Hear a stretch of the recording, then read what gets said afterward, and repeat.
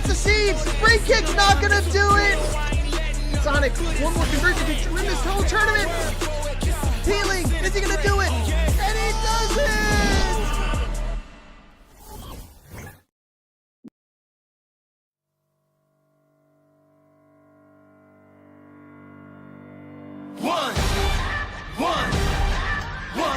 One shot, now the future is yours. Go! Yeah, I was building on the lecture. Verses coming daily under pressure. Working on the plot and the scheme. The true stock trademark is at the edge of your dreams. I'm talking one shot for the kill. The breeze cut, freeze up, straight dropping the chills. I'm talking taking over pieces and shares. A bomb break sky high. Check the movement is here. Yeah. It's one heart, one shot. Now the future is yours. Go.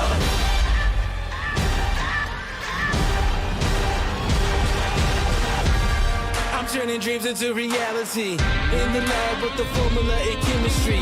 Your memories spark and motivate and make the industry shake. We put the bars in the brakes. I'm talking one chance at best, yes. Painting pictures for the culture, keep the brushes fresh. Flip the cover, work the drummer, passion never rests. Freedom is a teacher under pressure, now we blessed. See, I was so good for the go. It's one art, one shot, now the future is yours. Go!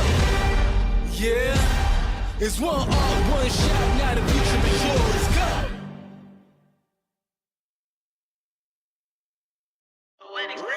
Run it. I can't take no loss. I don't even know what it costs. I hit the ground, then it go off. Yeah, hit the ground, then it go off. Yeah, I can't take no loss. I don't even know what it costs. Yeah, I hit the ground, then it go off. Yeah, hit the ground, then it go off. Yeah, run it. Ooh, I really feel it's my time, think it's my year. Yeah, I really feel it's my time, think it's my year. Yeah, I really feel it's my time, think it's my year. Yeah, I really feel it's my time, think it's my pen ready. Used to hold myself back, my self-esteem been better. Gotta keep on chugging, ran through everything in front of me. Might smoke bed heavy, got a whole agenda. Can't aspire to get ahead, so bump that, it's no surrender. Got a dollar flipped up, I'm trying to get it an FT to get them when they're hand and crypto. Learn how to fix that. I don't really hold out of books, but I'ma learn how to fix that. Some opportunities and never come unless you paying attention, so no, I can't miss that. Moving, MVP, I got the record, I might have to prove something. Big jumper worthy, they gon' have to retire my jersey early. Whole crew coming, had to work something, cause I had nothing in my pocket. Yeah, I did all that. Big plans, partners trying to make profit.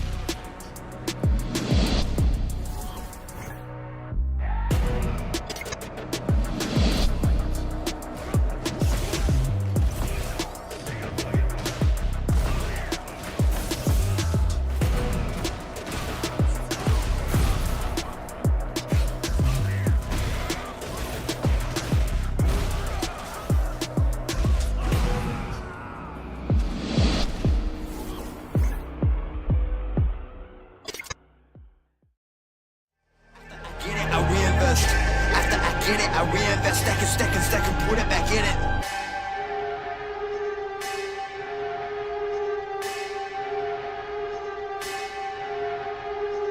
Spending money in some really funny ways, man. I promise you ain't really getting paid. Yeah, show a couple bands flexing on the Instagram, and nobody getting fans that way. Yeah, well you really dumb if you spending all your funds on some clothes and your tape need work. Yeah, you ain't gonna stand if you ain't a businessman, man. I promise you the plan ain't gonna work. Yeah, rappers spending money in some really funny ways, man. I promise you ain't really getting paid. Yeah, show a couple bands flexing on the Instagram, and nobody getting fans that way. Yeah, well you really dumb if you spending all your funds on some clothes and your tape need work. Yeah, you ain't gonna stand if you ain't a businessman, man. I promise you the plan ain't gonna work. Yeah.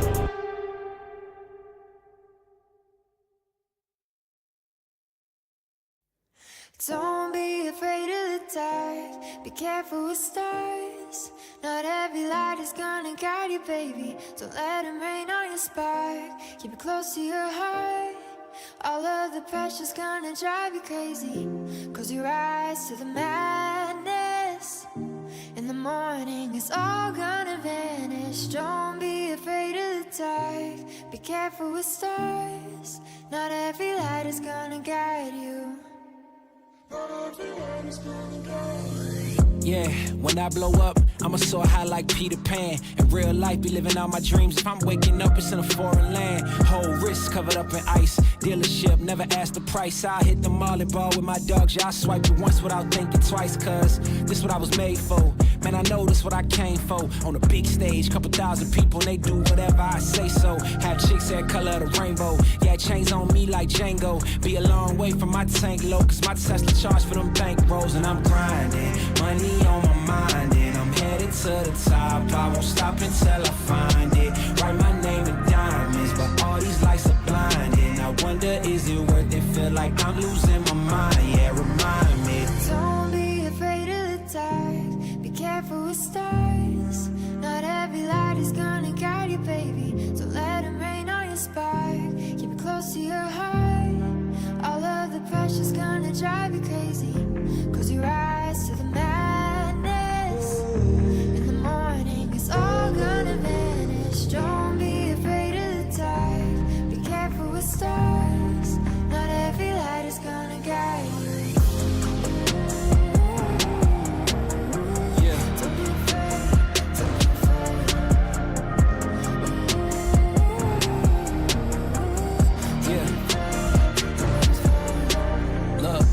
Since I blew up, everybody telling me that I'm the man. Same people gave me the finger, they reaching out for me to give a hand. In a different city and my pills came, cause this tour don't happen, I feel pain. And the girl with me say she down for life, but she don't even know what's my real name. Just try to get what she came for. And ain't nothing I got safe though, cause when the money go wild, everybody get a piece. But it's looking like I ain't on the payroll. Got a big house made out of Play-Doh, and a plastic crown for my halo. But still a long way from my tank low, cause my Tesla charge for them bank rolls. And I'm grinding, money on my mind, and I'm headed to the top. I won't stop until I find it. Write my name in diamonds, but all these lights are blinding. I wonder, is it worth it? Feel like I'm losing my mind. Yeah, remind me. Don't be afraid of the dark. Be careful with stars.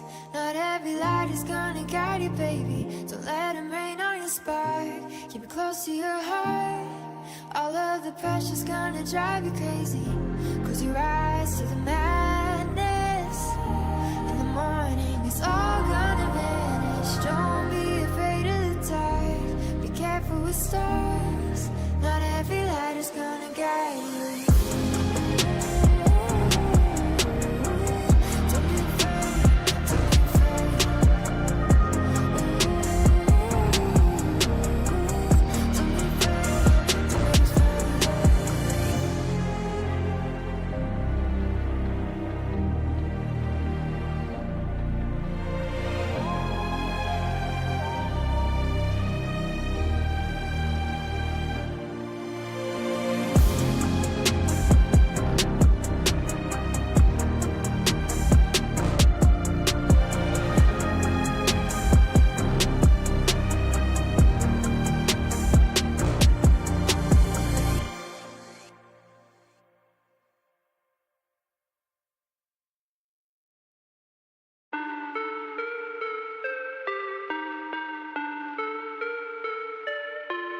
Yeah.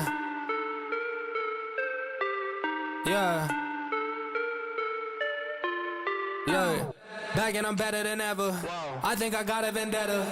Oh, now they call me, I seen them. All of those times getting severed. I told them all I can let up. They get not tired of me never. Give me a shot and I swear I shoot like Berettas. Yeah. They getting nervous, I seen it. What I seen, you wouldn't believe it. They say they want it, I need it. Damn, I'm going dumb like I dropped out of class. Get in my lane and I'm going right past. I turn it up, watch me go to the max. You ain't it first and you know that you last. I thought I told them I'm coming right back. I got a flows like it came from the tap, and I came from my city, that's right on my back. Back and I'm better than ever. I think I got a vendetta. Oh, now they call me, I seen them. All of those times getting severed. I told them all I can let up. They get not tired of me never. Give me a shot and I swear I shoot like Berettas. Back and I'm better than ever. I think I got a vendetta. Oh, now they call me, I seen them. All of those times getting severed. I told them all I can let up. They get not tired of me never.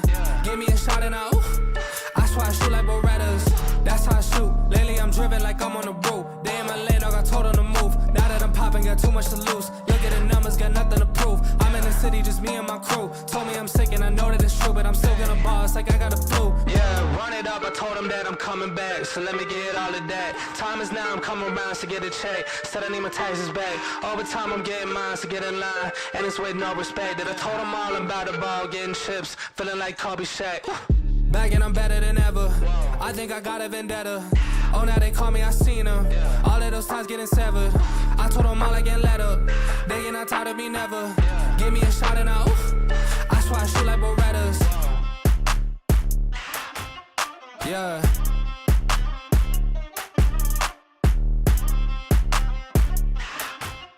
Yeah. Look.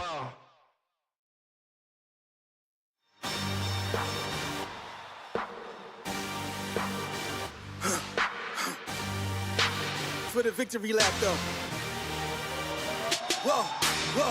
They ain't never seen nothing like this before. Lit the room when I came through the front door. Ask me if I should overcome. What for? Train in the trees, please pardon my sycamore. Touch burning sands, cross lands and stormy shore seasons in the year, yeah. Ain't no challenge for champions and chain no fear. Yup, the champ is here. Switch gears, we keeping haters in the rear. At the blood, sweat, and tears, and my goal so near. I see my victory so clear. I see my victory so clear. And today, we break through.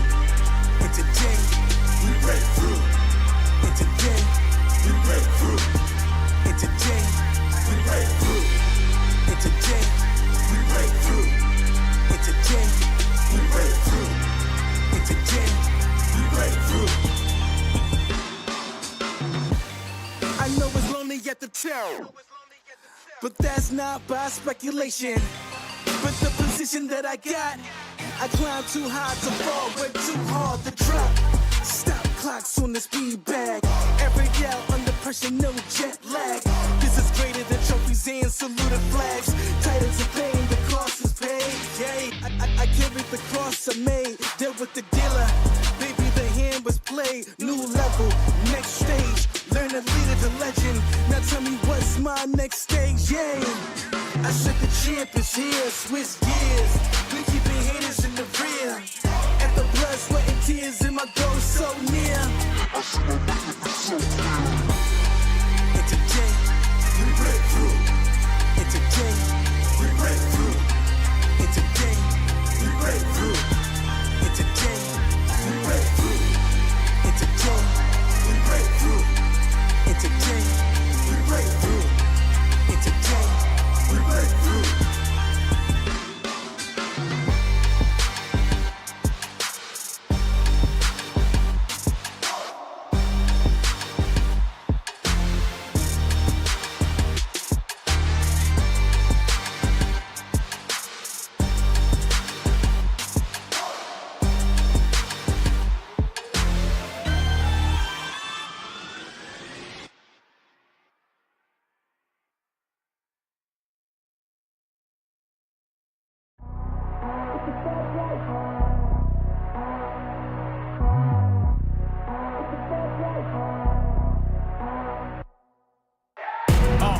fast life, the fast living.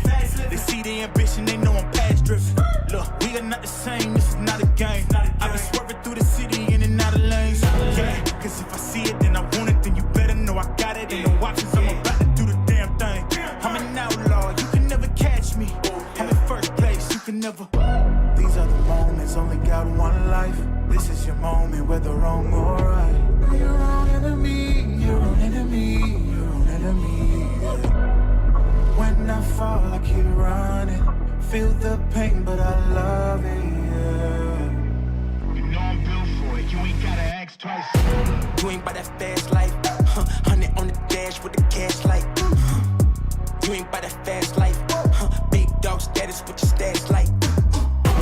You ain't by that fast life, just know 100 duffers at the bag price. You ain't by that fast life, 6 speed, yeah I'm smashing on the gas. It's a fast life. It's a fast life. Keeping it moving, don't switch up my code. Life full of circles, we out the A4. It's a fast life. Look, yeah, I'm about to ride it till the wheels fall off. Yeah, I'm about to run the game, I ain't never dropping off. Let's be talking about a bag, put a duffel on the dash. Yeah, I'm really about to swing. Heavy foot up on the gas with it. Trunk tracks with the cash in it. Passionate, long range when I'm passing it. All drive, I ain't stopping unless I'm crashing it. And even that wouldn't stop me from going after it. These are the moments, only got one life. This is your moment, whether wrong or right. You're your own enemy, your own enemy, your own enemy. Yeah. When I fall, I keep running. Feel the pain, but I love it.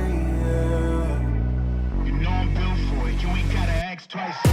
You ain't by that fast life, 100 on the dash with the cash light. You ain't by that fast life, big dog status with your stats like. You ain't by that fast life, just know 100 duffers at the bag price. You ain't by that fast life, 6 speed, yeah I'm smashing on the gas. It's a fast life. It's a fast life. Keeping it moving, don't switch up my code. Life full of circles, we out the A4. It's a fast life.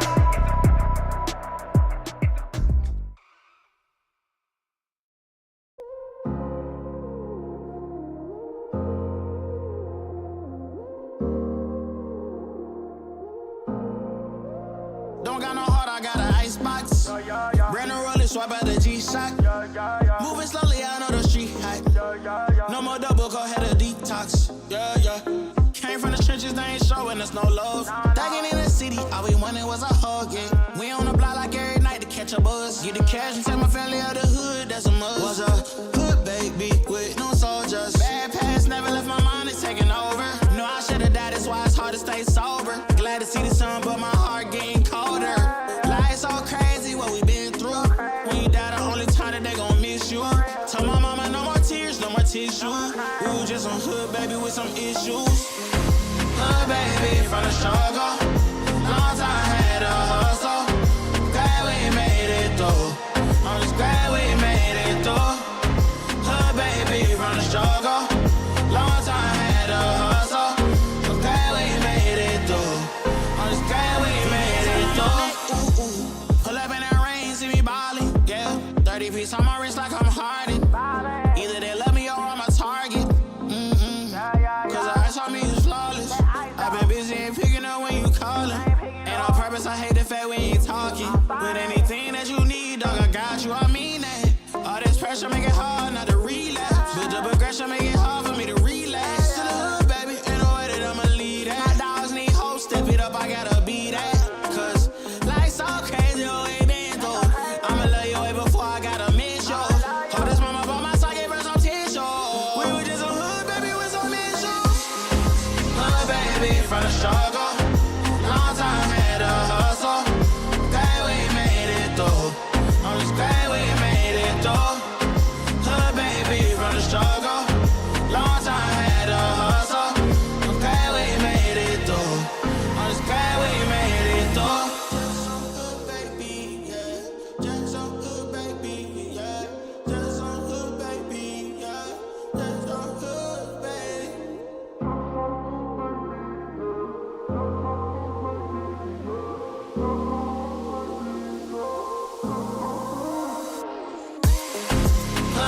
baby, from the struggle.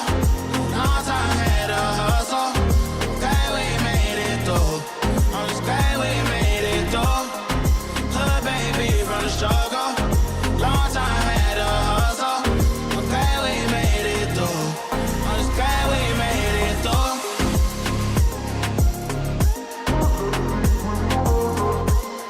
Okay, we made it through.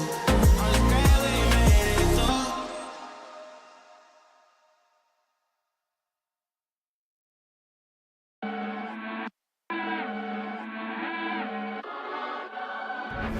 Top 10 radar, yeah, we on your radar. Never miss, dog, and that's on occasion. Yeah, we on your radar. Yeah, Hey, we on your look, top floor lifestyle, chef and boy, I'm cooking up. Way too high, ain't coming down. You see me if you looking up. I don't really talk too much, I show them run the numbers up. Lucky that I'm strolling up, I'm going off, they know what's up. Wrist too silly, numbers crack the billy. Yeah, don't need no dilly. I'm too fresh, I feel like really, yeah. Feel the duffels up, the sign, I need a million. I'm about to take off, and I know that I'm on their radar. top 10 radar, yeah, we on your radar. Never miss, dog, and that's on occasion. Yeah, we on your radar. Yeah, Look, I know God got his hand on me. I'm exactly where I'm supposed to be. So when they know my name overseas, that is something God oversees. Living life they think is make believe. It ain't magic, nothing on my sleeve. Never noticed what you had to give, but want a piece of what you do receive. Tell them, wrist too silly, numbers crack the billy. Don't need no dilly. I'm too fresh, I feel like Willie. Feel the duffels up, the sign, I need a million. I'm about to take off, and I know that I'm on their radar. top 10 radar, yeah, we on your radar. Never miss, dog, and that's on occasion. Yeah, we on your radar. Yeah, we on your.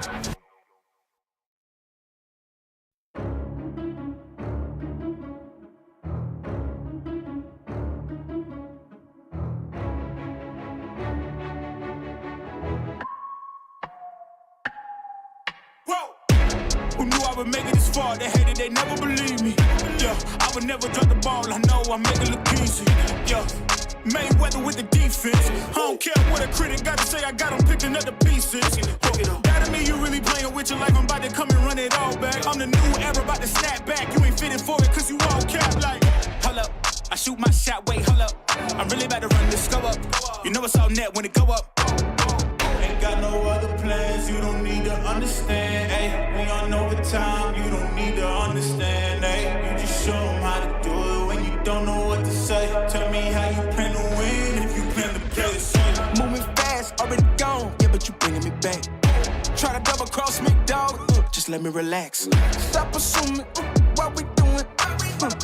Keep it moving, what we doing. Cause it can get dangerous.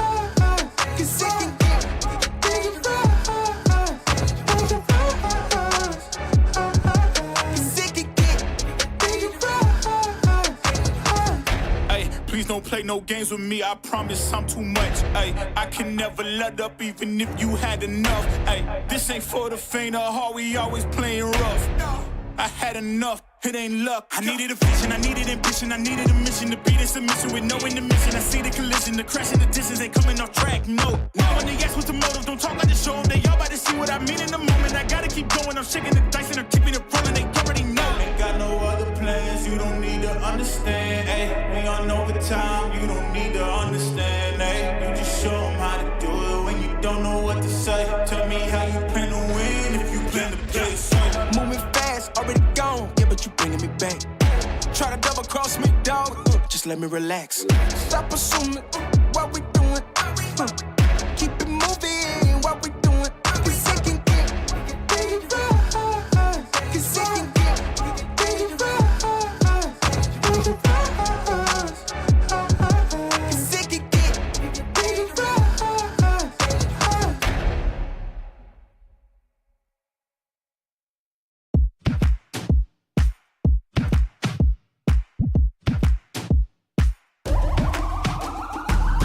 This is the moment we waited for. Everything you want is right here. We gon' give them what they came for.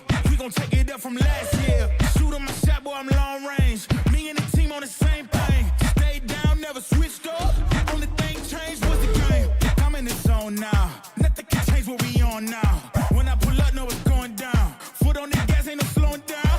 Aiming for greatness, no settling. Kick down the doors, they won't let me in.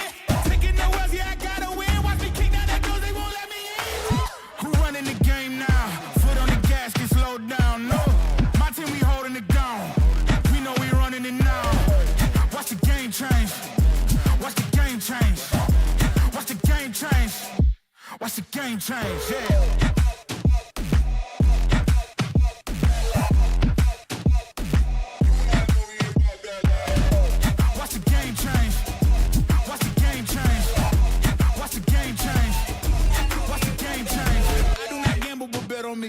Tell them this like, yeah, it's LIV. I'm taking a shot for my enemies. I can't waste no more time on my energy. I know they know I got it on lock. Go against me, that's a long shot. Cause I'm counting wins all around the clock. Never doubt me, boy, I don't stop. Who do you feel when they make you the monster? I am not scared of none of you imposters. Taking the lead now while they watching. Think you should leave now while the option. Taking no else, yeah, I gotta win. Watch me kick down the doors, they won't let me in. Who running the game now? Foot on the gas, can slow down, no. My team, we holding it down. We know we running it now. Watch the game change. Watch the game change. Watch the game change. Watch the game change, yeah.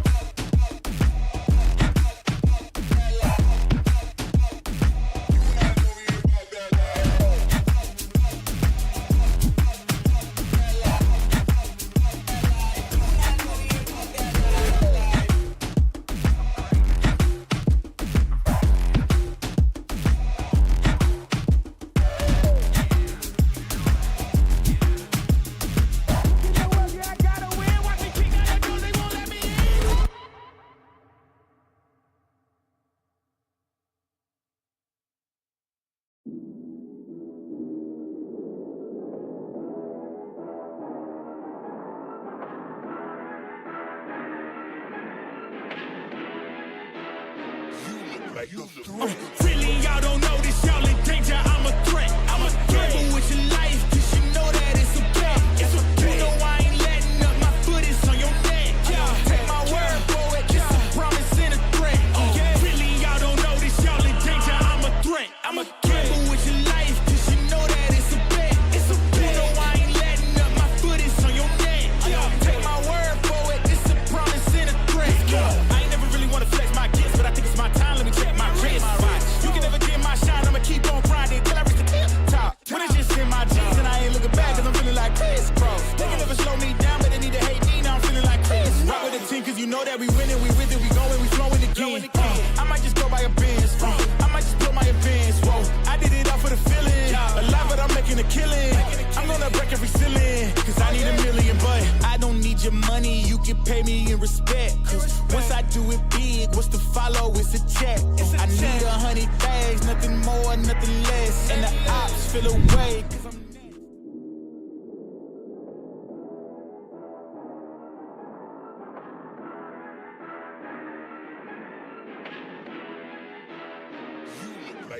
Oh my god! Jake Ray Jr., you can't be doing this. Plant the seeds! Free kick's not gonna do it! Sonic, one more conversion to win this whole tournament! Healing! Is he gonna do it? And he does it!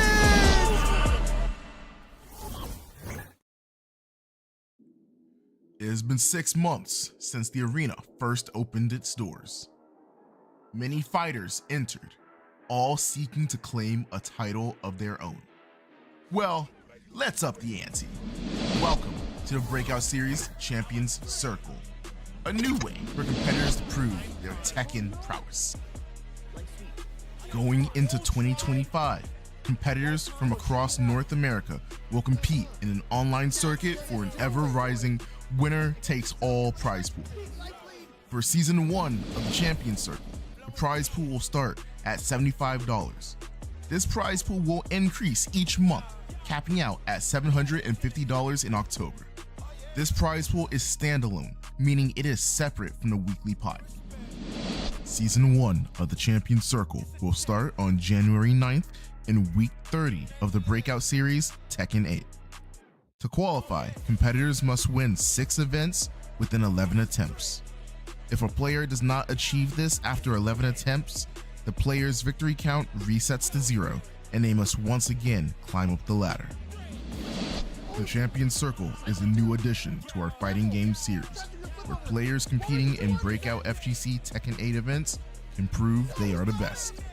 This system values consistency and dominance against competition. Alright fighters, keep your hands and feet inside the arena at all times. Make sure you guys also key charge responsibly, because guess what? It's time to scrap. All right. Welcome. This is week 33 breakout and post big major of the year. I'm Maya or Miasma, and I am giving you the double Boston feature with our local legend, Graham. Say hello, Graham. Hello, everyone. How's everyone doing tonight? The audience is doing great. We're all doing great. I got that feeling and that pump energy after a little bit of a major. Frosty was a blast. I cannot wait to share some stories and some updates. But before we get into the action, we got to talk about the things that we're here for. And that is Breakout Specialty. We're talking about our champion circle, our pick rates. You know how it is. So let's take a look. So, our winner's circle, and it's a great way to kick it off and tell you all about it, but the winner's circle, our last 2 winners have been different each time, kind of shaking things up a little bit, but your Frosty Fausting champions, your week 30 champion, Liquid's own Shadow 20Z, and of course, the person who you see probably the most more than anyone else in the Breakout series, TK God Peeling, and he is already well on his way towards that prize pool. And a reminder for those of you who don't know, this is our champion circle, where all you need to do is just win the Breakout series 6 times. Sounds pretty easy. Well, there's a few ways you could still get through it. We offer event graces for folks who might not make it every single week, but once your event graces are out, those chances start ticking down. And again, you got to win 6 in order to claim the prize pool. And if you don't claim that prize pool each month, another $75 gets added to the pot. Graham, when are you taking one? Yeah, it's a good question. Maybe whenever Peeling retires, we'll give it a shot. Yeah, definitely the person to beat. Has one with multiple characters. I think he even stole one with Lydia too. That was one of the most thrilling breakouts I've seen yet. But again, we want to think about both our newer players and our seasoned vets, and this is just one of the great new things Breakout's been doing. I love this idea. And then on the other end, if we want to get folks into this game, we'll talk about the Breakout Academy. But Graham, tell us about these top 5 picks these months. Yeah, I think it's we talked about this last stream as well too.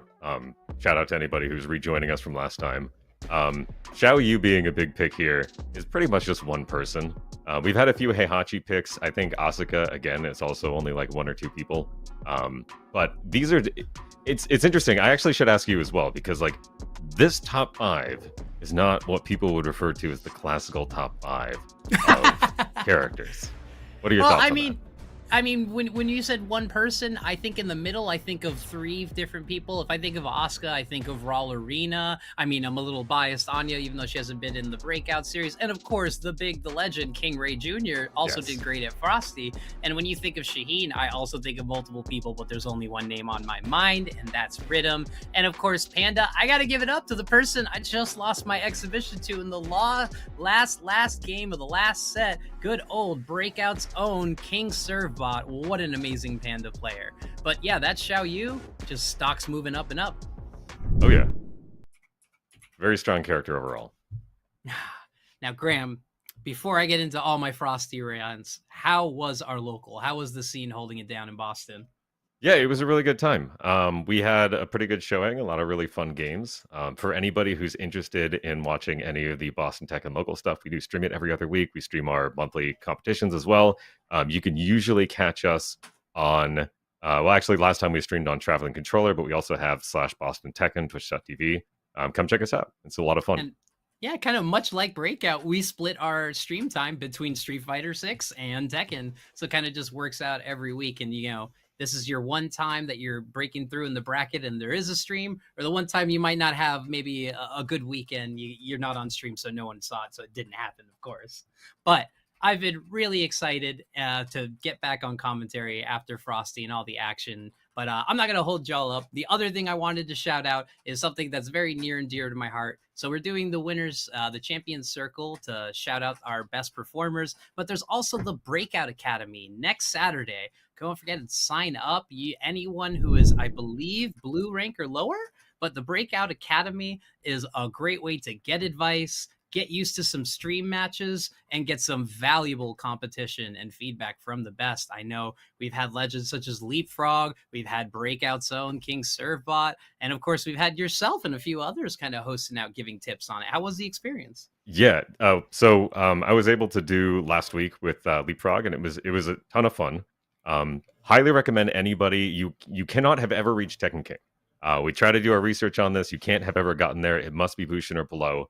For those of you who do join and play the competition, you get pretty much right on the spot feedback from sometimes the casting, if we notice anything, and then also from eligible members of the staff who are coming in to watch the games to make sure that we're giving you, tips on how to improve, things that we notice in the match that you're doing, things like that. Yeah, love the idea, and especially because we want to get newer and intermediate players in there. You're getting clips for a reel, you're getting hype feedback, and of course, King Servbot will destroy any Smurf that we catch on the scene. I think he's actually a robot designed to do that. But now it's time we can start thinking about our matches. Our matches are coming up, and this one is actually near and dear. I always love the first few matches in any of our series because we kind of tend to give the spotlight to our developing players, some specialty matches we might not see. Heck, I've even seen a little bit of a local grudge match in a previous start to Breakout. But this one right here is going to be Setsu against Firebird. Now, Firebird is someone that I have loved seeing pretty much on every Tekken streamer's stream, a dedicated Asusena and someone who has recently broke through the yellow ranks. So I'm really excited to see them play. But also, speaking of commentary bias, I have to say that Setsu is a partner of mine and absolutely a nonstop balls to the wall victor. They do not believe in this block button. They only believe in going forward. And of course, in Tekken, you say that's not going to work. But I mean, they've even taken matches on Just Andy. So something in all-out offense that is Tekken 8 will work. So I'm really excited to see what happens. Oh yeah, I'm looking forward to this a lot. Tell me very quickly as we're getting into this, between the two characters, who do you feel like has a natural advantage in this match? Victor, 150% Victor. The stance game, safe power crush, really great movement, controls the farther range. He has the tools, but the real question is, can they deal with Asuzena's counter hits? As we start week 33 of Breakout, jumping in 4-1-2, and we're already on the offense, and Firebird knows to keep the poke pressure. And immediately we go into the power crush. +6 on block, I believe. All right, respecting it. Good breaks, good Nice blocks, launch. but the forward 42 taking it. Ooh, this combo. Oh, wow. I'm surprised that didn't carry longer. Yeah, there's something really cool about being an inch from the ground and activating heat for a scoop. That's something I see a lot of the time gaming on you. We just rip out the expulsion here. Oh, managed just to go under the move there. Wow. Normally, if you manage to dodge that bullet, you're pretty much guaranteed to punish. Yep, and if you're a little bit off, a lot of victors will kind of cover their tracks with the power crush, but we're just going to counter hit to start. Oh, not Yeah, getting we're the kind wall of getting a carry. weird sidewall, yeah. Boy, Azucena in your face is really something. Yeah, Oh. the lows aren't too scary, but I mean, you got to open people up with a little bit of a poke game, but I see a lot of Asuzenas go instantly into the high crush or the counter hit pulls, and a Yep. great wall running 3-2. That said, they got nerfed. I still think it's a valuable move. Oh, absolutely. And I got to point out, too, we saw Victor power, Heat Smash, which is actually a fairly risky move among the low smashes, considering that it is actually long punishable block. Just good poke pressure, but an even better activation. But while standing those two, doing Rips the work. counter That's hit, 2 yeah. already. Little bit of bravery in the face of that +2 off of the heat burst. Well, I mean, a little bit of a monkey see, monkey do action. If you're seeing Right. relentless offense with a lot of risks, why not take one of your own? Yeah, you know the frames, you're going to press something. All right, Great And conversion. 7 golden letters to close it out. Yeah, closing it out. All right, so I'll take myself out of this. Graham, you're coaching my partner. What do you recommend to them? Yeah, I think this might sound counterintuitive, but maybe slow the game down a little bit. You might want to watch your opponent's options a little bit, try to figure out like what are you getting caught by. Maybe a little bit of neutral movement, maybe trying to find an opportunity to get a nice step out of it. I think there's a potential to really take back the offense. Yeah, and here we go. Oh, really great duck. All right, putting the pressure. Ooh, he Great took interrupt. those. And that's what I was talking about. That as late can be. Heat activation, keep the combo going. Of course, that strong tail spin on the third one will knock you pretty far away, prevents the combo from continuing. Caught him on the movement of it, setting up and hitting him hard. Now it seems like she's just taking his lunch money now. Yep, ripping the expulsion. Hey, someone who is proteging, undergaming on you, that gunshot cancel, putting pressure on there, and oh, we get the scoop with the low. Really great closeout there by Firebird. Yeah, they're swinging. They're really pressing buttons. This is great. Did not want to play the guessing game. Really great power crush placement. Yeah, I've noticed that Azucena's, is it back 1+2 to power crush? Yes. Definitely gets a lot of mileage in keep out offense. 100%. And also in the annoying category, like Eddie, like Victor, that is safe. You get a -9, but Firebird is now on set point. Can we change the rhythm? Both of these characters sporting high power crush.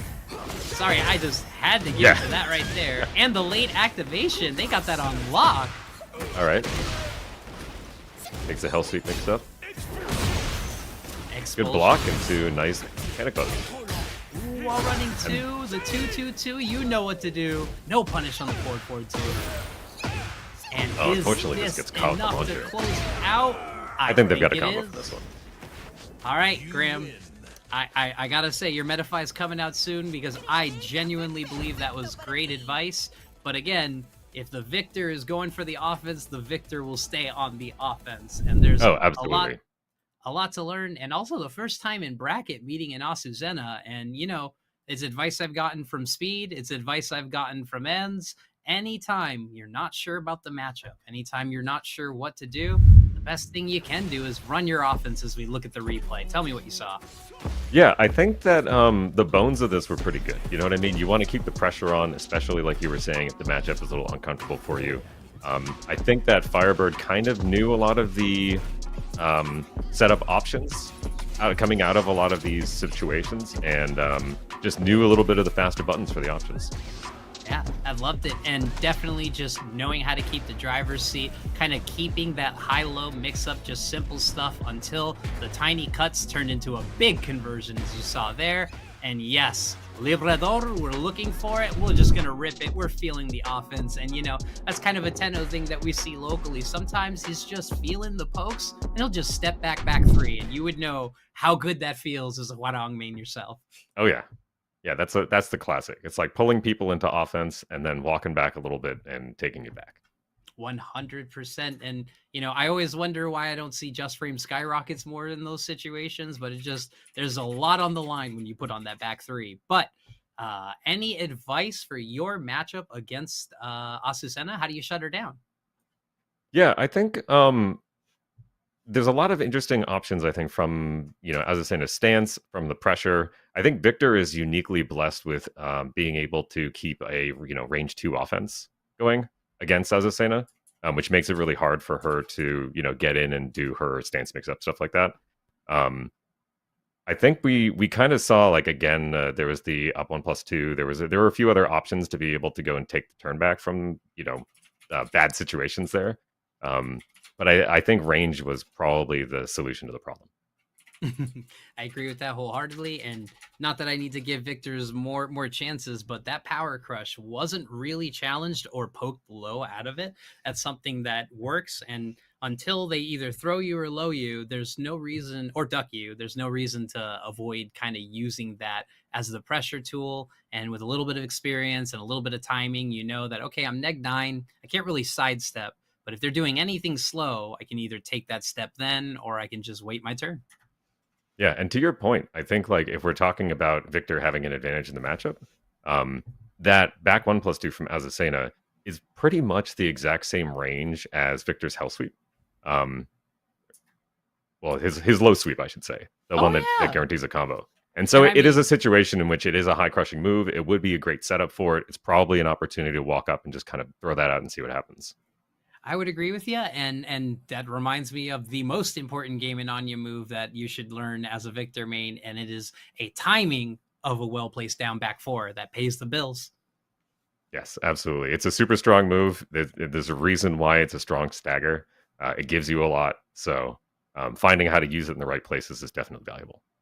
100%. And there is nothing frustrated than getting your offense going, rolling through, and then getting that sweep above your high. It hurts. But let's move on to the next match. We're keeping the Azus running, but we're going to get our first bear, and it's not Servbot, but it is going to be none other than your boy Mormon Combat. Yeah, Mormon Combat. Done our exhibitions before, is a part of the Bear Army. Bear Discord goes crazy. And of course we got 20Z, Sonken, getting those goals. Hitting a second Azucena in a row is definitely a lot of fun to watch. Yeah, This is an interesting setup off of the Air God Fist. Going to the Salmon Hunter. Hunting Bear just kind of waited for it, maybe looking for a high and the launch punish. But yeah, might have wanted to cover that with the armor at that point. While running, taking the advantage. Why not twice? Why not thrice? Really great round. And let's see how Junior can adapt here. Nice little duck action there. Seems like they're still feeling out where the offense is in the match. Yeah, there's still a lot of respect on while running 3-2. If you didn't step it or you didn't duck the second part of the hit, you just absolutely are still in the cross-up that you've been. Great flash duck. That was a great duck, yeah, absolutely. 1-2 punish, kind of a impulse pick, could have got something a little better. And let's hope this doesn't turn around and kind of cost us the round. Full charge! Oh, jeez. That is so much damage. Yeah, just a quick wake-up move wins the round. Yeah, one of my favorite things is a Hunting Bear 1+2. You could do a nice fancy combo, but just getting that full charge is a great combo in itself. Oh, absolutely. Great poke pressure into the throw this time. Caught a back 1 panic. Yeah, nice punish on that. Yeah, frustrate them a little bit, get them to throw the armor out, and then grab check them. It looks like fishing for the fishing for the G-Clef cannon and not finding the counter hit. Now, so this is where I'm going to leave it to Servbot also in the chat shout out, but, you know, confirming that 1-1-1, is that really easy? Can y'all do that? Y'all crack? I believe they can, because I feel like I've seen it. Bugatti does it to me all the time, so I believe it's law. All right, so while running 1+2 pressure, back 1 into Hunting Bear, playing conservative on these plus frames, kind of waiting for the Azucena counter hit. I'm surprised we're not just seeing, like, their God Fists back-to-back, but it looks like Sunken's trying to backdash out of a lot of the pressure. Yeah, that's true. And ooh. The first, I feel like the first duck from Mormon Combat in this game, for the most part. Oh, this is gonna hit. This is gonna be scaled, though. Oh yeah, this won't kill, but this will erase all of the great damage. Let him think about a mix-up. While running 1+2 has been working so well for him, maybe this is just gonna be pressure into a poke. There it is. Patience, but yeah. That's a good call out.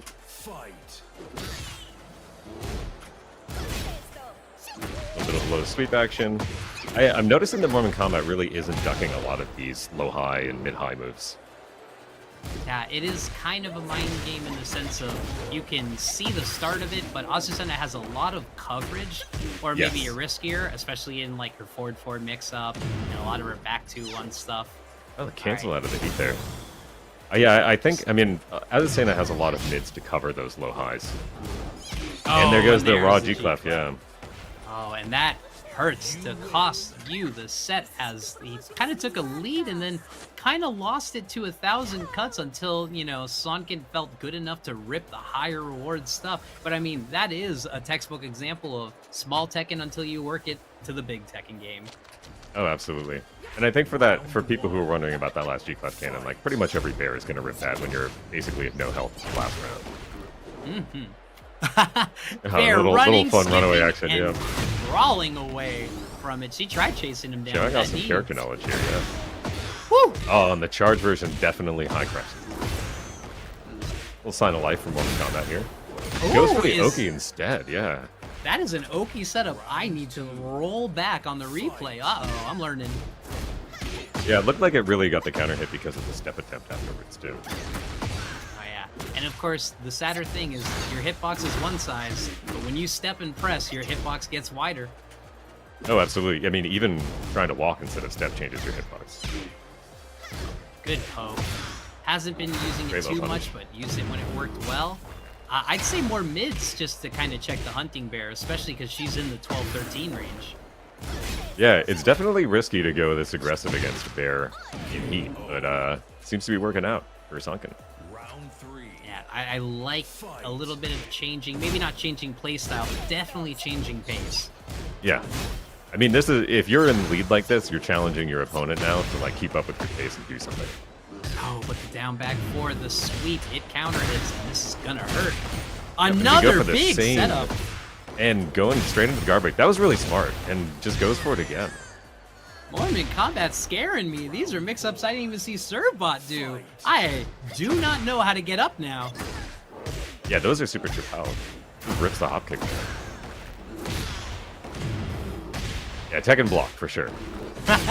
There's that setup block again. Yep. No, I mean, if it keeps working, you got to keep doing it. This is your main tool now. Goes Doesn't fully charge charge. up the 700, yep. Yeah, guaranteed damage. I like that idea. And a great closeout says, I got the answers here. I don't need a coach. Yeah, I think Sunken's going to have to figure out how to wake up from that situation now. Yeah, and it's hard to keep your poise in those situations. I mean, you want to maybe power crush, but if it's low, you're doomed. There's a lot of ducking moves. They can just stop and stay in stance. There's a lot to think about, but we're not getting into the lair until you block that reset first. And oh my god, just a round start duck. They're starting to get reads now. This bear's got fish and rudeness on lock as we pause. Of course, let's grab our Mountain Dews. This is a great time to tell everyone to hydrate. wow. And the ghosts catch up with no time warp. Yeah, must have been a pause on their side too. Yeah, a little jab checking. Checking their connection. Yeah, exactly what I was going to say. The double and then goes big. Goes with a pancake flip. Yeah, tries flipping the table, but not working. And these throw breaks are starting to add up. Oh, yeah. All right, heat pop. Yeah, just... Sunken had been challenging the +2 situation from Heat Burst, and so it totally makes sense that Mormon would just rip the Heat Smash right off the bat. And here we see counter hit. Great explanation. Is this going to be another reset? Yes. Oh, no! Oh, The same quick thing. rise. It just goes for the third rolling option that time around. I really liked that idea to go roll into guard break previously. Yeah, good clutch. Gets that free follow-up. That's unique to Bear. I love that. And the sweep, not counter hit, yeah. but still enough to get it. We are now on set point. Mormon Combat brought it back, being down 0-1. Now they're sitting on 2 win games right here. This is what's so frustrating to play against Bears. So you think you know the matchup, and then they're like, yeah, no, I got more tech. I got stuff you don't know about.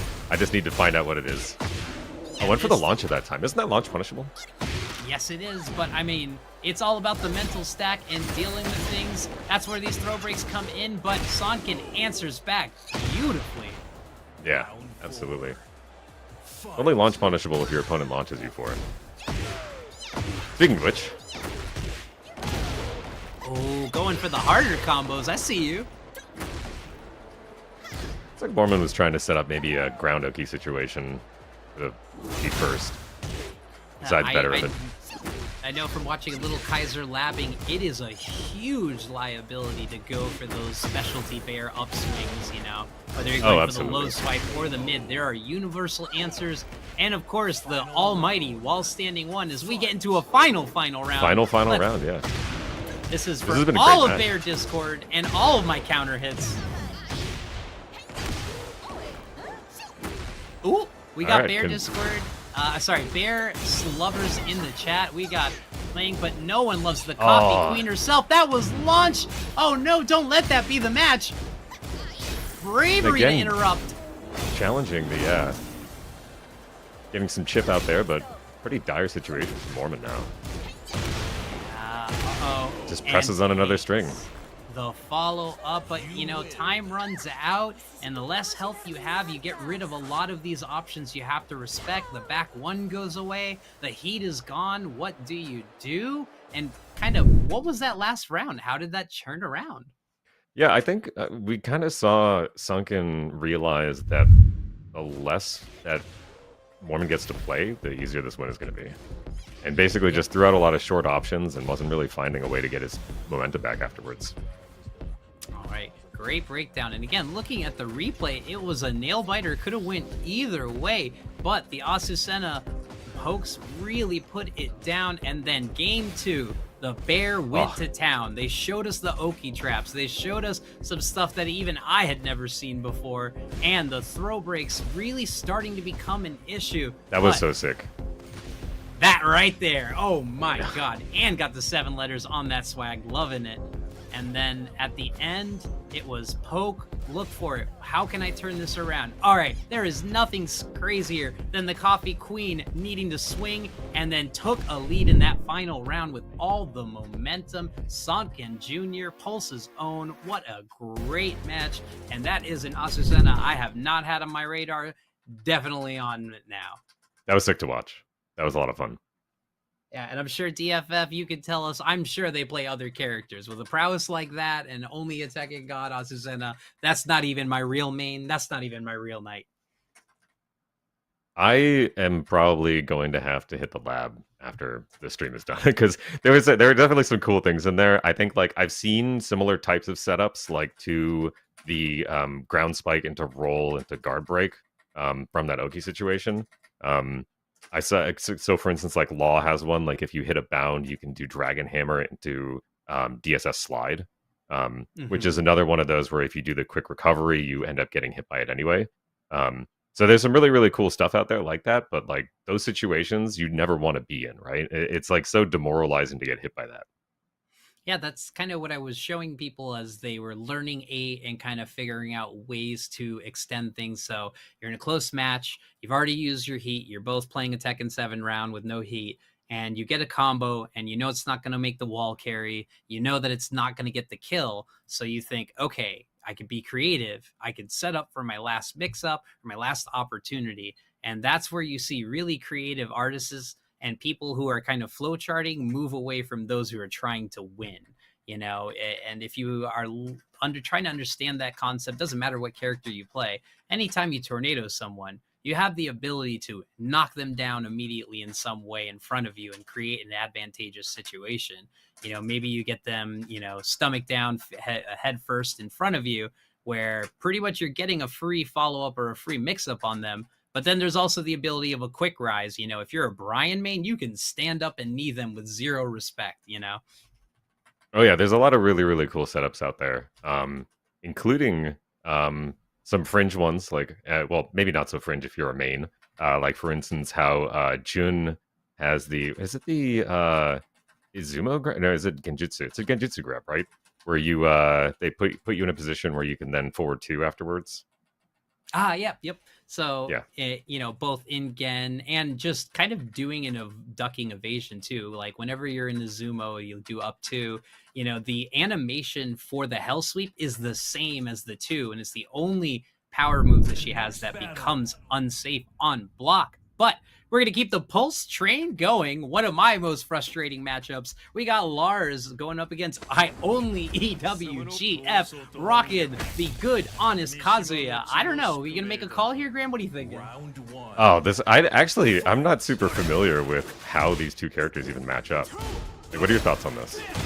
Well, I think that Lars can open up with a better sequence of lows, and obviously depends more on the stance mix-up game, but Kazuya can absolutely blow you up with quick checks, A quick while standing launcher went faster than June, and the almighty EWGF, but Lars shows us he's got an electric of his own.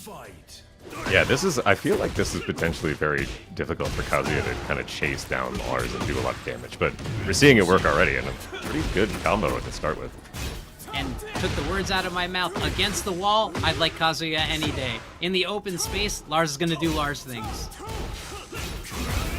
Really intelligent blocking from both of these players already. 1-1-2 to punish, a -13. Classic. God, that's so quick. It almost seems like you even get the 2 in time before the power punch comes off. Great breaks. Down forward 2. -12. Perfect punish. And here's the mix. Good block. We did see a electric, so his leaving up to his name. Yeah, and that round 2 start with the electric was just authority to say, I'm here. Oh, that was not an electric. I mean, gods bleed, and sometimes gods do non-electrics. It happens. Laser to get that extension, but a little bit of an awkward side wall. Diagonal wall, actually. 1-1-1. 1-1-1, yep. Ooh! This is a nice combo. But unfortunately, the sidewall connect makes it drop a little bit. Oh, and just the double hell sweep. I was gonna say, it classic. just looked so nice. You Flip a coin. The Delta Slicer looks so good and easier to confirm compared to that G-Clef cannon. But again, Seasoned Lars will probably nail that every time. No punish on the big swing. All right. Few electrics coming out. All right, that might have Never been an get tired electric of attempt. that. You can never really tell whether or not the down forward 2 or the electric is the intent. Alright, and this looks like a pretty good combo. This should go. Oh, we want to keep the walls alive, but I'll tell you one thing, we're going downstairs. And those fences causing the same kind of wall interactions that you get in training stage. But we don't need that wall. We're going to the real wall here. And we're Love getting the rip on the round start press.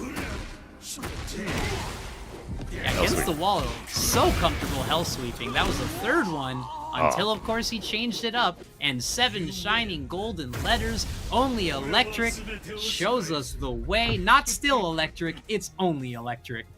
Oh yeah, just wavy in his face at the end. Yeah, that was a very, very aggressive last round. I feel like we're sort of seeing, like, especially, I mean, maybe because the stage was a little smaller in that area, a little less movement out from Swavey on that one. All right. Looking for it, good timing, and then changes it to the low. I thought another abolishing fist was coming. It's so hard to tell. Now that's what I see in my dreams and my nightmares anytime I think about a Kazuya match. Just 5 electrics to control the entire space, near or far, 11 frames, but Lars kicking it out. Interestingly, seeing a lot of right movement from Swavey in this matchup. Maybe worried about some other options that are coming out that do a little bit of left tracking.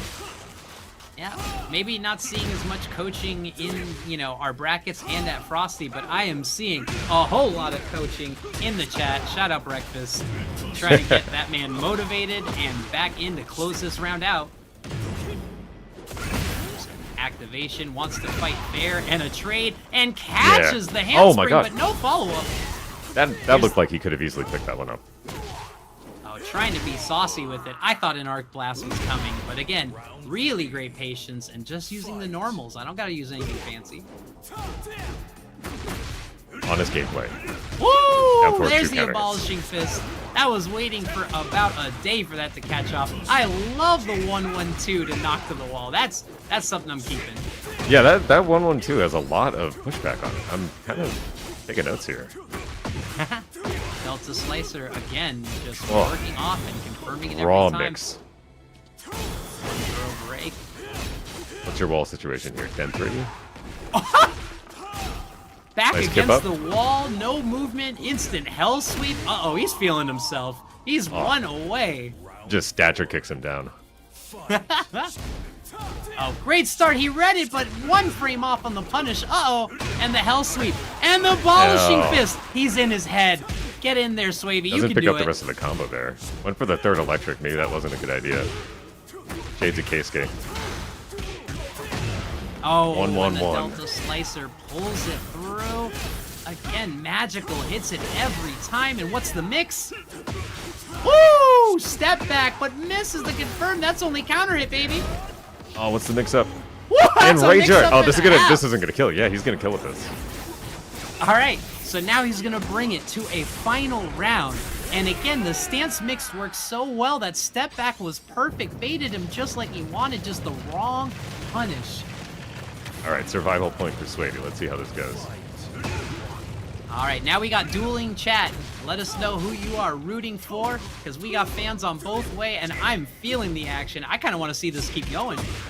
Oh yeah, no, this is awesome so far. Confirms a 1-1-2. Really great choice in wake-up options, but oh, all of us. One frame of thought, all it Go takes to to the wall. get Get the wall break. And then spike. Oh, into blocks the low the laser. You've seen that setup before. Yeah, These lows are again, doing a lot of work. knew it wasn't gonna kill. There's the mix. He's trying to get the counter hit sweep. Gets knocked for his efforts. Gets Oh, the nice low block on the stature kick.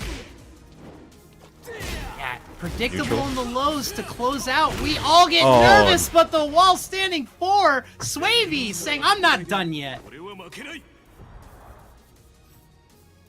That was crazy. I think Breakfast just had a heart attack because that was in the bag. That was I'm stunned. knockdown. That was follow-up. Oh, we're taking Aaron's kick. And then somehow Swavy clutched it out. Those low blocks were beautiful. Oh, you could tell there was anger in that EW. Oh yeah, no, we've been seeing basically a round start press every single round from Only Electric, whether or not it's the Abolishing Fist or it's the Electric, and every single time it's done something. Oh.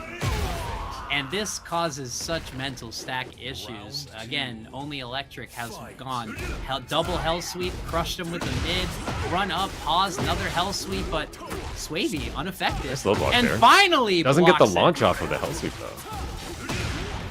Oh. There's a lot of button pressing going on right now, and not a lot of thinking.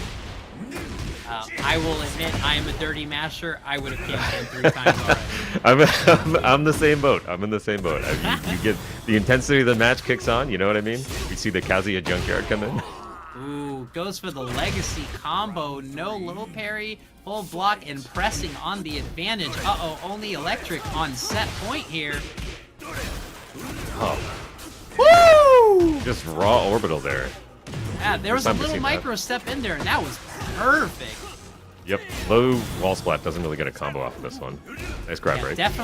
definitely afraid of the Kazuya panic buttons, kind of backs off, but again, with the life lead, smart decision. Insane and again, low these parries. lows to close out the round are blowing people up on both sides. Gives Electric a little bit of health here. Oh, and great attack onto the spring kick here. Punishes with a hell sweep. Uh-oh. And we're getting and does another hell one. sweep. Oh no. Hell sweep. Don't let him hell Oh. sweep. Oh.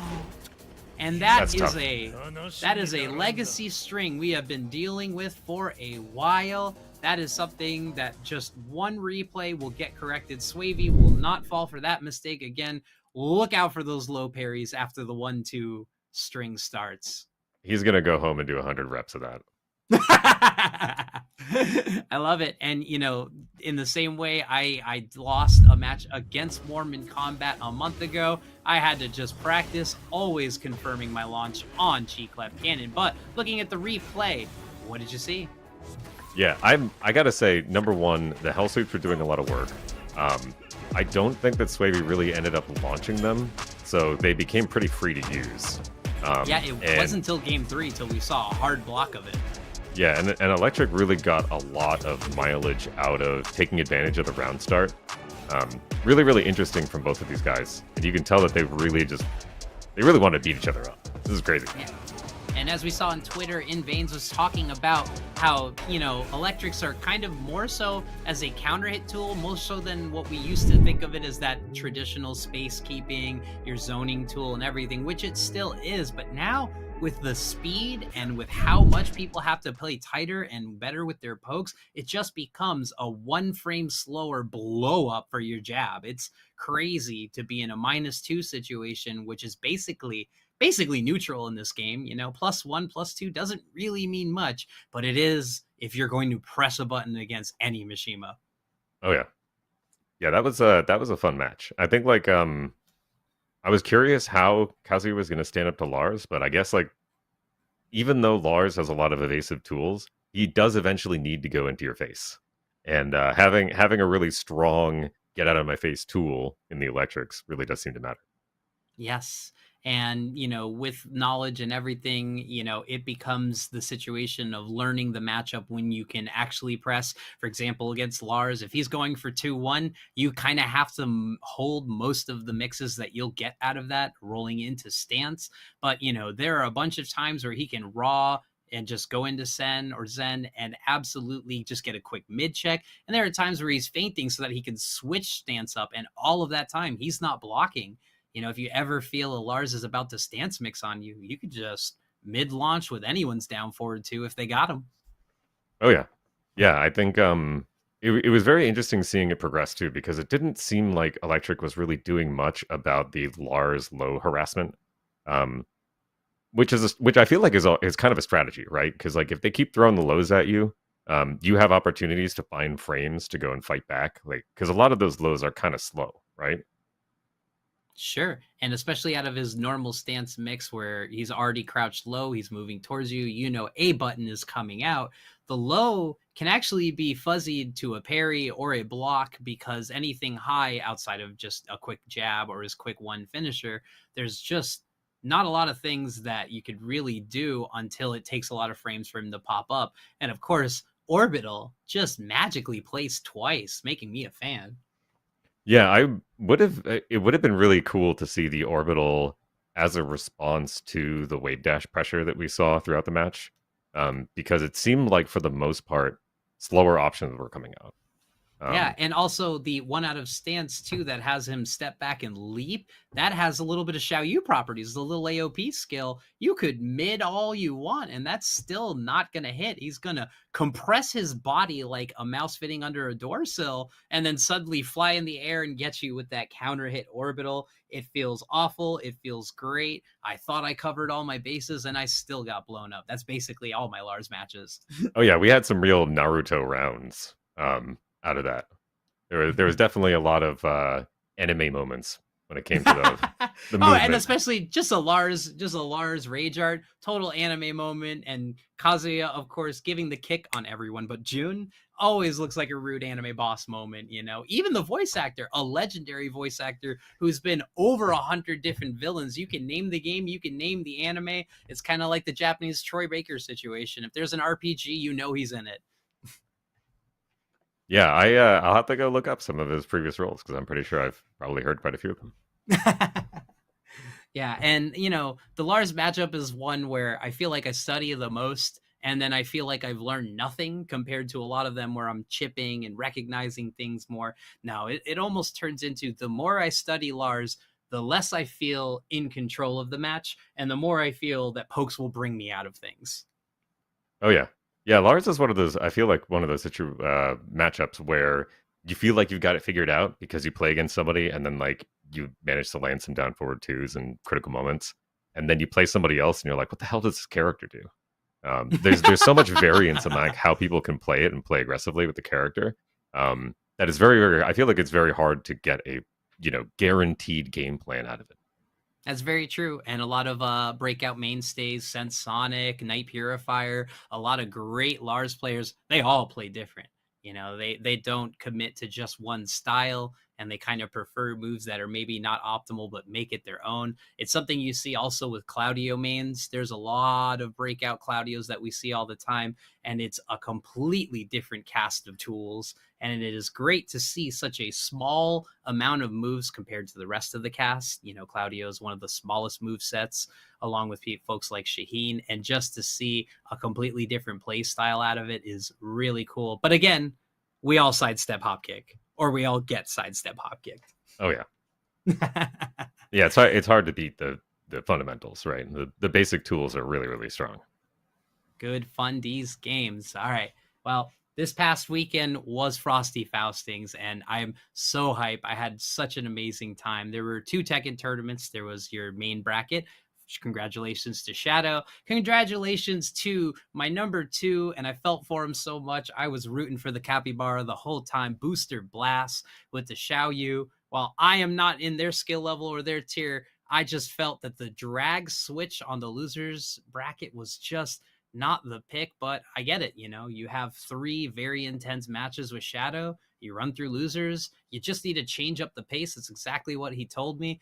But I was just thinking, anyone but drag. It's not that boosters drag is or isn't good. It's just that drag is one of the most known commodities in there. And of course, people like Fear and some of the best Dragunov players that you see are going to perform with him on another level. But you got to think, Shadow's seen plenty of Dragunovs in his day. If there's one character to pick on him, I wouldn't pick the most known commodity.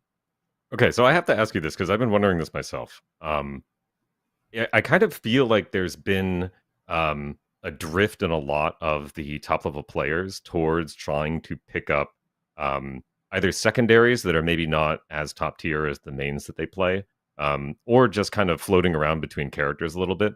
I kind of got I guessed the reason why this is happening right now is because we're in between seasons. Tekken World Tour is on a break right now. And people are kind of trying out secondaries in big moments and trying to get that stage experience doing it. Is that kind of, yeah. And I would say a little bit of Cabin Fever. We are exactly at a year. We just celebrated the anniversary 5 days ago. January 24th was the release date for Tekken 8. So, you've been playing for a year. You may have done well. You may have hit that rank. You may have not gotten that rank. But it's about time, if you haven't, to look at some new mains.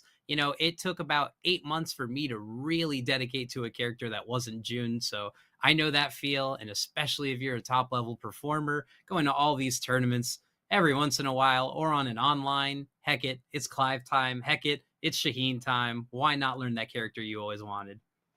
Oh yeah. Yeah, that makes a lot of sense. Any notables from Frosty Faustings? I saw King Ray playing King. I saw Assy playing Paul. We saw Trojan, and this is actually one of my favorite stories to break into. Trojan in the 2v2 tournament, his team gets all the way to the grand finals of the 2v2 tournament, and he sits down next to King Ray Jr., and he goes, "I'm feeling Paul. You feeling Paul?" King Ray goes, "Yeah, I'm feeling Paul." And they have a Paul mirror right then and there in grand finals of the 2v2. And Trojan clutches it out, really close set, but manages to take the W. And King Ray gets up, partner comes on, sits down in front of the setup, and Trojan goes and highlights Lily. And I was running the bracket along with our great TOs of Frosty. And I said, "Trojan, you're locked in on Paul. I'm sorry. You can't pick Lily. You can't change characters." And it dawned on him. It hit Trojan. It was like, oh no, I have to pick Paul against them. Oh no. And then Vic Timo's Nina came up, and oh my gosh, the Vic Timo Nina went real hard, really close match, but Vic Timo ended up winning. And in the 2v2 tournament, there is a rule. You can go again. So Trojan looked back and said, "I'm running this back." Picked the Lily and went to the final round, but unfortunately Vic Timo clutched it out. We did not get the reset we were so hoping, but an amazing tournament.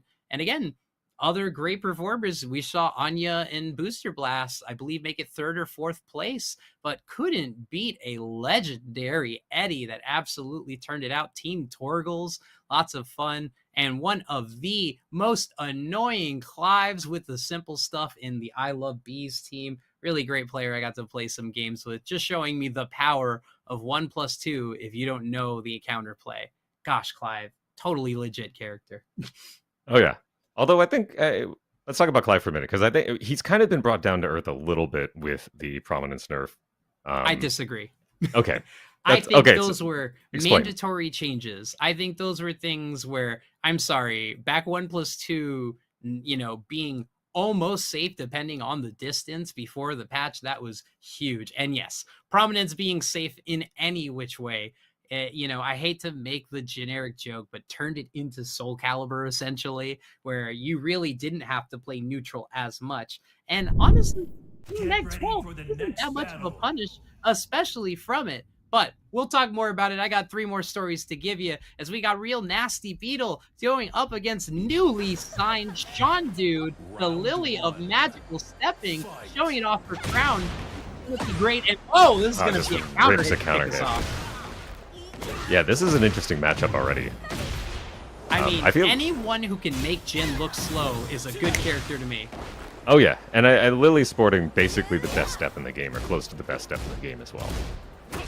I would believe it. I'd believe it easily, as Sean Dude has stepped me more than a bunch of times in locals, in onlines, and in majors. But that counter hit 4 is so huge for Jin, and yes, we got the heat. It goes for the spike here, down 2.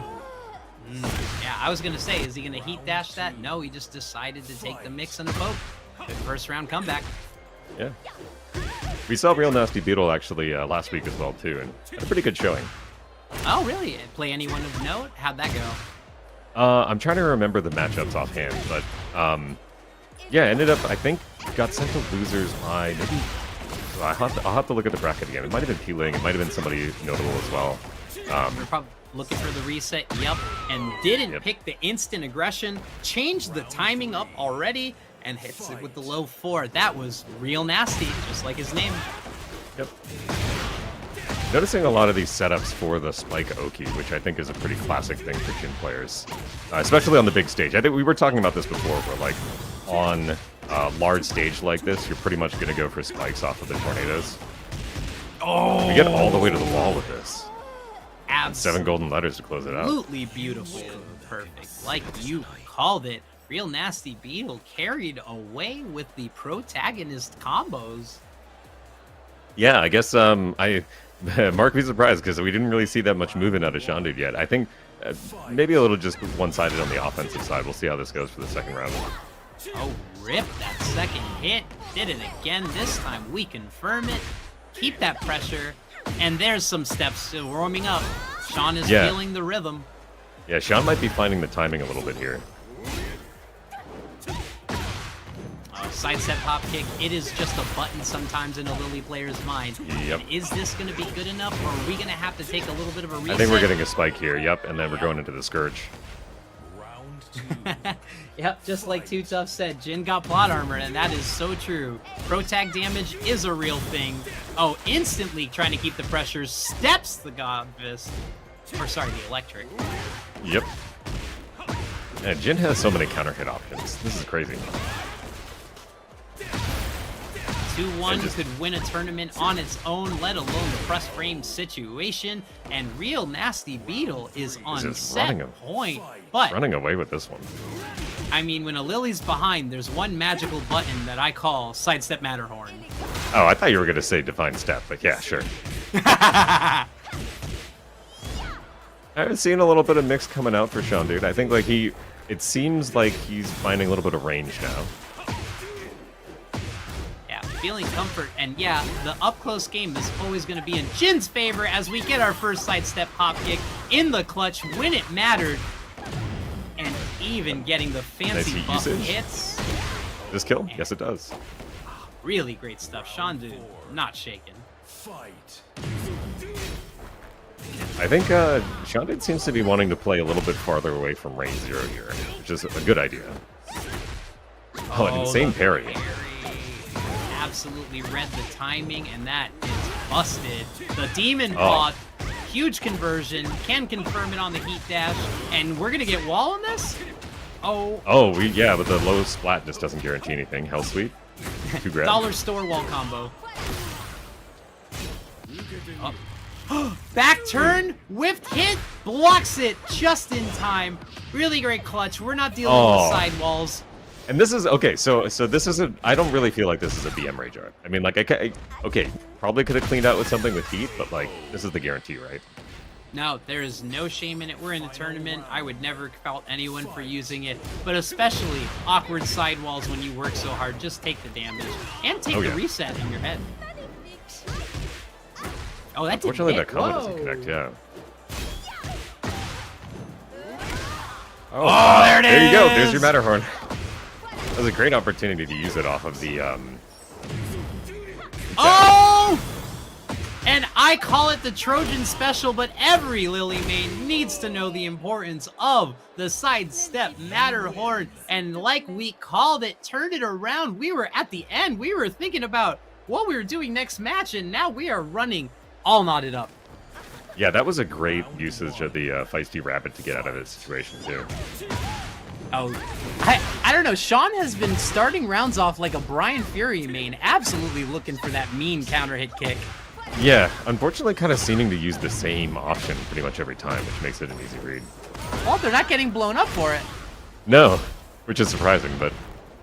Dominating heel getting snuffed out with the sidestep. Why is that move safe? I don't know. Oh, it just doesn't break the grab on this, too. Yeah, it would have killed an Asuka, would have killed a Huarong as yourself, but Sean Dude finally taking the lead for the first time, steps it again, gets the full Matterhorn, and let's see the combo video. All right, we're going to see the heat. And a little feisty rabbit mix-up. Those are the ops for the heat dash. Oh, great punish on 4-4. Getting that clip on his movement, always frustrating. Counter hit, blocks the low. Great block. What a clutch. Sean Dude figured something out, got it in there, and suddenly it is all his game to win. You know Beetle had to have been frustrated because his heat was about to run out, and you know he wanted to cash in. Yeah, the best timing adjustments are sometimes looking at your opponent's meter and absolutely pressing a button so that they can't or they die for it. Great punish, great sidestep, again the sidestep Matterhorn. Are getting paid today. Oh no, we're not getting paid, never mind. Sean Dude is he's on a clock right now on some of this timing stuff because he's definitely finding the sidestep Matterhorn, specifically when Beetle is trying to do the dash in using the stance option from the down forward 2. Just finished it out with, is that the dominant heel? That's right? Dominating heel is the down forward 3 where she lifts, or down forward 4. Yes. But Sean Dude was against the ropes. Final round situation, half health down, and then the biggest of Lily moves. Change the mood. It happened to Arslan a few tournaments ago. It happened to the best of them. I need this replay because, again, this just didn't look like what it was here. Was the domination that started off, the free combos, the counter hits. Yeah, we saw a lot of like really what's the best way to describe it? It's almost like hiccup timing from Beetle, where he would just go in, do a combo, and then at a very slight hesitation throw out a next move, and it pretty much was always landing. And Sean Dude kind of found that hesitation and used it in order to throw out, sidesteps and Matterhorns. People ask us all the time, what do you mean by layer 2? What do you mean about changing offensive options or timing? And the first 3 rounds, Beetle is showing us exactly what a piece of micro hesitation does. Some people might call it bad decision making, but when you get to that next level, you run up, you wait maybe 3-5 frames, and then you press. That's exactly when the other player is ready for movement or ready for their quick button, and that's where counter hits, and that's where magic happens. And Beetle had the timing down, but Sean Dude had the stepping. It just needed to activate. Took a little bit of time to warm up, but suddenly that egg hatched. Yeah, really brilliant hesitation adaptation, and good move choice. Good opportunities to use the timing. I think there's a little bit of vulnerability that Jin has whenever you go into like the down forward 2 forward dash in. Mm-hmm. So really just like showing a lot of familiarity with the Jin matchup specifically and timing to be able to throw out something that, I mean, I think that pretty much works every time. I can't thinking about it. If Jin tries to do any sort of move out of there, it's probably going to get launched. And also reading the chat, thank y'all for your messages. Of course, always let us know who you're supporting, know us who to give some love to, or give us a breakdown. But yeah, I'm looking at Too Tough, and I agree with them entirely. It was exactly the worst feeling in the world, having an amazing week of playing great players, meeting my friends, even having Anya come down from Mexico, getting casuals and everything, and then going home, going online, and just having those first few online matches where, oh yeah, rollback frames. Oh yeah. In fact, it got so hilarious that yesterday I went to an 8-person local because I would take that over TNS any day of the week just to get some LAN matches and feeling that PCD, that post-con depression. But it was a magical night to behold. Got some Feng experience, got some Steve experience, but nothing gives you better experience than a tournament, lag or not. Yeah, shout out to the tournament scene. Like, I'm happy to be going to my first major at some point soon. Going to Combo Breaker. Yes. Yeah, so if anybody's going to be there, please come talk to me. I'm happy to come hang out with anybody, give me a high five, shake my hand, whatever else you want to do.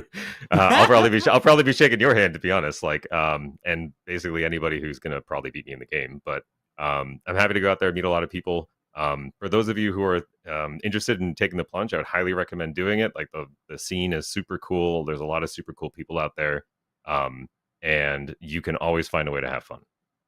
Yeah, I know, and I can tell you from firsthand experience, you show up at these big events, and especially compared to other style of events, I've done rhythm game tournaments, racing tournaments, sim tournaments, real life track racing, fighting games, and sports games.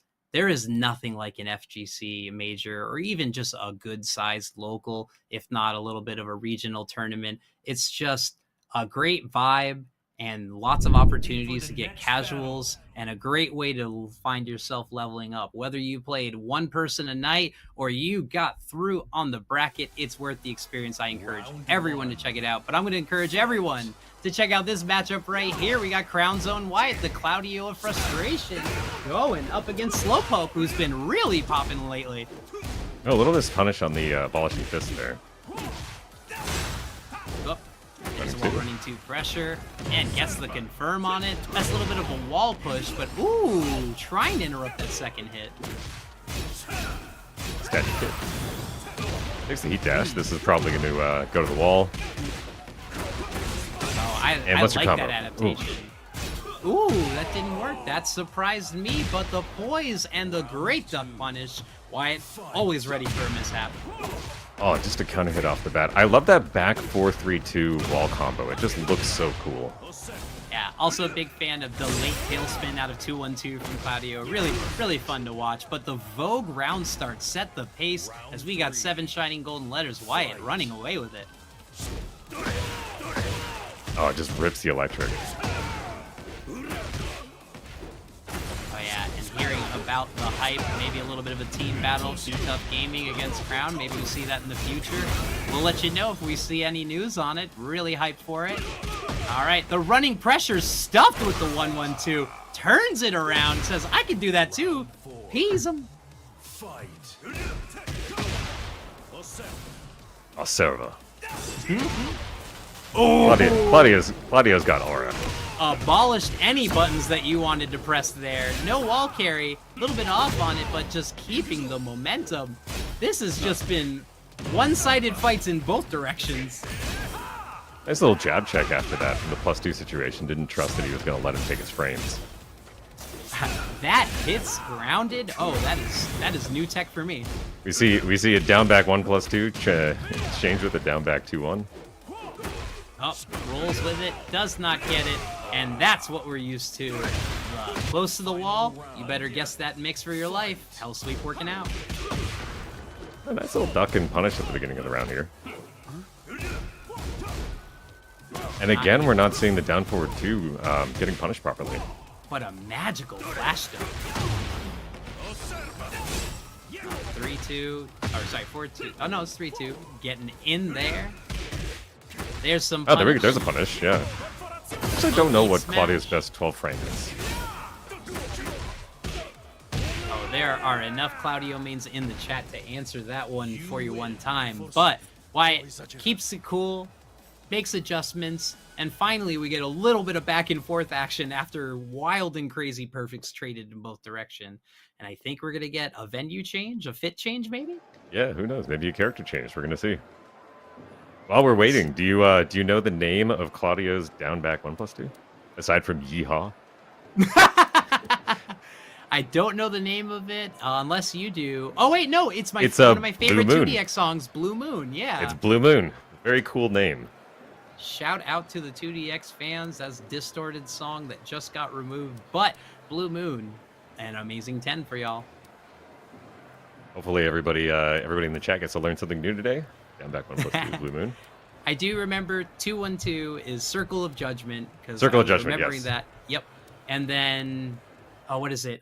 Forward 2-2, kind of what you see as a close wall splat. That's Deadly Sin. I remember that one. Yes, and back 1 is Vanishing Storm. He's got some cool names. Hey, another 2DX song. Hey, we'll keep him running. Maybe he's got a link. But we got a switch up. All right. Slowpoke we're gonna going give king. it the snarl action. I thought the Kazuya looked like it was doing pretty well. Yeah, but I actually am a big fan of this. I would love to have that conversation after. We will shelf it as we got this action, but I like having Just Shining two Wizard to the mains. face. Old chest check. That was not a giant swing. That was a giant pain. Turns into the pressure. Not even the shove, the chesto bump. Yeah.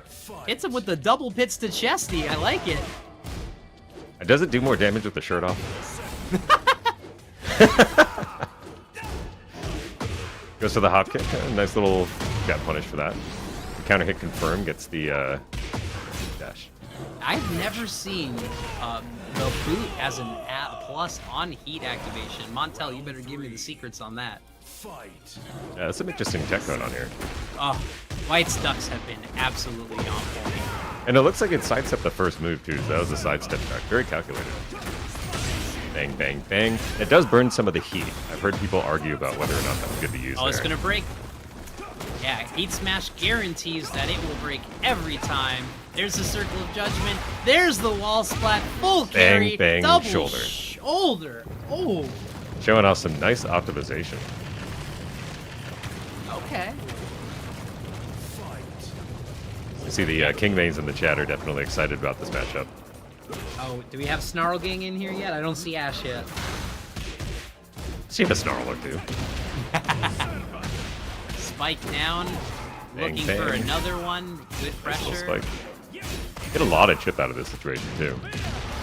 Claudio, king of stealing his turn back with some of the best pokes, but this is gonna hurt. No wall splat. Maybe lucky, yeah, lucky they didn't get the wall splat off of that. Eat this mix. Instant cancel Oh. the Jake Man special. Give him the giant swing. Don't forget the tech. Just a sliver of health. And a nice sidestep.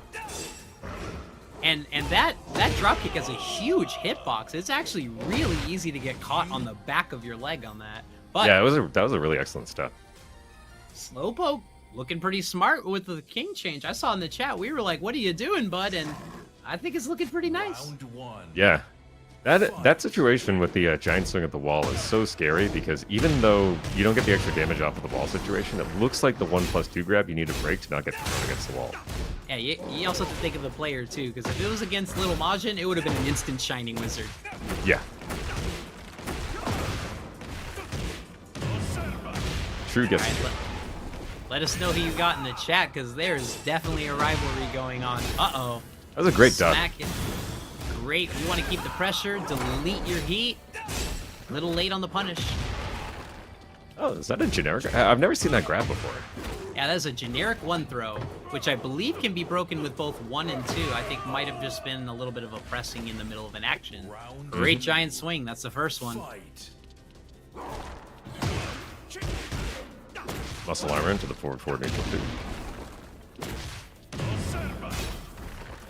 Sit back and observe. King says, absolutely not. I'm swinging. And a nice muscle armor usage here. Looking for some Waivu, counter hit fishing. Waivu. Oh, and we're just the one break.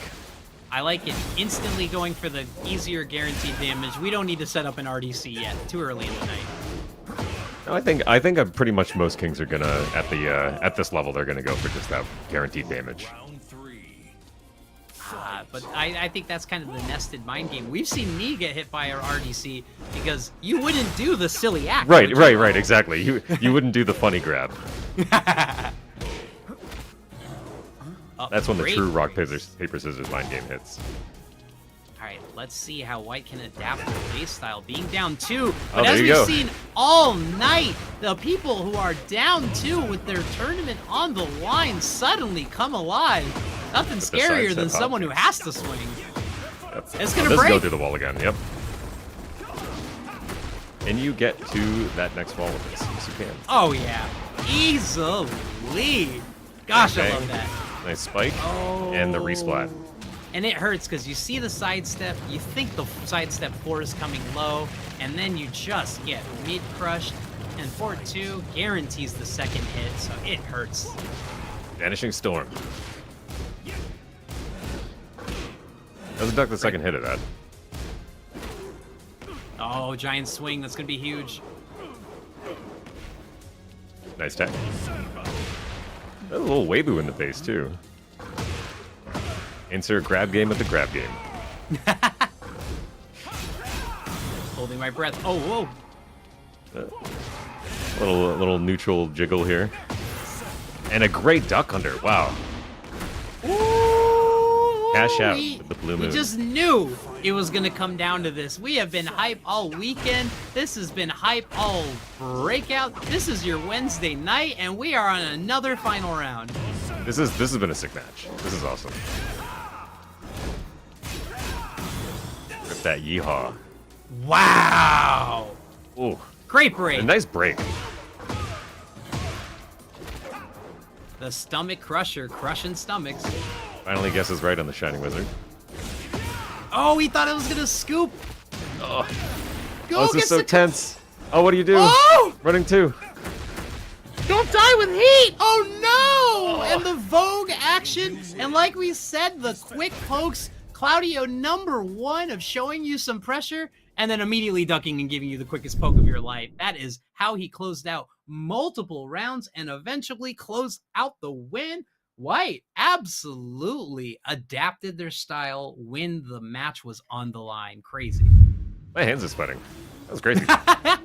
Well, speaking of sweats, let's look at the replay and these combos here showing us a clinic and really interesting routes with a kind of close wall. Great adaptations from White. Oh yeah, this was sick. I'm really happy that we saw the character change, although I was saying I didn't really understand it before, because I think the King here was a lot of fun to watch too. Yeah, maybe wondering if, Rock King from the beginning, would it have been a different story? But I feel like there was some figuring out, adjusting to the style of play on the King. But the variations and the grabs were able to get off, and that's a good mark of a King player. Yeah, this was a great back and forth, and I think we saw a lot of really good adaptations, like that duck. That was fantastic. Yeah, well, you said it. White was ducking and stepping. A lot of round start blow-ups for absolutely great Patience and boys. But that was only our winner's side, right? So, I mean, you're going to see more of both of these, and Slowpoke, no slouch. If you got a King on that level and a Kazuya on that level, that means you got execution, you've got throws, you've got great combos, you've got it all down. So, Slowpoke, no slouch. Yeah, 2 very different characters, too. Shout out to Slowpoke, like, showing off some real cool stuff. Oh, 2 players I love to see, and someone I see all the time online. Give it up for Pulse's Aim 2, the Alyssa. It's got some other characters, but we're rocking our mains front for first. And, of course, the Jin, the Pro Tag Energy. We're getting into it. Let's go. It's like a Dora the Explorer pick. Is that what I'm looking at? Yes. It's one we've seen at previous ones, along with Gojo rocking the fit too, but Kerpluff getting the electric, getting the rush down, and here comes standard Jin gaming. Showing off a little wavy pressure. Responds with some chainsaw pressure. Wow. This is Lee's Elegant Palace, and let me tell you, the brightness is up because we got a stream from every angle with this lighting. Oh, this is intense. I might need to get my sunglasses. This is it is bright out. out. Make it outside. I think I might start melting in the sun. Yeah, this is not a gamer safe lighting. Might have to turn it down a little bit. Oh, great answer. Taking the launcher. Just says get off me. Max damage. Wall mix up. Yep, we're looking for Hiroki. That was an interesting spike situation there. Really not sure what the best response out of that would be. Aim 2 is very patient against the wall. Kind of maybe letting Kerpluff kind of panic or press out of the situation possibly. There was also a step, so if he hated, he would have got stepped. Yeah. Ooh, good duck.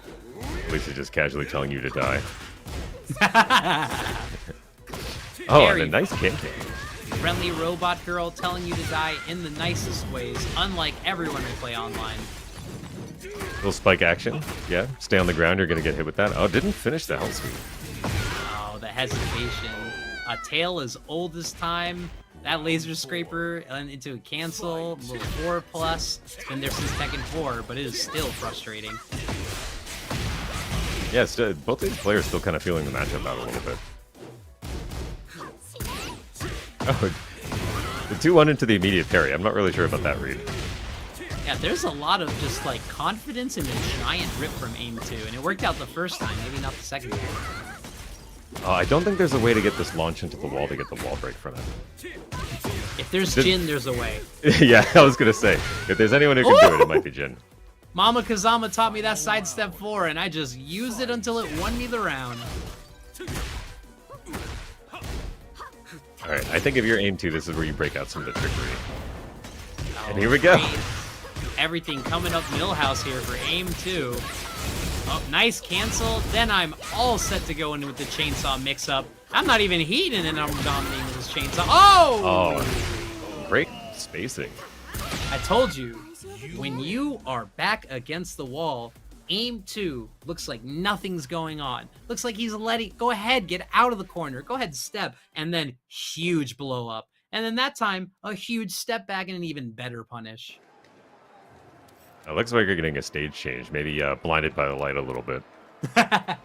And I mean, these are two people who got great fits, great custom game. I know aim 2. I remember the orange Alyssa is one of the other oranges I approve of besides Rhythm's Shaheen. So let's see, maybe we get one change. If not, Kerpluff just thinking about a stage change as we move for the first time into the Phoenix Gate. From one bright stage to another. Oh yeah. The Phoenix is on fire and they are no more, but that is okay because the fits are the same. Yeah, now for those of you who aren't familiar, there is a wall explosion, but only on the burning rubble side. Yeah, and there was no way I even knew that happened. That took at least a week for me to realize that was the thing. Yeah, it's a strange situation because you would think it would happen on more of it, but it's just that small semicircle there. Alright, keep it in the memory banks, Kerpluff. Absolutely keeping the strong mids to close out these rounds. Can it get blown up or can it get quick poked? Because those take a while to come out. Ooh! Seeing a little bit more 10-frame pressure out of Kerpluff now as well, too. Then will track, it will correct them. Oh, block that heat smash in time and challenges it with the low. Not a lot of reward for it. Armor out of the pullout game. Ooh, pause. Pullout game is wild. Alright, floor is now a Phoenix Porta Lava with a little kaiju action. Kerpluff reading the psychic hop kick. One hell sweep gets this floor blast. Ooh. Oh, just decides to rip the Zen up one instead. Oh, does that dive kick floor break? Fancy! Yes, it does. Had shades of back 3 from Devil Jin, just wanted to spike it down. Oh and yeah, that wow. Floor that explodes. also floor breaks. Learn something What's new the combo every there? Alyssa. Oh. Yeah, that's tough to rip and cancel in front of an Elisa, especially with heat. Some folks, as I was labbing a little bit, kind of get out of it a little quicker based on the animation. But when you see those arms wave, he still has another 2 frames before he can get blown up. Yeah. Nice break. Oh, there we go. First time rip, but absolutely beautifully placed. A lot of value for only being negative 13. Here we go. Aim 2 just keeping the heat and the pressure and gets the counter hit sweep. First time we saw it. First time, every time, working for aim 2 as they get on set point. Elisa is so scary at distance. You're telling me aim 2, bracket demon for me, Kawaii face smiles, a bracket demon for life, love you girl. But hey, Alyssa just showing the magic, getting the hit confirm. We're not even in heat mode. Oh! Oh, a nice pickup on this. Oh no. If you're a Kerpluff, you need to like stay very close, but nice sidestep. Oh, missed it by an inch. But the rip ends it. Oh, even looked for a press after. We're thinking too many layers right now. Oh, this is insane. Woo! Kerpluff stays alive. There was a lot of sneaky moves, a little bit of a delay, and then I'm going to finish my string. but it kind of happened 3 sequences in a row, so you kind of just felt, sit back, wait for it, and all right, we're gonna keep the Phoenix Gate going. Yeah, quick salty run back to the same stage. Yeah, Aim 2 had that in his hands entirely, or in his machine claws, I guess. Android hands of some sort, yeah. Dude, can we get to the wall with this? Oh, the low splat. Interesting choice. Oh, the activation, doing a wall splat that he wasn't even ready for. Oh, this is a combo reel. Oh! Just manages to catch it with the check, low check. There has been at least 5 out of 6 rounds where Kerplurf has decided to win with a mid kick of a different nature each and every time. Really showing off the versatility of the character. I.e., every button Jin has is busted. But hey, you said it. You said it. I didn't say it. Sand cancel into that. I am not bugging Harada to nerf down 2 just yet like the rest of us at Frosty, but the pressure game is unwild. He has heat. Please don't die with heat again. Oh, no. Round 3. All right, round start. Just pop that heat. Let's see it. I know you can do it. What a duck. That was a great duck. This grab is so disrespectful.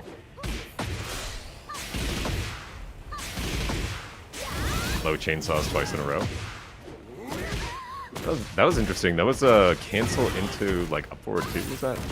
I liked it because, yeah, again, if you're going for a panic button, that really calls it out. Now you have to use a mix-up. Yep, Absolutely. just keeping the pressure and Oh, finishing just presses the on the string. last hit.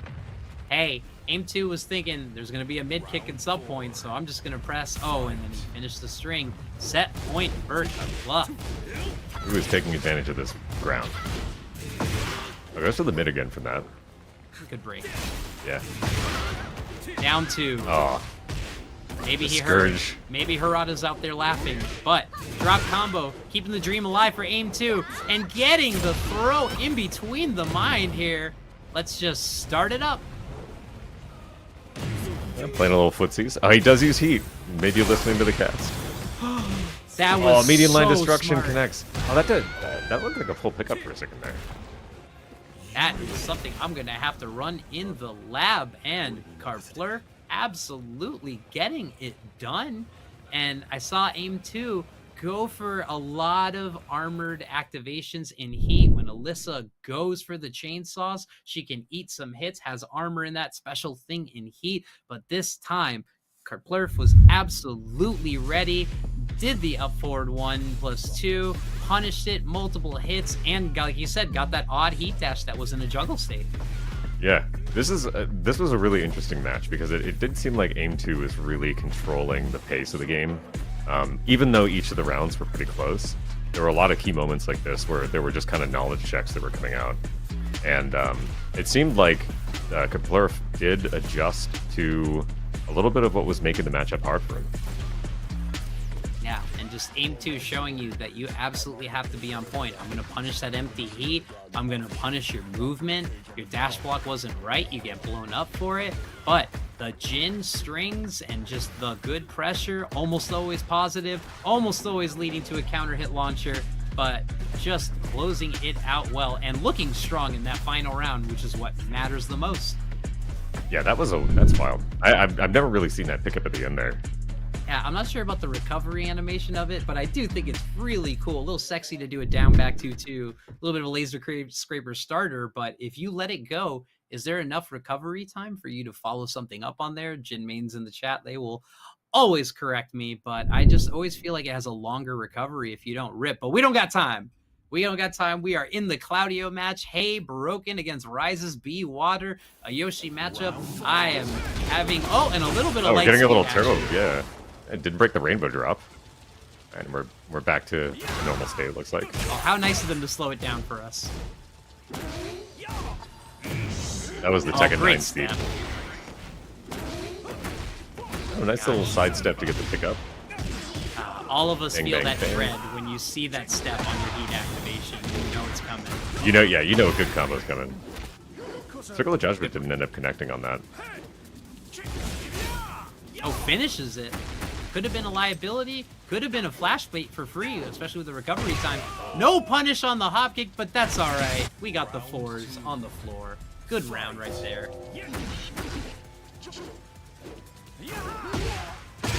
Oh, great down forward too there.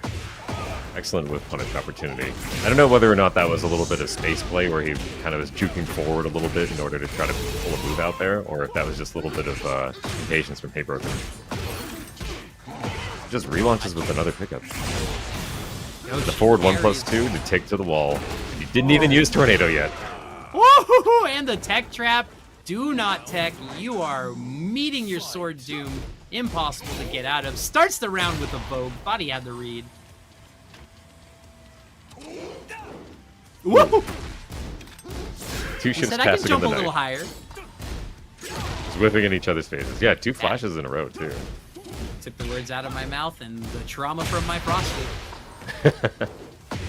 Oh! Goes for the slide. Yeah, this is a full... Oh, that could have been a full pickup, I think, on counter hit. Yes, and I also thought we were getting the unblockable sword setup. I thought I saw him charging up. Yeah, it almost... Yeah, the Samurai Cutter. Wow, just a raw Kincho counter hit there. This might guarantee... Oh, wow. I thought he was going to use the heat dash there. That could have been the round.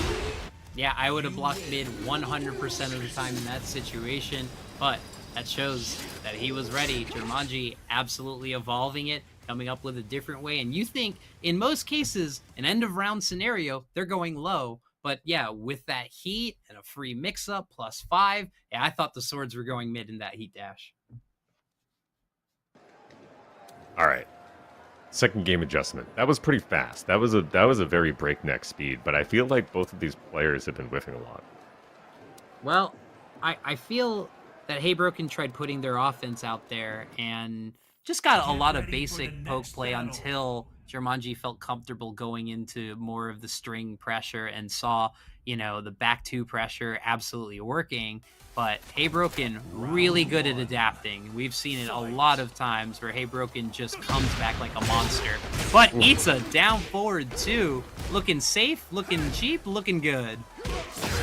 Jumanji's timing just a little tighter to start with in these matches. Ooh, that flash would have hit me every day. Ooh, There you I go. was telling you. You do it enough times, it'll eventually work.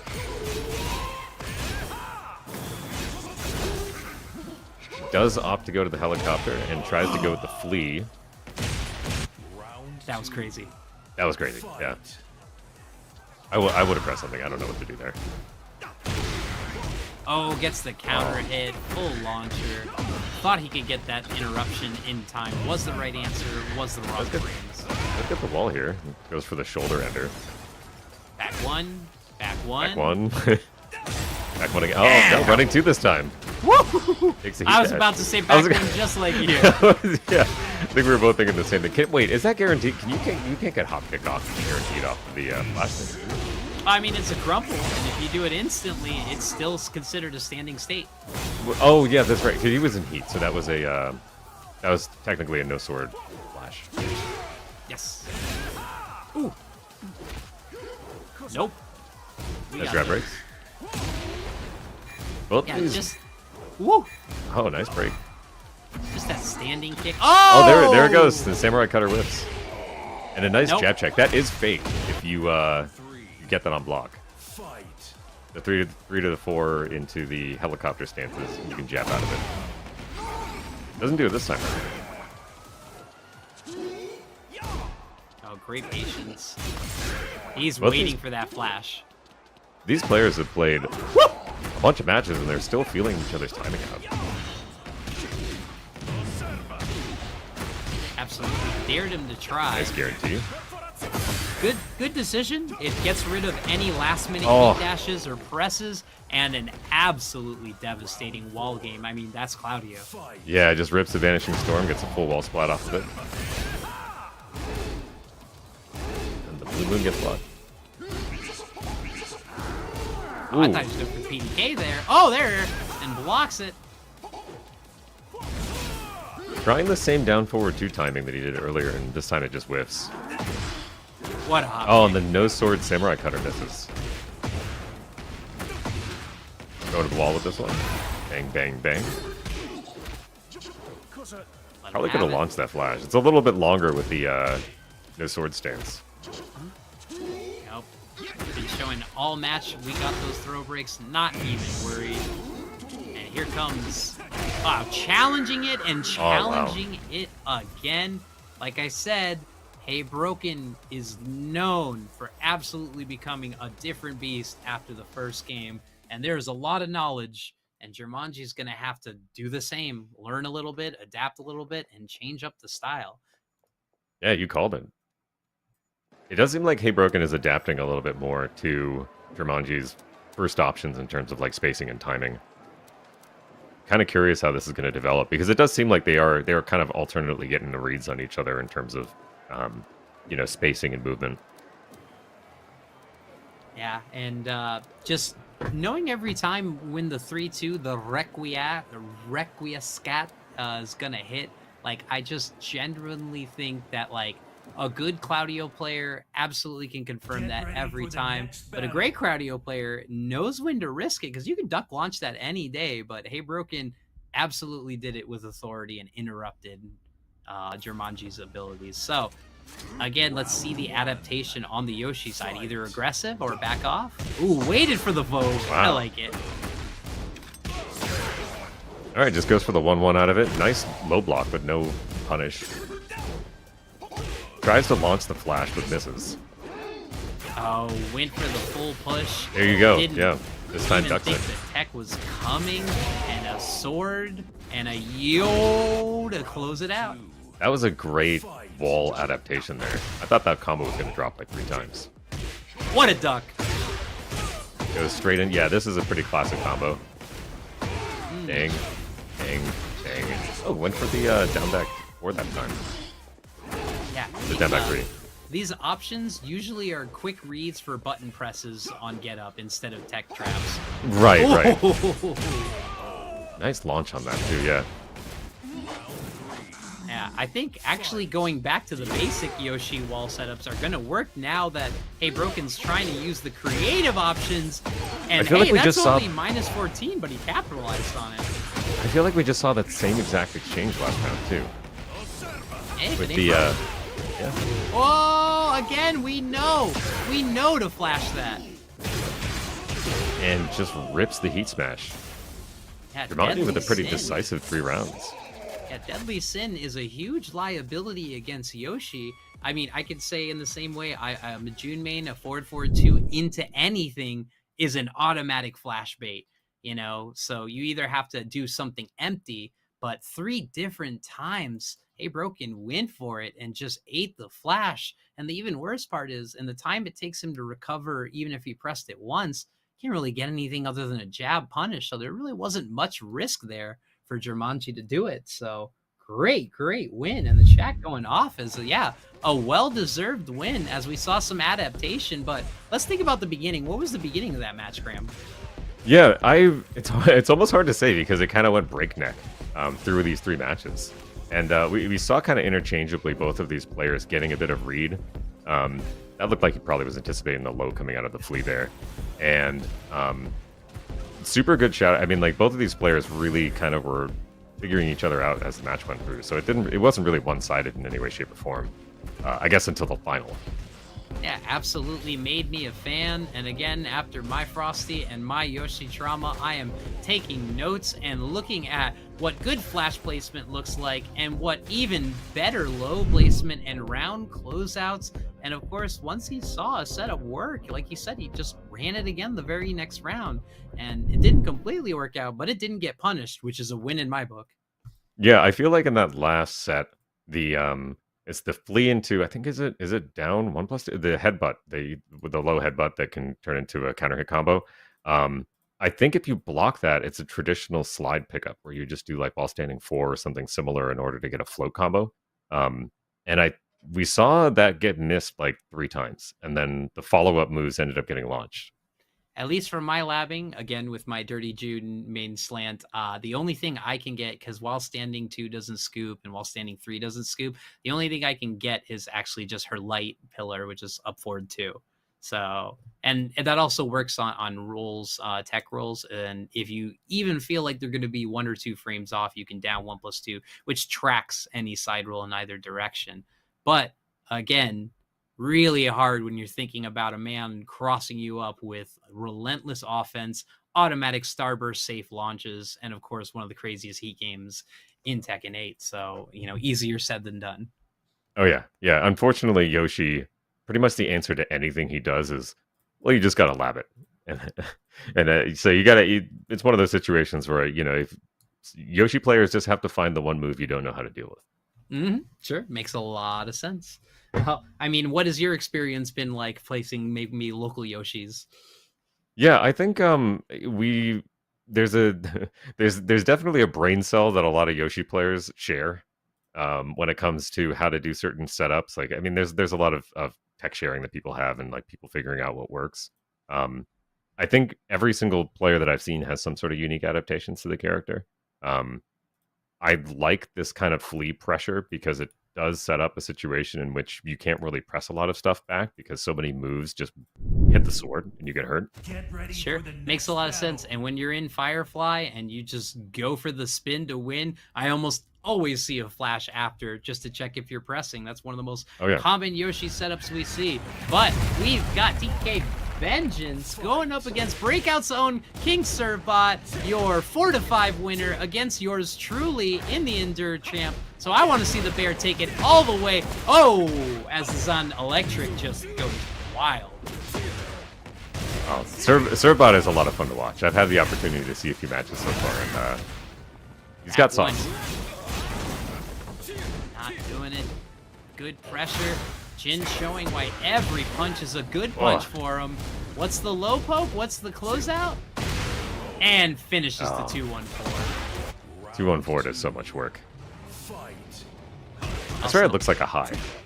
Yeah, 100%. And also always has a little bit of a delay for it just when you think you could press.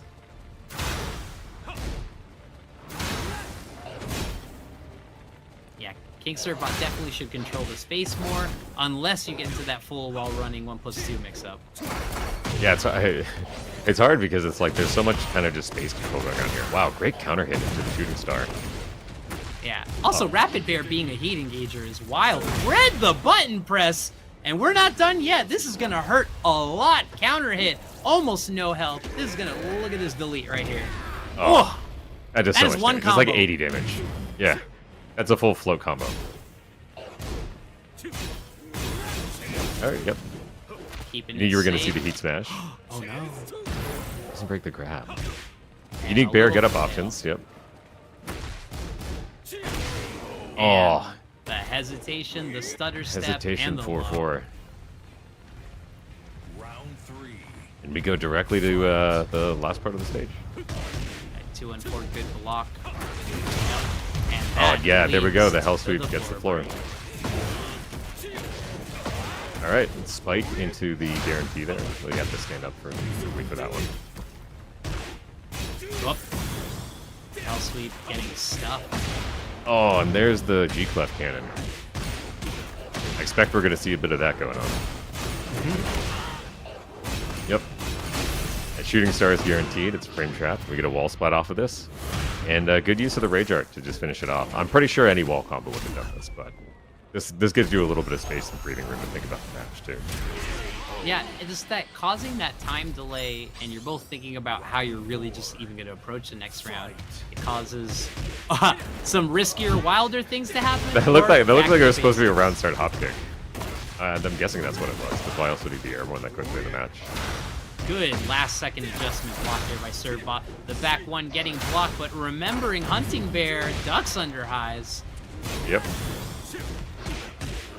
Bang, bang, bang. G-Clef absolutely worked and confirmed when it mattered. Oh, we're going optimal routes for a setup. This is what we talked about getting another setup when you know it won't kill. And this will guarantee the booty, and this is gonna kill. Yes. Servbot is a G-Clef cannon merchant. Oh. That hurts. The spinning Kuma leads to a full combo conversion. Great tech Nice on the step. wake up. Yeah. Nice tech and step to that. Oh, that's a that pickup? leads to a scoop. Jason, you better be watching, and the mix-up for your life keeps it with the mid-poke. I like it. 2-1, and Oh, this Demon wall spot's Ball gonna guarantee it. Yep. showing the real demon isn't any bird that you see in the background, isn't any Titan, any dominant. It's just Jin. Jin plus frames, the true demon. Oh yeah. Yeah, I wonder what the second half adjustments are going to be for Servbot here. They run back to the same match. I feel like Servbot recognized that there's a lot of extra things that he could do once in Hunting Bear, and that is a great way to kick it off. The Rapid Bear leading into the mix-up. I feel like neutralizing Jin's hive is a great way to prevent him from all this turn stealing stuff. Even getting up. Great patience. We've seen Vengeance throwing out that armor quite a few times already, too. Yeah, but Servbot poised and ready to put it down. And there we go, Killing Claws doing work. Rapid Bear doing work. And now the stance mix-up I told you about. This is what makes Kuma a beast. And then another mix-up on your mix-up. Yeah, a lot of people, I feel like a lot of people don't know. Oh, wow. It's a guarantee. Oh, didn't go for the heat engagement guarantee off the bat. Went for the quick poke, but kept an inch of life. Is this gonna be... Oh no, this might cost him everything. Recharge. Is that gonna kill? I don't think it's gonna kill. I think he's gonna have a little bit of health left. Did it hit? Did it clip the wall, or was I crazy? I think it mildly clipped the wall. Then it's reduction. We alive. We got a bear flopping. Oh no, but he pressed on the wake up. Round 3. Maybe another attempt to 1-1-1 his way out. And the crowd goes wild, but not in a happy way. Yeah. I know we got a lot of bear enjoyers in the chat. Oh, full. Yep, it looked like the short claw and back 2 or 2-1, but no, it's absolutely a charge up rip. Gets the timing perfect on the charge and the kill. What a round. Bear Lariat absolutely mixed up his timing. That was awesome.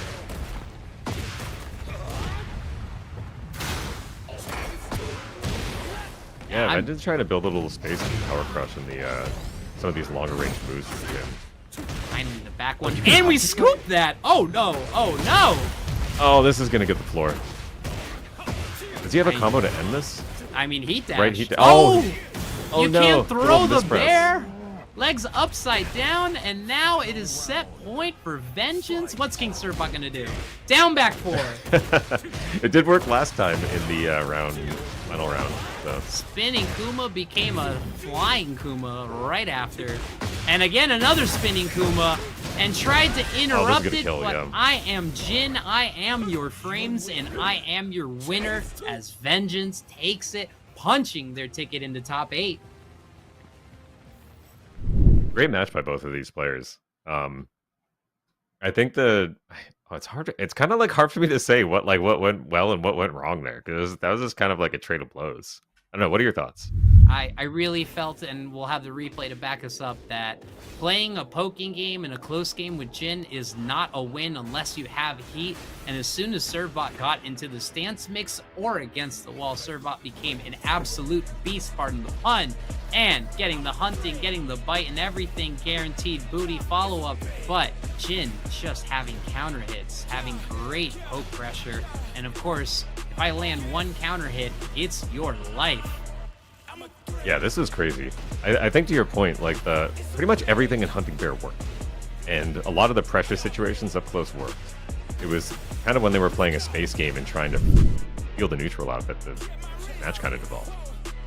Yeah, because I mean, you know, Bear, much like Xiaoyu's, got the short, stubby dolphin arms. It's hard to reach every time unless they're committing their entire head and body to the charge. Then they become the weapon. But Jin just can keep absolute simple pokes, simple mids, and hey, I rides there while standing 4, back 4. Every single poke can lead to your doom, especially if it's a counter hit. But I mean, King Servbot absolutely killed it in those middle rounds. It was just a closeout situation, which is the hardest thing to do. But congrats to both players, and Servbot not quite out yet. Yeah, I'll have a chance to go through the losers bracket and try to get back in here. And I think a very good chance to do it. But there are a lot of players, a lot of really good players that are down there now. So we'll see how it goes. Stinky Jins. Yep. Sonic, I'm sorry you are a Stinky Jin, but trust me, with enough practice, you too can play just like Vengeance. But yeah. Oh, and speaking of matches I'm excited for, always hyped for Rhythm. And we get to see the Yoshi action in a new format rather than taking the big casino, the big hitting Claudio. This time Jumanji going up against, your 9th place Evo finisher in Rhythm, and just the small cuts Shaheen and the big risk when I need to. That's what's so scary about Rhythm. I can play such a smart, tight, small Tekken game, but if I need to run that offense, if I need to change my style up, oh my gosh, Shaheen rushing you down, especially in heat, there's nothing you can do.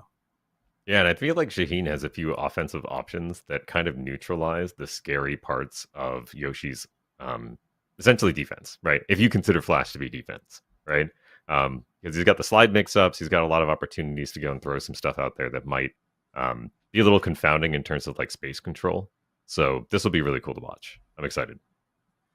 Yeah, and I'm not sure what your Shaheen experience is like, because I don't think you've seen Jam come around this time, but Shaheen is a character that if you don't know the matchup, good luck finding a time to press, because it will be your doom. But Jumanji, I'm sure they know the matchup. It's going to be a great one. Let's see the action starting big and finishing the string. Rips the whole string. Oh, can't flash that one. Yep. Just the right amount of space. But yeah, walks up, down forward two. That's a combo. That is, we got flash. Has that been 4 or 5 flashes to start? We are setting the pace. Tries a little back reaction to get out of there, but 1-1 connects. That's a float. Oh, no. Great micro step there. Yeah. Oh, they're gaming. I was about to say, suddenly the respect came, and then we said, no, this is Tekken 8. I'm swinging. Now we're taking these punishes every time. But yeah, nice Rhythm. Oh, no! Just went for the full sword stab. Here's the heart and the soul, but Rhythm now is got to be angry. Has to get some offense going. Uncharacteristic, getting Maji kicked right out of it. This is going to be a huge conversion. Nope, he knew not to tech instantly. Wow, that hits the tech. I have to say, I haven't seen this pace of play from Rhythm. I saw about 3 or 4 hop kicks just trying to read kind of an aggressive timing. And maybe that's the good trap Jumanji setting. Yeah, I'm not really sure. Yeah, it does seem like all of Jumanji's matches so far have been kind of breakneck speed like this. I mean, this can be so hard. Player will make you play the game that they are meant to play. And again, setting up on the tech trap for the swords, Jumanji absolutely dismantling Rhythm. Maybe we need a fit change. Maybe we need to see that orange pop up. But I gotta think that Rhythm's not gonna take that one quietly. Yeah, this is take a breath, take a drink of water, come back to the game after you thought about it for a minute. Yeah, what do you think? What do you think slowing the game down is going to be the difference maker here?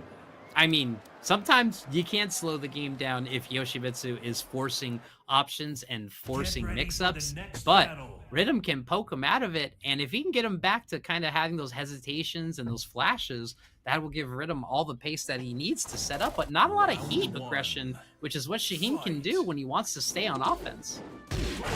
Yeah, Jumanji really showing off this, got this Bruce Lee name, the B-Water, he's trying to move between offense and defense fluidly. It is see working. Just the hesitation here, yeah. Down forward 2 placement, perfect.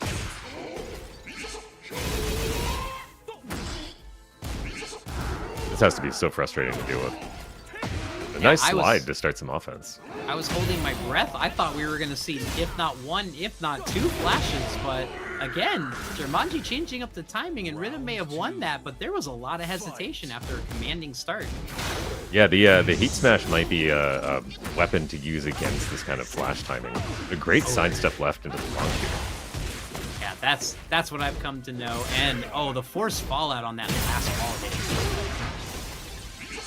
Just gets caught using a slow move in front of the heat. finishing strings.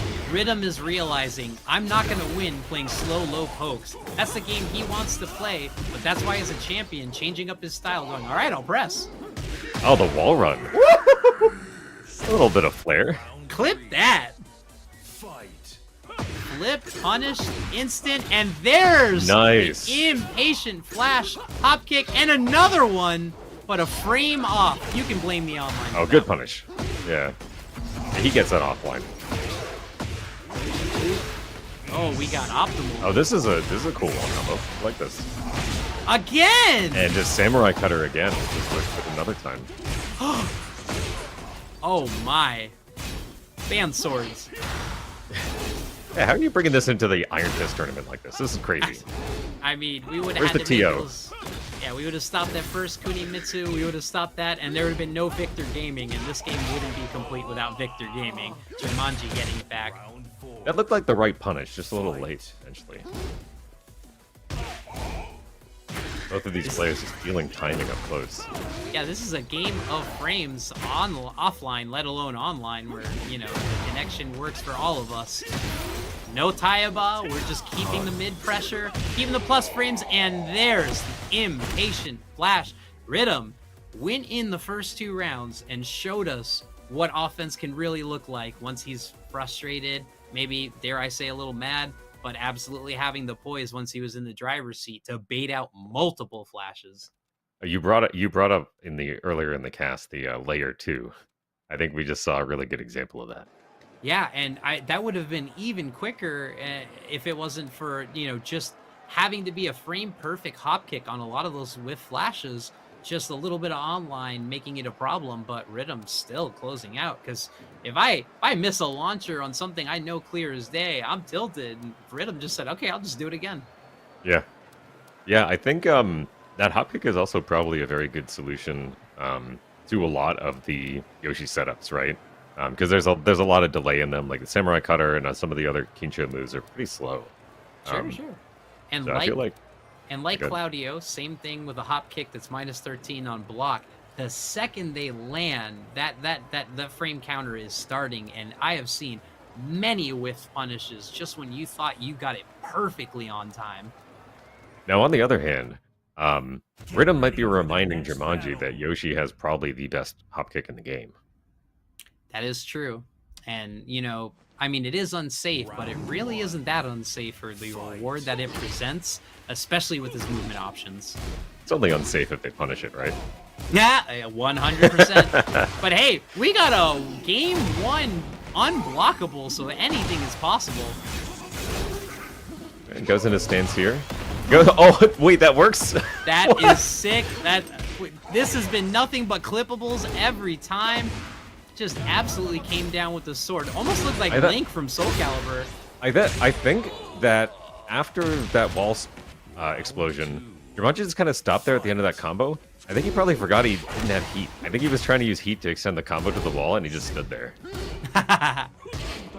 Which I've done 1,000 times. So. Great timing adjustment there. 1-1. Kicks, Manji kicks. 1-1 again. Hard. Yep, keeping it standard. Power Crusher, very good. I know it's stuckable, but an unsung sphere. No, the Azuna drop, going big. It doesn't block the low this time. It's a fairly slow low, but I feel like it is hard to react to. Yeah, I feel like Rhythm's trying to make hard reads. Really hard reads. Yeah. The space control that was working for him in the second match, I feel like he's trying some of the same tactics again and not finding the same success. Punish that, or at least take the advantage from Rhythm. Back against the wall, this is set point right now for Jumanji. Heating up. Grab's working out for both of these players. Flash. No flash. Oh, wow. Both of them sidestep at the same time. Rhythm wins on the down forward. Full carry. That's the wall. You get the wall break? Yes, you do. What's the spike here? Yep. And if you don't get up properly, your back is exposed, kind of like we saw with that Jim combo.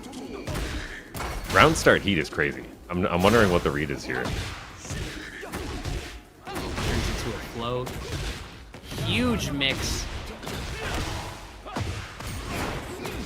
Oh, great duck underneath the unblockable there, or the guard break.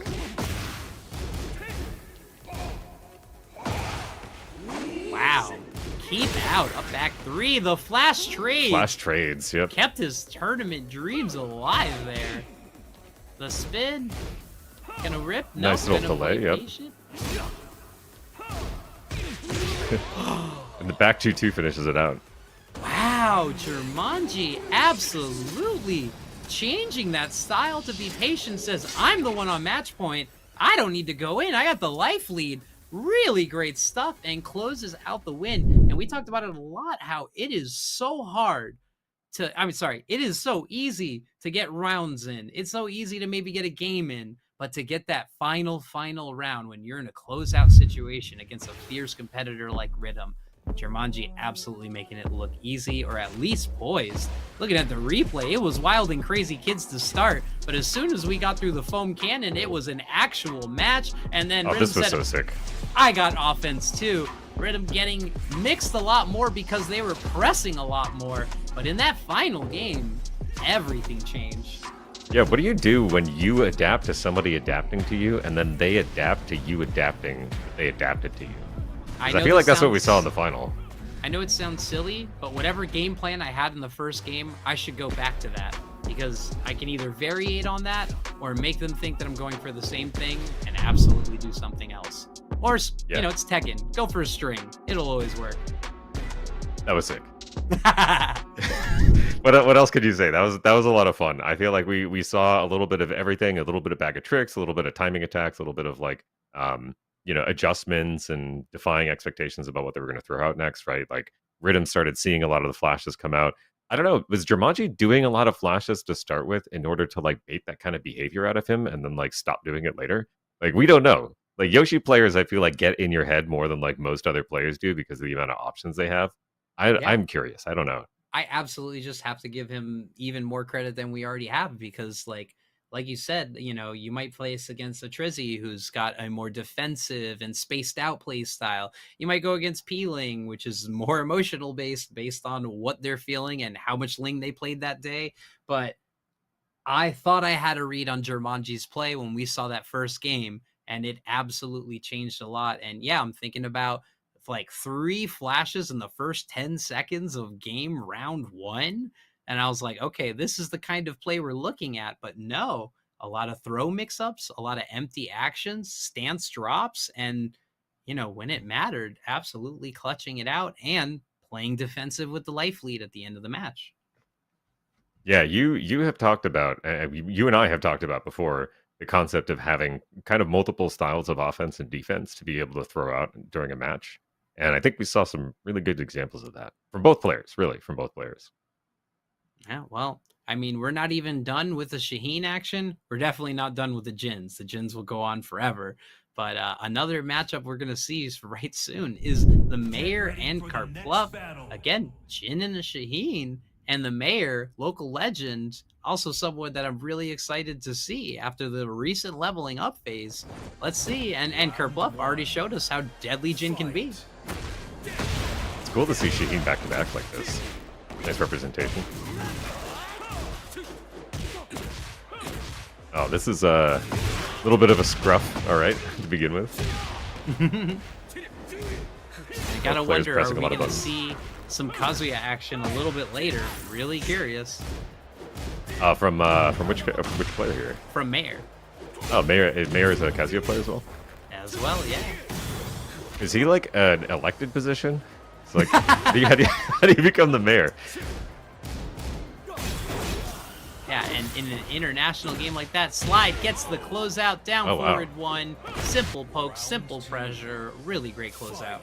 Surprised he wouldn't slide into another low in order to keep him close enough to be able to keep throwing mix out. That was pretty smart. Oh, the call out. It's not about the damage, it's about the setup.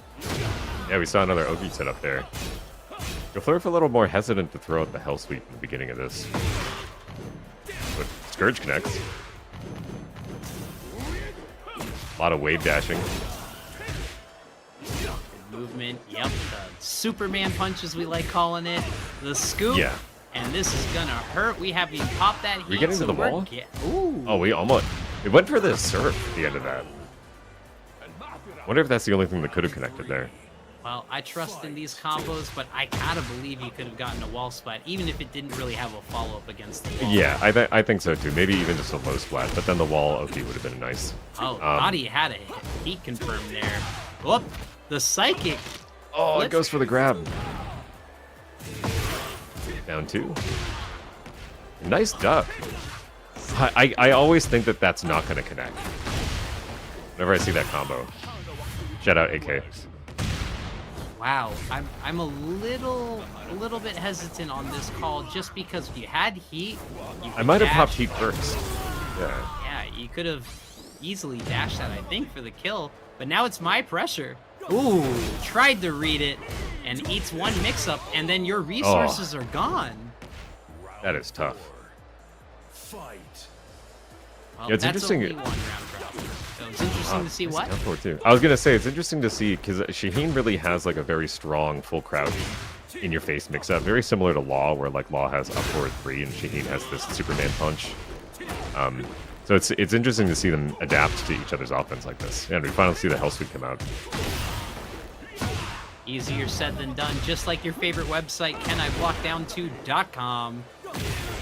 And crouching on the heat exchange, looking for a little free pressure, but got a happy birthday with it. The mayor keeping the Shaheen dream alive. And is Karpler gonna keep the Jin? Are we getting a venue change, a fit change? Well, actually, last time we got a venue change, but we kept the same fit. I don't know, a little Karate Kid Jin action. Yeah, I'm curious. I would assume this is probably just a stage change. Does Kuplerf have a second character? That I am not sure about, but one thing I am sure about is that we've got plenty of Matcherino codes to redeem. You know, hit that Matcherino, log in with anything. All you got to do is claim a code, and you will directly donate to that prize pool. That prize pool always grows around the end of our time when the hot top 8 action goes. But again, show these players some love and show this wall standing 2 launch. Really good stuff. We're in the action. Oh, wow. Just goes from the plus frames directly into the grab here. We've seen that grab not be broken twice. I wonder if that's a trend or just nice mix-up. I mean, Jin's got dangerous throws on every button and command grabs on almost every button. He does, absolutely, yeah. That's a little jab check underneath the high. Whoa! I have not seen that string into a wall splat. That's something I'm going to lab later. Really great closeout. Yep. The string of doom. Mayor showing out some sauce. Showing why he got the votes, I guess. Oh, getting the counter leads to the automatic and goodbye recoverable health. Oh yeah, that removing gray health is so pesky. Oh, the guard break finally connects. Yeah, just keeping that one into the pocket, and that's a huge momentum swing. Great timing to use it, and great Matcherino redeems. Much love in the chat. Oh, down 2. That was a good segue. I like that one. Oh, the quick rise. Spring kick into the, the kip up into the step there was pretty smooth. Red Nice slide. pickup. Yeah, shout outs to anyone donating to ours and claiming codes. I will give you shout outs. Much love. Firebird, Kerpluff, Kaplerf, kind of figuring things out. Oh! Oh, wow. Costly whiff in the face. Chop. We're in heat. And I'm going to tell, just take that damage. Just surf on him. That's got to hurt so Triple much on the sand, too. 4! Oh, He said, I know you're not going to duck. And the 1-2-1, the last hit, it's only -10. Why not delay it as the mayor takes the counter hit all the way home? We even need to get into the special action, and that's going to take us to the top 8. What a great match. What do you think was the difference in the mayor's play? The mayor's re-election campaign is looking really good right now. I got to say. Hey, if you're the mayor, you can get reelected as many times as you want. You know, if you're the president, you can only take 2, and we know Tekken is more than 2 games worth. Yeah, I think he did a really good job early on setting up the full crouch mix-up, right, and establishing pressure through that, and then a lot of unchecked slide. I mean, the slides were like we saw one block slide into any sort of pickup so far, and so really just if you know that somebody's not ducking your slides, that also opens up guard break. That also opens up a lot of other offense. So I feel like the really just strong pressure and knowledge of options. Yeah, and in the beginning, absolutely taking more of a spaced approach, using a lot of his controlling tools like Piercing Talon and Whirlwind Kick to absolutely keep Jin out from the quick small Tekken. But then as soon as he got the lead in game 2, it turned into what I would consider more of a standard Shaheen match of I'm just going to take these cuts, I'm going to take these pokes, I'm going to take a 2-1, and I'm going to take a Spica, a 1-2, see if it hits. Maybe I get that 4 extension. And then we saw some desperation. We saw a whiff on a 2-1, blown up with a hop kick, and just great conversions. And then the mayor felt comfortable, and then it turned into stance mix, break your guard, and all of the mean things Shaheen can do. Yeah, really, really excellent showing. I'm getting word that we're going to be going to break soon, and that we're going to end up switching over to our next set of casters for the top 8. Absolutely. Maya, any closing thoughts before we move on? Yes. I mean, take a look at our bracket and take a look at who's still in it, because these are all killers. A lot of Shaheen representation. I'm surprised the Jin popularity hasn't gone up, but of course, through our play and through everything we've seen, Jin will always be in the mix. If he's not top 5, he's always in the top. But unfortunately, that is it for our time here. You're in great hands with the crew handing you off for our top 8. Can't wait to see it. But I have to say goodbye, and I have to say hello to you in 2 days once we hit our local. So I am Maya, or Miasma FGC. Absolutely had a blast at Frosty. You can check my Twitter out. You see all the pictures, all the fun shenanigans that happen. It has been a whirlwind week, and I cannot wait to get home and keep labbing, because this game never ends. And Graham, where can the people find you? What have you been up to, and where can we see you? Yeah, thanks everyone for watching. Thanks for joining us. I am Graham. You can find me at TK Graham. It's on the other side. You can find me at Twitch at Graham Radio. I'm pretty much always doing local content, so come check out the Boston Tekken stream, sometimes on Traveling Controller. And thanks again for joining us. Everybody had a lot of fun. Don't go anywhere. We're going to take a short break, but the action continues as we get into our top 8. This is the Breakout Series. Love it. Team Ray is a master of these big comebacks. Oh, that's gonna be it. Aim to.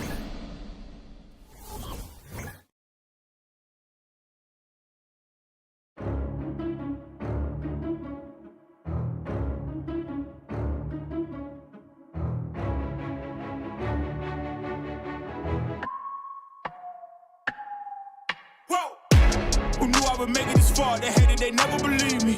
Yeah, I would never drop the ball. I know I make it look easy. Yeah, Mayweather with the defense. I don't care what a critic gotta say. I got them picking up the pieces. That to me, you really playing with your life. I'm about to come and run it all back. I'm the new era, about to snap back. You ain't fitting for it, cause you all cap like. Hold up, I shoot my shot, wait, hold up. I'm really about to run this go up. You know it's all net when it go up.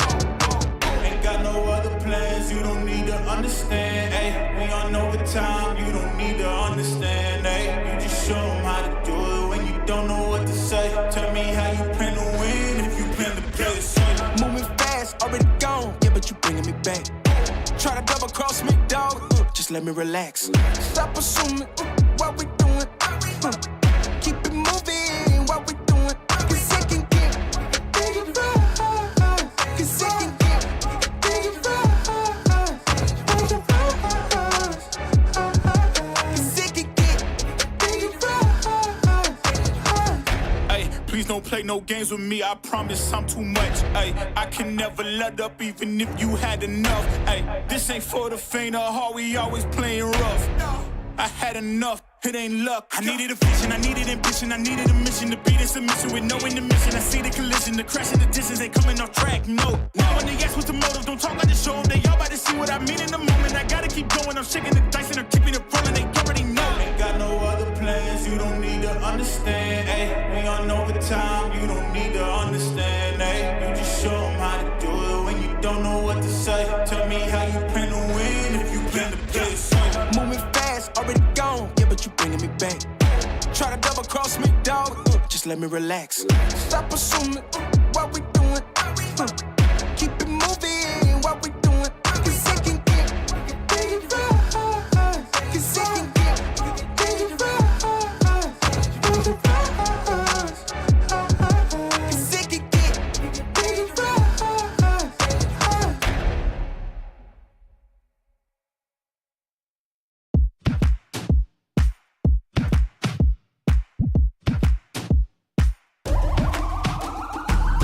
This is the moment we waited for. Everything you want is right here. We gon' give them what they came for. We gon' take it up from last year. Shoot 'em my shot, boy, I'm long range. Me and the team on the same thing. Stayed down, never switched up. Only thing changed was the game. I'm in the zone now. Nothing can change what we on now. When I pull up, know it's going down. Foot on the gas, ain't no slowing down. Aiming for greatness, no settling. Kick down the doors, they won't let me in. Taking no else, yeah, I gotta win. Watch me kick down the doors, they won't let me in. Who running the game now? Foot on the gas, can slow down. No, my team, we holding it down. We know we running it now.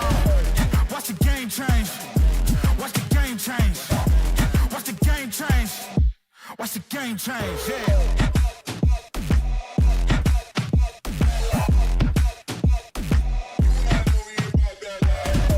Watch the game change. Watch the game change. Watch the game change. Watch the game change. I do not gamble, but bet on me. Tell them that's life, yeah, it's still la vie. I'm taking a shot for my enemies. I can't waste no more time on my energy. I know they know I got it on lock. Go against me, that's a long shot. Cause I'm counting wins all around the clock. Never doubt me, boy, I don't stop. Who do you feel when they make you the monster? I am not scared of none of you imposters. Taking the lead now while they watching. Think you should leave now while the option. Taking no else, yeah, I gotta win. Watch me kick down the doors, they won't let me in. Who running the game now? Foot on the gas, can slow down. No, my team, we holding it down. We know we running it now. Watch the game change. Watch the game change. Watch the game change. Watch the game change. Yeah.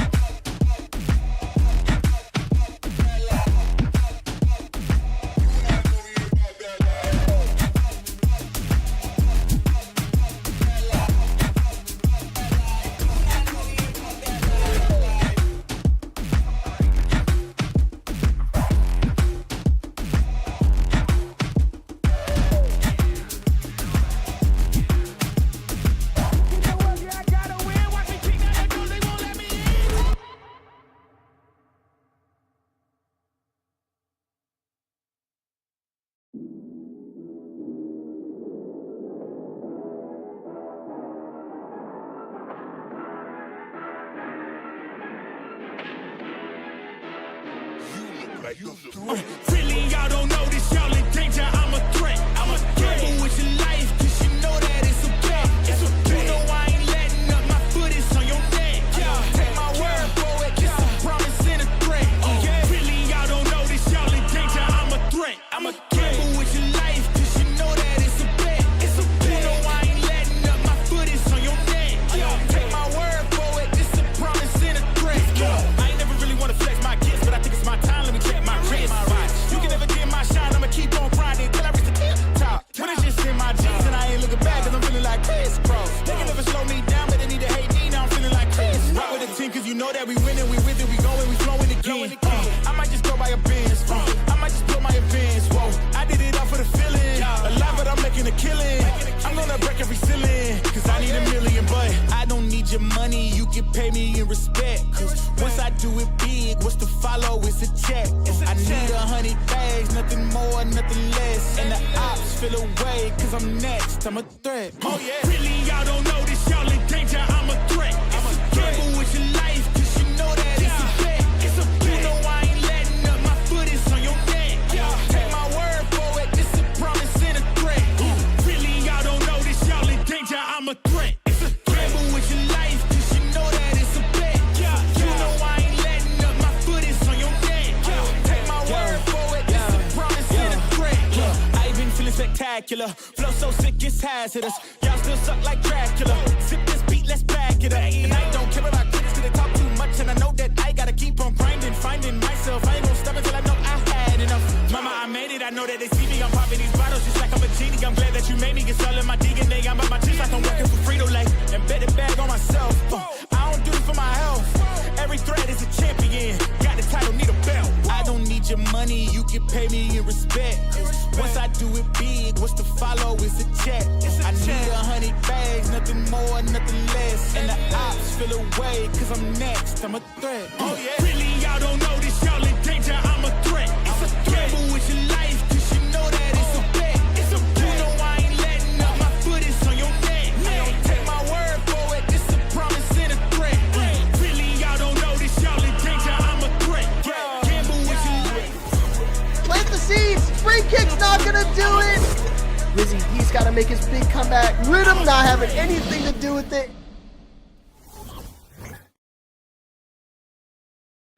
Hello, good evening. Captain No Fun reporting for duty, and we are here for the top 8 of the Breakout Series. But of course, I can't do this alone because I got the person, the man that everyone wants to know, Murakumo. Also one of the coolest Trunks cosplayers this side of the bracket. Well, you already know how they treat me, Cap. They like to call me the drink around here. You know what I'm saying, man? I am the drink. I am that guy. But of course, without further ado, Kuomoko, Murakumo, pick your poison. It's always Kumo at the end of the day. Hope y'all been good and welcome to some breakouts. We're about to get into the rest of this top 16 to enter our top 8. And from that point forward, we're going to be cruising all the way through just like a ship. And Captain, I know you're steering that ship. Is perfectly fine because, man, the anchor is heavy and the anchor will always be ready to drop when we are at the final end of our ride right here. And so far, we're looking pretty good tonight. As we take a look at our bracket here, we got Vengeance and Jumanji, as well as Sean Dude and the Mayor, all in the top 8 on the winner's side. And as we look at the losers, we got a couple of things that are moving along so far, so good. But yeah, we just saw the Mayor punch their candidacy chicken in a very decisive set. And already the top players are rising to the cream rises to the top, as to quote the great Macho Man Randy Savage.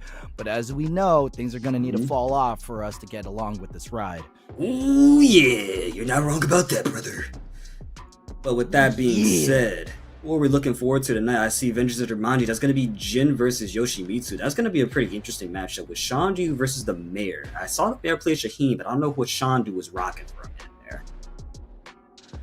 I'm really interested to see how this is going to shake out, especially with Rhythm getting, I believe, Rhythm got knocked to losers? Yeah, by Jumanji of all characters. I mean, players too on top of that. I mean, it's kind of crazy because when you fight Yoshimitsu, you have the Yoshimitsu players that you could probably go toe-to-toe with, but then you have people like Jumanji who is like, yeah, I can go toe-to-toe with Jumanji.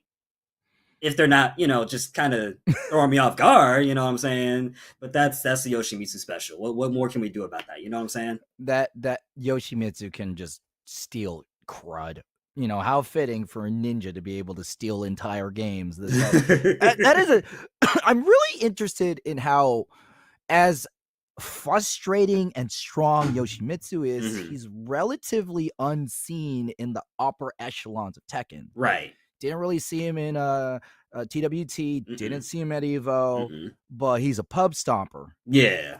And it's funny that you mentioned him being a pub stopper, despite not being at upper echelons. There will always be the running gag joke of, there's only like 5 Yoshimitsu players in my scene right now. So it's like, we'll never know who's truly on Yoshi. Oh yeah, you're right. There is. We got 2 Yoshis.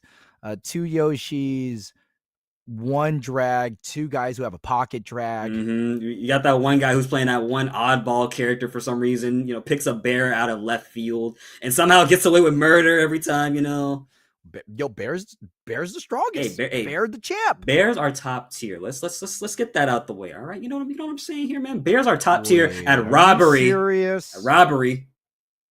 Okay, at robbery. Yes. We talking this? I'm talking hunting stance. I'm talking oosh, like right in front of your face and everything. Running bear? Running bear.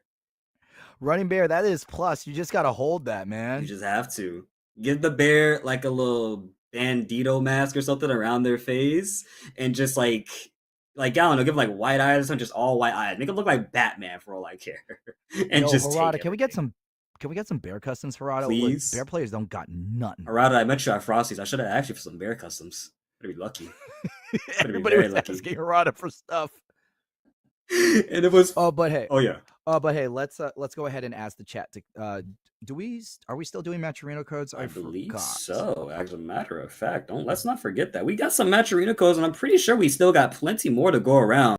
So y'all need to do the thing that I'm about to do, which is hit that Matcherino in chat right there. Thank you so much to King Sir Bot for doing that for us. And let me double check here. We got like 19 codes left. The prize pool is at $8.75. So make sure you guys are claiming those codes. And remember, it's all free. All you gotta do is just log in and just sign in with either Twitter, Instagram, your actual email, or whatever you want to use, and just claim some codes. It's literally right there. It's only 25 cents.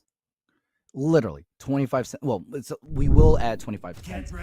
17 codes are remaining. People have been doing their homework. But hey, speak of the devil, or should I say, speak of the ninja, we got Yoshimitsu versus the man who can literally do anything, Jin Kazama. The Shoto character himself. You got it right. As a matter of fact, let me step on here right now. Already starting us off with a down forward 1, and Jumanji responded back in kind with spinning kicks. But here's the thing. Jumanji is probably used to the Jin matchup, playing across various games, probably from Tekken 6 to 7. So it's just a matter of what is this Jin player's habits and what do I need to do to adjust. Okay, good sidewalk from Vengeance, and Vengeance is gonna go ahead and armor right through the puddle kick, and I like what oh no. Ooh, taste a bit of the rainbow. That's some Skittles right there. Yeah, I was about to say I liked how Jumanji was backstepping. Oh my god! Early launcher. Jesus Christ. On counter hit on top of that nonetheless. And we are at the wall already. Ladies and gentlemen, big damage. Let's see if there's going to be a pretty weak setup. No, not weak at all. Ladies and gentlemen, that's going to be a lot of big damage up against the wall. Plunge the sword right into Jin's heart. And why do I have a transatlantic accent? I don't know, but I do know that Vengeance is going to be taking their vengeance with all of this damage. You okay, Kumo? Man, I'm okay right here, man. That spring kick was exactly why we just got, woke up for a second there as Jumanji's trying to stay alive right there. Just kind of pulling it around. Yoshimitsu shenanigans, as per usual. Block 2-1-4. Good job so far. Did you see how they were trading fours like Kid and Play? Yes. We house party in here. There's always shenanigans happening in the game. There's Tekken 7 as we get another counter hit launcher for some pretty big damage, and we're already at the wall immediately. Yo, he can heat activation. This is one round for Jumanji to take the back. Karate chop right down. Swipe the shoes, but Jumanji gonna get ahead another pickup. Oh yeah, and we're gonna get some more sword swiping damage immediately taken. Game number 1, Jumanji. Dominant round over Vengeance. Dominant no round Brown right there. Oh yeah. Here we are at winners semifinals. Jumanji is fighting. Actually, both of our players are fighting for the privileged positions of being in winners finals and guaranteeing yourself a top four. Don't worry, sometimes counting is a little bit difficult. That's why we like to look at the damage and on the second prowess right there too. We just like to see all that go up. Like we like numbers going up. Face the flash, good pickup by Jumanji. Jumanji really landing these combos. Yes, they are, and that's one of the things about Yoshimitsu. You get a combo off of any straight hit, and it's pretty simple. It's like you can't really change anything. Nice job, good 1-1. Now we're in round 2. Already doing good so far. Vengeance struggling here right here. It seems not sure how to open up Jumanji, but manages to do so with a well-placed electric hook fist. Electric hook fist can open up anybody. True enough. True enough. Oh, it's my shins. Excellent pressure from Vengeance. Jumanji needed to be caught. Oh my god, sidestep launch. And Jumanji really knows how to optimize by the sidewall. And whenever we're in this situation, Jumanji's going to see delayed get up. Now Vengeance knows what to do. And definitely knows how to take you off your feet and wave dash in front of you. Moving into round 3 here. Beautiful comeback round for Vengeance right there, staying grounded. And that's the thing with Yoshi. He's have a lot of setups where you want to stay grounded right there. You don't want to get up into the wrong situations where it's like, ooh, yeah, I'm about to eat an unblockable for free damage for this player. Was not about to happen right now. He's not getting caught by the Omen stance.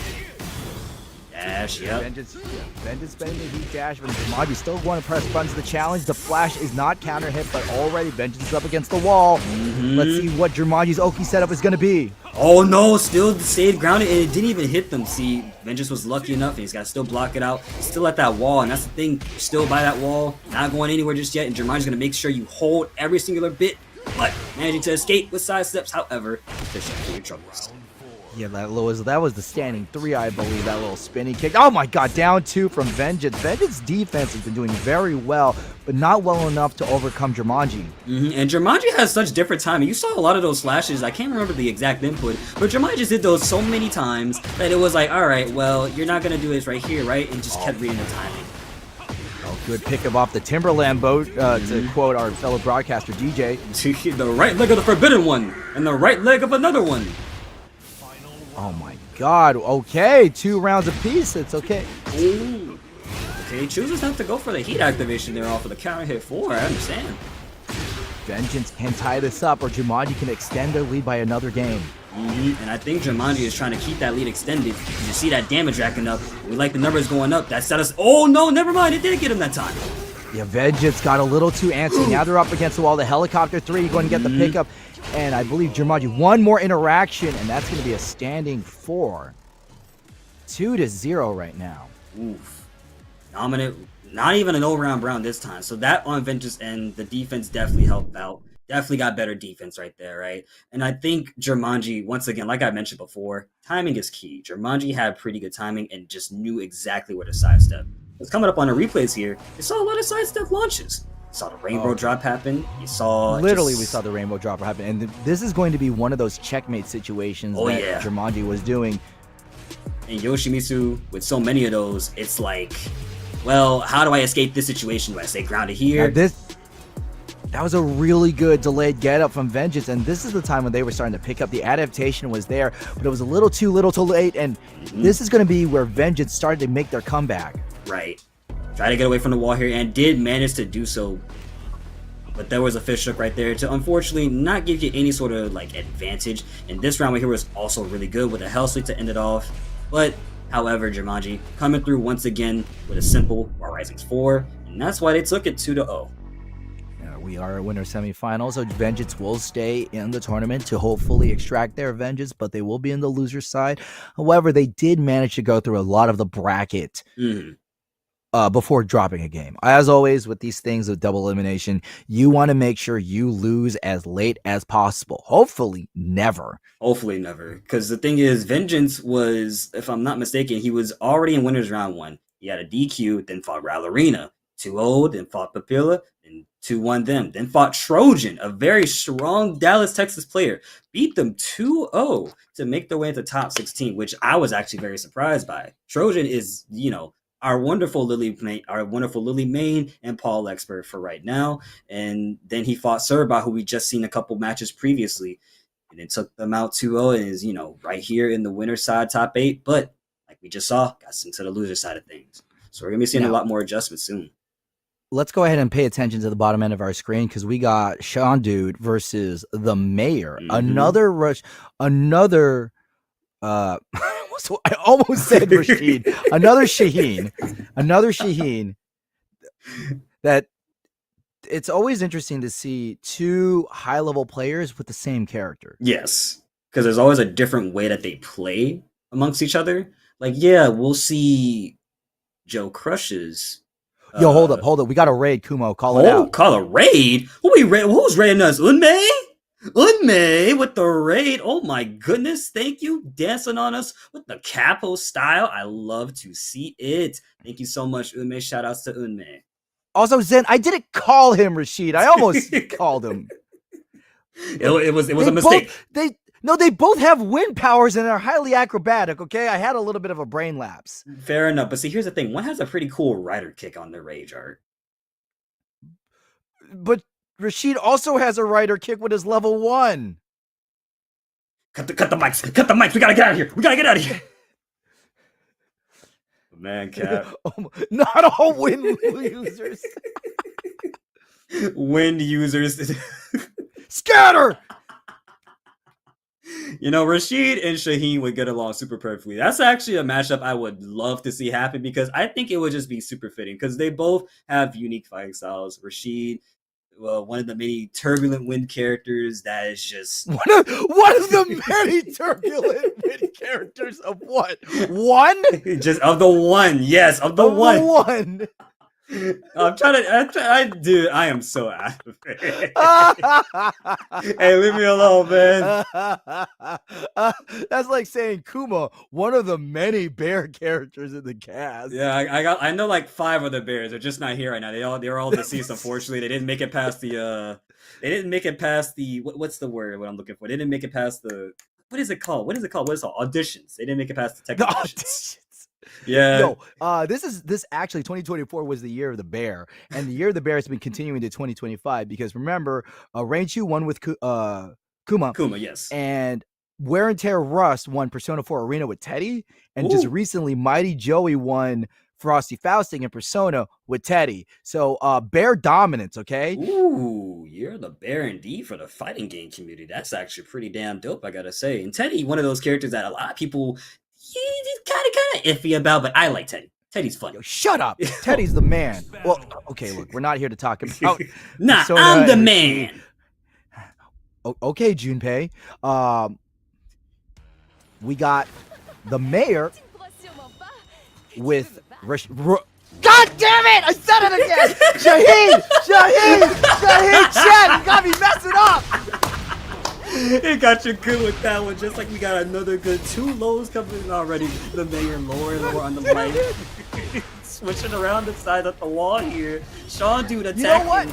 You know what? I'm doubling down. This is Rashid and that other one, I see Ballet. That's Manon. Okay? Oh my God. That's Manon. This is a new Street Fighter match right here. This is a new age of Street Fighter. Y'all just weren't prepared for it. Street Fighter went 3D, literally. Literally, fam. Beautiful sidestep on the hop kick, but didn't get a big enough punish. But there's the wall rising too. Picks up. Interesting combo. I pointed that out earlier off stream. Wonderful combo from the mayor. But at the wall right now, trying to get away. Sean Du locking him in place with the heat burst. Shenanigans about to be activated soon, but it's a tad bit too short. Yeah, the mayor with excellent lateral movement. Sean Dude definitely went to the heat just to make sure they put the brakes on the offense. But right now, they're going to go ahead and try to break the mayor's win streak. Definitely wants that. And I know for a fact that we're about to see that win streak maybe not being broken 2 slides in a row. Chosen not to go for a 3rd one, though. Oh, Firebird says, where the tornado's at, literally, that's when you get the combo and you can pick them off the floor. Exactly. That's the tornado. Shaheen's a charge character, little did you know. You know what I mean? That wall rising 1+2 that breaks your guard. Okay, steps on the toes, and Sean Dude doing a great job of getting some damage against the mayor. Mayor looking to get impeached. Oh, he's about to start putting tariffs on counter hits, I swear. Nice job with the 3-1 punish. Chopping away at those lows. You can see the side steps from the mayor, and already Sean Dude, a lot of damage is getting away by getting their legs clipped. Ooh, not sure what they went for right there, but Sean Dude's taking advantage of it. Either way it goes, in the rage zone already. Tried to go for a Spinnerella kick right there, but beautiful sidestep, tornado, and ends it with a stomp to the face. Jesus Christ. And an extra stomp on the and Sean Dude coming away with victory. First game over the mayor, winner semifinals. First to 2, meaning Sean Dude is halfway there, but they're not quite living on a prayer. We're halfway there. We're looking good now. My God, I'm a big time Russian joy. You know, look, if y'all know big time Russian chat, good. That's all I need you to know. Oh no, Firebird, I'm playing along. Okay, so let's see. Paul is Ken, Jin is Ryu, Lily is Manon, Shaheen is Rashid. What else? Jin. Oh no. I'm trying to think. Lars could Lars be Ken? No, that's Paul. Paul literally wears the red gi and is old and American. We'll discuss this later. We got another match going on right now, Your Honor. Okay, Sean Dude getting clipped pretty hard, and the mayor got sidestepped on. Yep. Lily, one of the best sidesteps in the game. Yes, for goddamn sure, and is very infamous for it as well. And the thing is that Sean Dude is sidestepping more so than the mayor because he's abusing that a lot right now. As we sit here at the technical corner of the stage right there, trying to keep him locked in place, but another sidestep and a lot of lateral movement coming out here as well. But there is a rage art. Man. Sean Dude got caught pressing. That's a counter hit. This is going to be the full damage of the rage art. I don't know if it's going to kill because Sean Dude was in the air and it killed. Well, yeah, it's a little anticlimactic there. You know, we were expecting a little bit of a one magic pixel game, but unfortunately, you're alive. Well, yeah, because the way rage arts are is when your opponent is airborne, it is scaled, but you know, Sean Dude was technically in the air, so I didn't know if the scaling would be applied. Nah, just a little bit short of that. Sean just kind of backing off right now, keeping him at the wall, and I like that Sean Dude understands that they're at the wall and is trying to evade it at all times, just trying to get away from it. Gonna pick up at the wall right here, beautiful combo. So far, so good. What's the mix gonna be? I don't know, Your Honor. Oh, yeah, we're still hitting the buttons right now, and the May are going to wisely back away. And you see that Sean Dude has been really misspacing their moves, and it's been costing them rounds. But not to mention, the Mayor is just kind of using a little bit more pokes, and that's the thing with Shaheen. Shaheen loves poking out so much. He wants to do down 4-1, a lot of step 3, a lot of side step lows, but we're not going to be seeing that just yet because Sean Dude has him in a magnificent combo right here. Going to carry us all the way to the wall. He's going to get the setup right here. What's it going to be? Feisty Rabbit low. Jesus Christ. Yeah, and Sean Dude really hopping to it, making sure that we're going to stay plus, and the Mayor wants to go ahead and challenge it. Mayor wants re-election with this win. If they take this round, we're going to tie it up 1 apiece. Rage Art is all you needed, and yes, indeed, we're going to be tying it up. I don't know if this will kill just yet, so just give us a moment. I Just bear really with don't me. think it's going to kill. This time, that scaling is going to be applied. We had some hits, we had a little bit of air, and a little bit of life is on Sean Dude. But here's the magic pixel. Let's see if Sean Dude knows how to come back from this. Here's the jazz, goes for the Goomba stomp, but no, it's not going to happen this time. Interrupted immediately. The Mayor taking their place and staying in this race in the election 1-1. Yeah, the Mayor is not ready to give up the podium just yet, but both of our fighters have one game apiece, meaning whoever takes this one is going to move on to winners finals, the privileged winner finals, where you are guaranteed top 4. Yep, and ladies and gentlemen, we haven't even gotten the full top 8 just yet. We still got some people pulling up from loser side of things. And we see another beautiful combo from our wonderful Mayor here at the wall. This is a steel pedal though. Oh man, low jab, all right, Sean Dude. I love these sidewalks from Sean Dude. Doesn't really get the heat extend. Oh, that's such an unfortunate situation to be in. God damn. You really could tell that Sean Dude is kicking themselves because they really had the right call, but at the wrong time. Yep. And Sean Dude has just been sidestepping a lot, but the way they've been sidestepping is not just not just because they want to. It's because you're gonna do something right here, and this is your weak side. And I'm gonna be much more prepared for it. But you gotta stop sidestepping hot kick. It's not gonna always work out for you unless it's a pretty big move. Alright, we're in Tekken land, but the Superman punch allows the Mayor to go ahead and do the Shaheen mix, and again, Sean Dude using the heat as an escape hatch. Sometimes players like to use heat just to stop the oppressive offense of their opponent. Breaking the my neck. neck. Breaking that neck. You know, someone get a chiropractor out here, man. Sean Dude's trying to commit murders. My neck! Chooses not to go for the whole shit right there. Gets the heat engager and attacks the feet already. Mayor, a little bit low on her life right now. He's got 2 rounds before he can fully succeed their place in top 8's winner side of things. Oh, excellent challenge with the float. That's going to take Sean Dude all the way to the wall. Mayor, though, already off the wall. The side switch and the side switch back. Oh, no! So unfortunate. Probably thought they were going to get a launch right there, but just a little bit too late. Shot block in My place. neck. My back. Hey now, Lily might be the kind of character to just sing that offhand without realizing the context. She just might. She do have white lady privilege. She's got a rich girl sweep. She got rich girl sweep. Exactly. In the mirror. Hey Kumo, in the most PG way possible, do you think with certain rap songs that Lily says all the words? We'll have to think about that another day. I can't exactly explain right now, but I know she'd say a couple of unpleasant ladylike things. But what's not ladylike is the fact that she's killing Shaheen right here to succeed her place in top 8, moving into the winner's final side of this bracket on top 8 tonight. Yes, Sean Dude showing us that wealth is the ultimate political power as they have finally put an end to the Mayor's win streak, sending them to losers, and Sean Dude putting in the privileged position with the privileged character as they stand in winners finals. Lily does not need to pay for food stamps. She literally gets it for free. She literally she pays, doesn't even need to pay for anything, bro. She's just granted all of this. What was not granted was a very easy victory because the Mayor was definitely giving Sean Dude a run for their money right there with a lot of sidestepping as well as a lot of offense. But it was Sean Dude who just happened to match that energy as much as possible. You know, as some of the kids say, match their freak. You know what I mean? Match there. Okay. Well, one really important thing that we're seeing from Sean, dude, but right here, Mayor with exit conversion. This is going to be a very unfortunate situation for Sean, dude. Yeah. I don't blame him for But that back to the wall, Sean, dude, using Lily's privilege of the great sidesteps. Mm-hmm. It's so hard to catch Lily with those sidesteps. It's like, what do we do with this character when she's sidestepping on me, right? Like, do I even so much as risk pressing a button, even if my move can track you, right? Even if my move can lock you in, what more does it do if it gets sidestepped like once when it's supposed to like keep you trapped? Like, how? Like, what do I do about that at that point? You know? Okay, so Medusa is making me think of a very important question. So if Lily has white woman normals, and we know what white woman normals are, there's also rich bitch sweep. Yes. What are white dude normals? Crouching medium kick from Street Fighter. Gen forward 4, right? Look at the forbidden one. Wait, that's white dude normals? That's white dude normal. What does a white dude, like, what is the ultimate white dude normal look would be? Is it Phoenix Smasher? I feel like Phoenix Smasher. It could be like just a regular haymaker. I feel like I see a lot of haymakers. Okay. Yo, hi there. We at the Breakout Series asking the important questions here at Tekken. Please don't cancel us.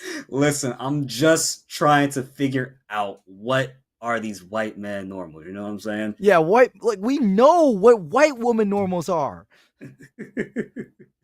Well, maybe Fang has a couple of those normals as well, but Fang also one of the characters that's just like, I don't give a damn. I have no type of normals whatsoever. I just do what I want to do. Okay, so we got ourselves a treat coming up next. King Servbot with the Panda versus the one and only CEO Taku champion, Joe Crush. Oh my goodness, that's gonna be an interesting one. This is what we call in wrestling a hoss fight. Whew.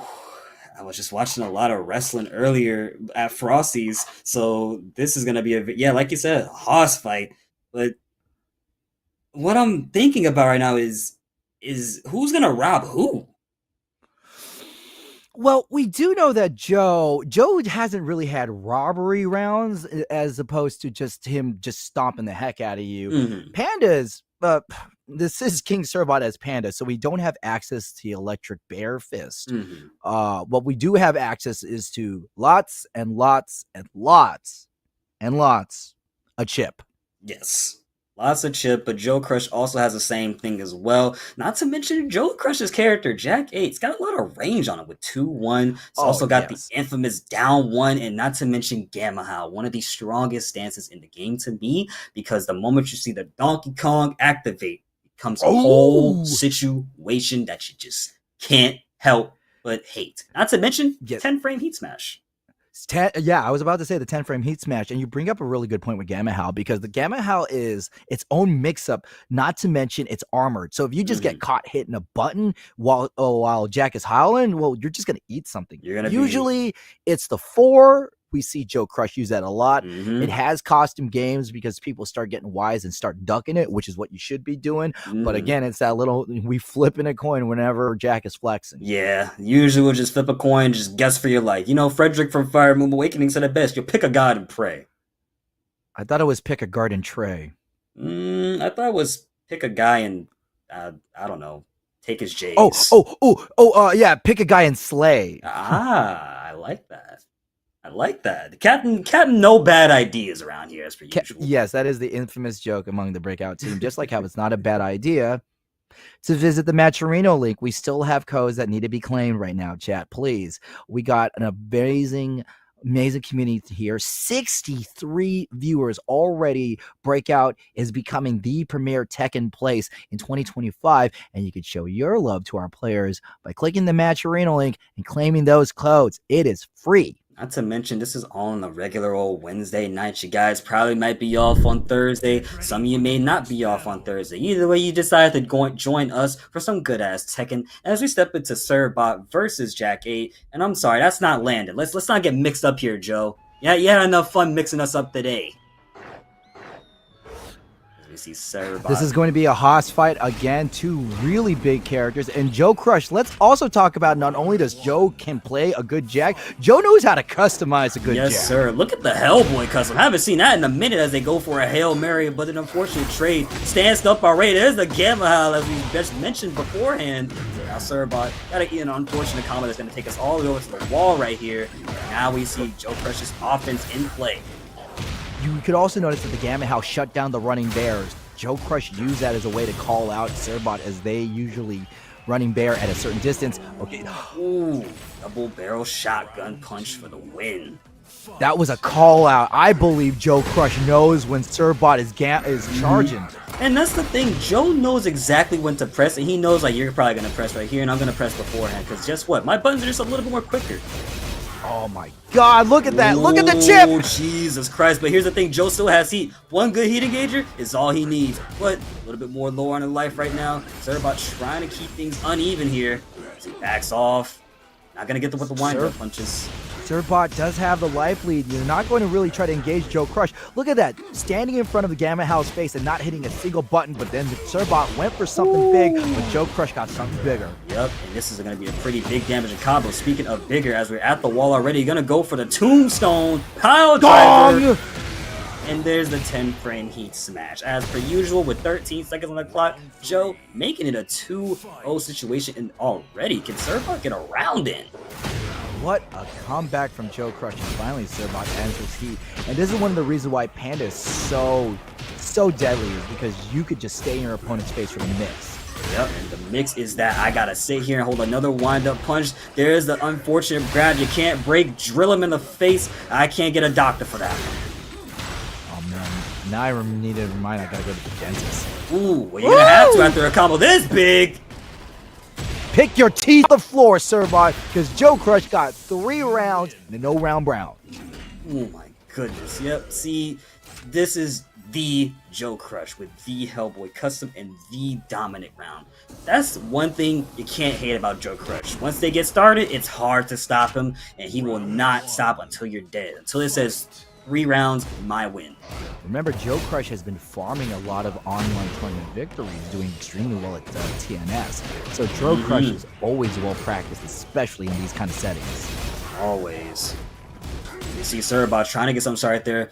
Got him, Joe, low on the health as Joe finally sits in the rage after so long. But there's a heat activation trying to escape a sticky situation here. And we're going to be seeing a balcony break. Yep, that's just as I called it. Mick Foley, baby, and Joe Crush going ahead to get Gamma Howl for the low, and we're gonna just continue this combo. Stays low. Thank you, Cerebot. Yep, keep that heat dash there. Once those plus frames, not gonna see a floor break right here, because what's the point? You're dead already. But now we can see the actual floor break with one interaction. Sit on him. Double stop right now. Joe Crush is in the privileged position to continue this combo, and they know how to take Cerebot to the wall. Oh my God! We trying to Bison stop here? The Joe Crush special, where once he gets there started, is going to be a whole snowball from here. It's going to allow him to do whatever he wants. But Cerebot understood that, and he's trying to respond back in kind. Good back one. Yeah, that back one stopped the guard break from Cerebot. Not a lot of players know how to stop it. Oh! My goodness, beautiful launch. I don't think they're dead just yet, but Joe does have heat. He can optimize this station as good as he can. Get that. Yes, sir. Rage Art is all you need. Yes, I'm gonna reach. Yes, sir, madam. 3 bags full of damage as Joe Crush gonna fill his bag with 2 of the 3 rounds needed to move on in this loser's top 8. Oh my goodness, Joe is on a roll right now. Are we gonna be seeing another no-round brown? Yo, you gotta stop this guy. Hail Mary, beautiful launch 4-2. Twin pistons to be exactly. G-Clef cannon. We're going to go ahead and take Joe Crush to the wall, and King Cerebot spending the heat early just to get as much damage as possible. And now Joe, we guessing. We finna guess in just a moment here. Get the bear booty on him real quickly. And it looks like Cerebot slowly and closely trying to get around right now. Just trying to jab it out. But Joe starting to fight back and finally activates the heat while Cerebot doesn't have theirs. Is that a wall activation? Yes, it is. Like I said, robbery is the name of Joe and Jack 8 because you can't tell who you're fighting. Oh man, Joe Crush understanding their position in the stage with thanks to the heat smash, that beautiful wall activation combo is going to allow Joe Crush to swim pretty in their victory. Unfortunately for Cerebot, that means they're out of the tournament. That was such a comeback that I couldn't even find the words to describe it. Servbot had it lower and lower on the health that they have gotten them. But at the end, it was just Joe Crush's tenacity and just knew the right places to block and knew what exactly to do in this scenario. Right here after the tombstone, had the heat still, and goes for the 10-framer, which allowed them to just, keep going house, breaking in their teeth with a beautiful balcony break combo. And then we're already moving into the next round after this beautiful ender. Right, and thanks to the early floor activation, Joe Crush was really privileged to just take an easy round. And right here, this combo turned the whole thing around. Mm-hmm. And Joe Crush, 2-0, eliminating Servbot, and they'll be moving on into losers round 2. And what sucks the most is that I think in that last interaction that Servbot had, he might have been done for even if he didn't get up, because that I forget the actual name of the move. The body press. The bloody I said bloody splash. Bloody splash. splash. The bloody splash. Oh, hey. Since we were talking about Joe Crush's customs, let's go ahead and give a quick plug to the Link Up podcast. Yeah. That Because Link Up podcast. Every Sunday you could have yes, thank you production. We have a fashion contest where we debut the best of the Breakout community's customization, and if you are voted in the top spot, you get $25 in your pocket. I can't wait to flex some of the customs that I've been crafting. I haven't gotten on in a minute, but trust me, this brain knows how to be working as we sit here and work our way into Toro versus Peeling, who got sent to losers by Trojan, as a matter of fact. So now, as you can see, ladies and gents, boys and girls, we're in the loser side still, running the match right now. Here we go. Yo, check it out. Peeling wearing the red dress for Xiao Yu. How appropriate as we're at a Lunar New Year.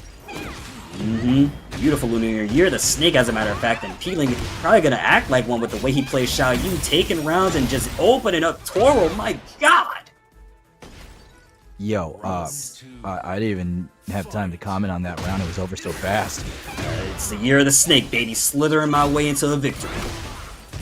Wouldn't the year of the snake be more fitting for Zafina? Zafina's a spider. We don't have spiders in the Lunar What? Year. She's a snake! I don't know about that one. I know that combo killed, though. Good job, Yo, Peeling. Servbot dropping the raid of 4 people. Thank you very much. And now Peeling up for an easy 2 rounds over Toro. Toro with... It's a little bit hard for Toro right now. Peeling just on the offense right here. Locking them in place. Gets the heat activation once again. Toro didn't even get a chance to use theirs. Not sure what to do right now. Peeling is just not stopping the beatdown train. As they say, Peeling is not letting Toro play the game. Oh my God, catches Toro right out of the air. One more hit, and Peeling's going to take the entire game. Woo! I love that dive kick. Yes, sir, and we take those dive kicks with ease. Oh, yep, just use it again. Just wants to keep Peeling locked out as much as they can. Uses the heat activation right there to just kind of keep their offense going. But this is the problem. You can't use it no more, and Peeling is just taking advantage of it, tapping away at the shins. 2 lows for Peeling first game quite decisively. Toro was able to really extend their survival rate thanks to the dive kick, calling out the low, but was just not enough to take it. It's not enough. Not going to be enough. Because we still got one more game to go through, and who knows if Toro just made any very strong adjustments. But I mean, in a match like that was just so fast, can you make those quick adjustments on the fly?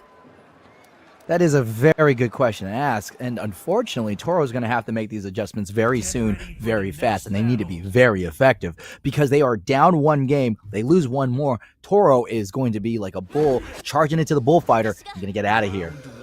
Oh yeah, and then Vengeance is sitting right up there waiting to see who comes next as we step right into another heat engager. Toro already lower on the life bar.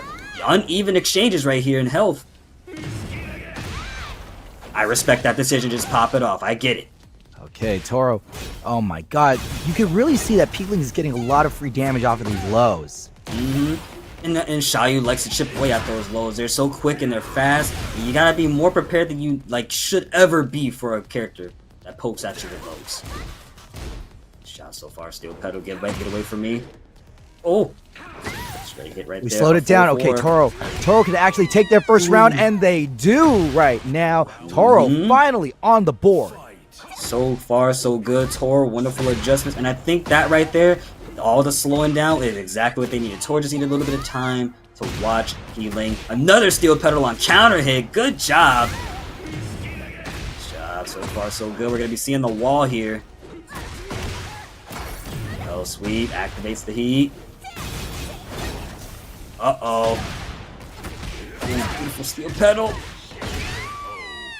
Excellent. Toro is starting to solve the problem that is Peeling. Can they take this one round and end it? We got the floor on lava, so that means damage can be really pumped up right now.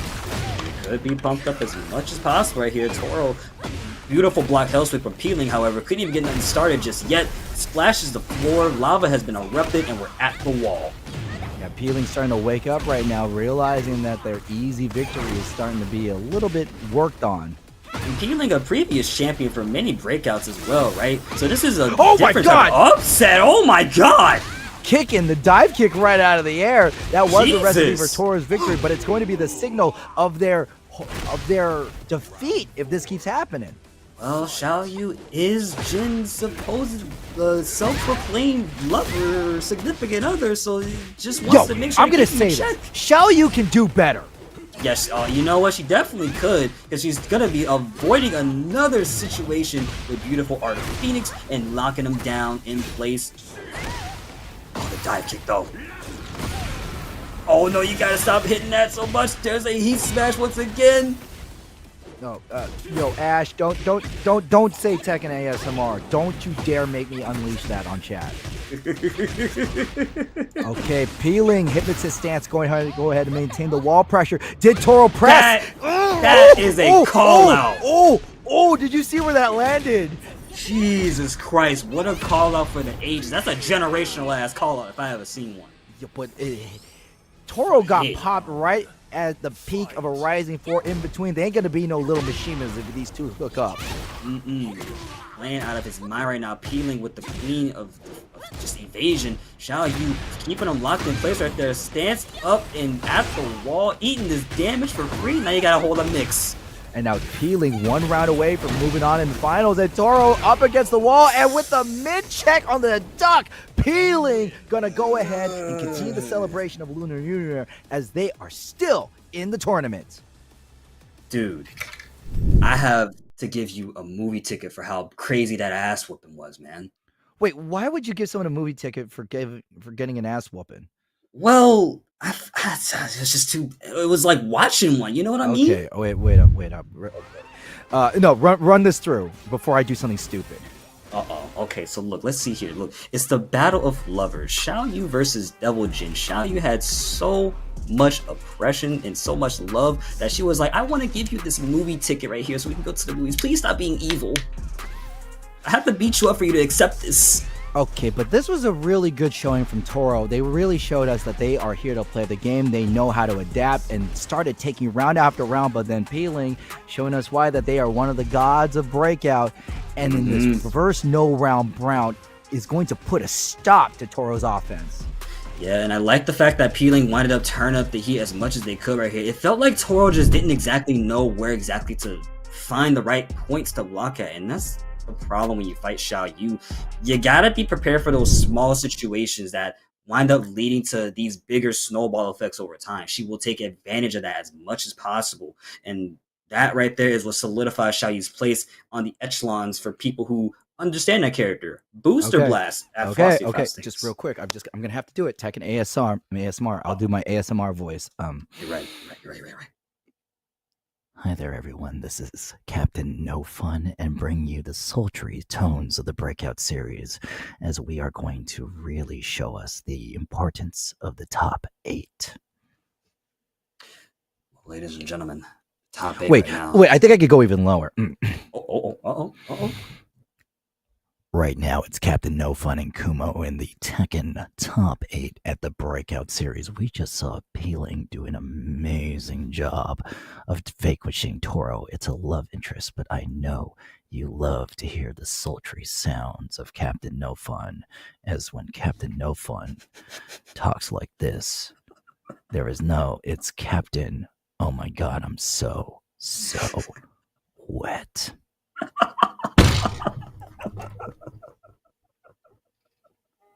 All right, cool. We're done. We're done. Hi. Oh my god! In front of 82 people? In front of 82 people? Yeah, y'all didn't know that, man. Like, look, like I sound like Urkel's Asian cousin or something. Did I do that?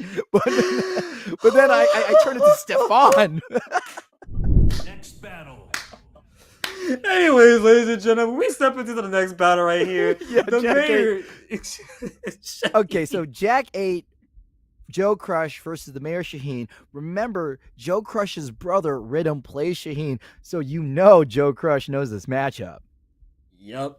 Rhythm was unfortunately, I believe, eliminated from the bracket a little bit before top 8. So let's see if the mayor can kind of give Joe a run for their money right here as they start off immediately. Joe Crush taking over with a beautiful counter hit on the Gamma House stance.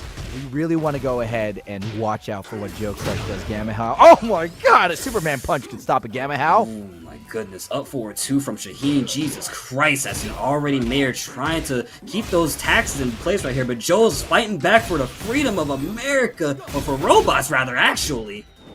We talking iRobot or the Matrix? Doesn't matter because the mayor getting plugged right in with the planted seeds. Down 4 and catches them with the mid. Down 4-1. What you ducking for at the wall? You got too low health to be ducking right there. Don't throw it away. Okay, good one. Standing block from the mayor. Oh, pops him with the heat engage. Beautiful heel to the face. He has the heat, but you press the button, now you gotta eat more damage. Wonderful counter hit from Joe, taking advantage of it, fully on the way through like a train. Well, it's more like a robot, but I definitely understand it again with the down back 1 from Joe Crush taking the second round. The mayor, though, look at... Oh, that's a wrestling move if I ever seen once. So far, so good. Trying to fight back. The mayor, unfortunately, getting socked in the face, splatted towards and closer to the wall. Beautiful duck and a launch down the stairway. We go. More so, we're going to go ahead and get ourselves to the next game because Joe Crush showing us that they know the rhythm matchup. Yep. First game on the board. Losers, quarterfinal. It's like... Oh, by the way, chat, if you want range, don't make... I will bring out the deadly voice. Kumo knows the deadly voice. Captain, no fun around here is about to give you that deadly voice. You don't keep yourselves together. As we see, the mayor is trying to keep it together and composed. Already going for some more lows against Joe Crush right here. Oh my god, that's a 4! Jesus Christ! Do it one more time. Come on, one more time. Please. Booker T it. Booker T. Oh my Booker T. We may not be able to Booker T this one. We got ourselves a back turn combo and it just adjusted with a balcony break. Joe making it count, taking advantage of it. Oh my goodness, there was a tornado still? Now, one reason why the mayor has done very well with those slides is because they haven't really threatened a low in the previous game. But there's a low from Joe Crush, taking the first round. The slides was a great adaptation, but just not enough damage on the table to take it. Yep, and maybe the mayor finally saw those lows and was probably like, okay, it was probably going to work once, and maybe it might work again. We just seen 2 coming out, but in the air, you got sent down, and I will once again on the final section of Ortiz Farms, where the coffee actually has a gold mine underneath it. This is very similar to the last game we saw Joe Crush in against Servbot, where they got to activate the floor button. The mayor going ahead with the slide kick flip, sidewall. Oh, that could have been bad. All of that off of a hot kick previously, too. That's how we got to this situation. Let's not forget that fact. That was a beautiful hot kick earlier from the mayor to once again put Joe Crush in the race situation with a beautifully broken throw as we are once again at the wall right here. That was not launched, Joe. I am so sorry to tell you that one, buddy. But the Mayors managed to launch themselves out of their losing streak as they finally get around against Joe Crush. They're going to need 2 more to tie it up. Mm-hmm. The Mayors like, that one was for Servbot. He couldn't even get a round off. That's for the Panda. For the Bears. Delayed get up. Joe Crush getting whip punished, and now the mayor gonna take him to the wall. Maybe Joe might need some more rhythm match. Ooh, all these broken throws. Yo, someone give him a Kit Kat bar. He need a break right now. Oh no, whip punish with a 10 frame. And we saw Joe Crush use the same exact combo. He'd smash to wall activation. That 10 framer is vicious as Joe is once again catching up in the damage game right now. Goes for another wall blast. Oh my goodness. And that's a dead mayor. Assassination is in class, ladies and gentlemen. We have double dipped. The wall has us right now. Joe Crush. Oh, great duck on the 2. With a big chop to the head, though. Gamma How doesn't duck the 4. And there's another slide. You're gonna see another one. No, blocking the low that time. Breaking the throw as well. Force field. Oh my god, the fish hook. How does Joe keep landing that particular throw? Well, you got to have the aura that Joe Crush has, but maybe not the same one that the mayor has. It's putting Joe in the rage again. Ooh, the distance was not going for the mayor. That slide too short, and Joe Crush gonna make a pay. Wall activation, I'm sure, for goddamn fact. All you need is the rage, right? You don't gotta do nothing else. No. But keeps it. Joe, with that boot, Joe Crush has booted the mayor out of Breakout. We got no Shaheens in the top 4, which is insane given how often we see specifically Rhythm. Yes. Like, this match was just a crazy, like, a matter of like, hey, I'm gonna do this more than you.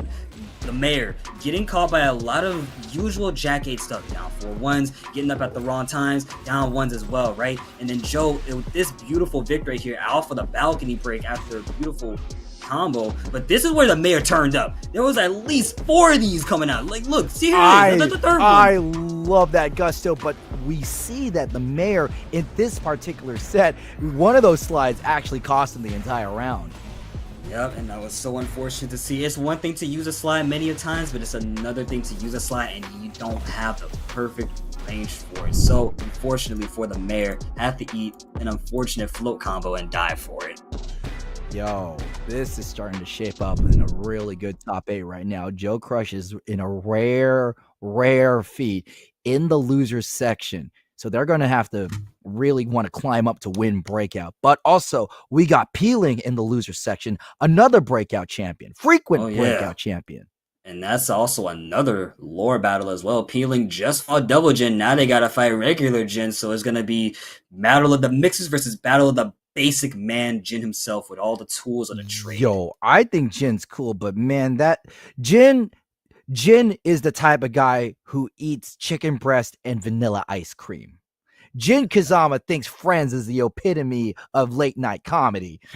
You know what? I can't even contest to that. My hands are in the air. You got that one. Hey, you're going to have to talk with Jin about that one. Hey, whatever Jin players are around, you may just have to come back and fight for your character's rights, because No Fun got it down packed right there. Jin Kazama drinks water, and once he wants to spice it up, he adds ice cubes to it. Oh my god, what a casual. I'd simply just add like a strawberry. Someone say so. Oh shit. DJ, our number 1 Jin stan, man. Also, fellow Breakout commentator DJ is in chat defending his man's honor, but what he doesn't need to defend is the Link Up podcast, as DJ be holding it down every week on Sunday as the host of all your Breakout fighting game needs, news, and of course, fashion tournaments and regular TikTok. Not to mention, you get to see my beautiful face as well as Captain No Fun's beautiful face right here as well. Like, we're always around, and there's plenty of more casters on the Link Up podcast that you guys will be seeing as long as y'all tune in on those beautiful Sundays. Not to mention, like No Fun said, you got the fashion contest. Why are y'all not just flexing y'all's fits? He's got a beautiful fit on. He's got sandwiches, breakfast. I'm hungry. I know. I wish I could just like win the IRL fashion contest. Oh but, my god. You would get first place. I'd be runner-up. I know that for a fact. You'd show up in your Trunks outfit. I know that for sure. They call me the drink. Yes. To quote Breakout, Link Up Podcast is your favorite podcast, but we got ourselves our favorite Breakout winner right now, Peeling, making sure that she put her man in place with Jin. Yeah, the special intros rock too. Do better. You can do better. But you gotta remember, sometimes an exchange of blows is just revealing. I can reveal more about you if I just punch you in your face, Jin. Now it stands Jin up. Has never reciprocated Xiao Yu's feelings. Well, that's why he got tapped in his lows in his shins twice with a beautiful down 3 and is getting launched in the backside. Oh my goodness, Xiao Yu setting him up.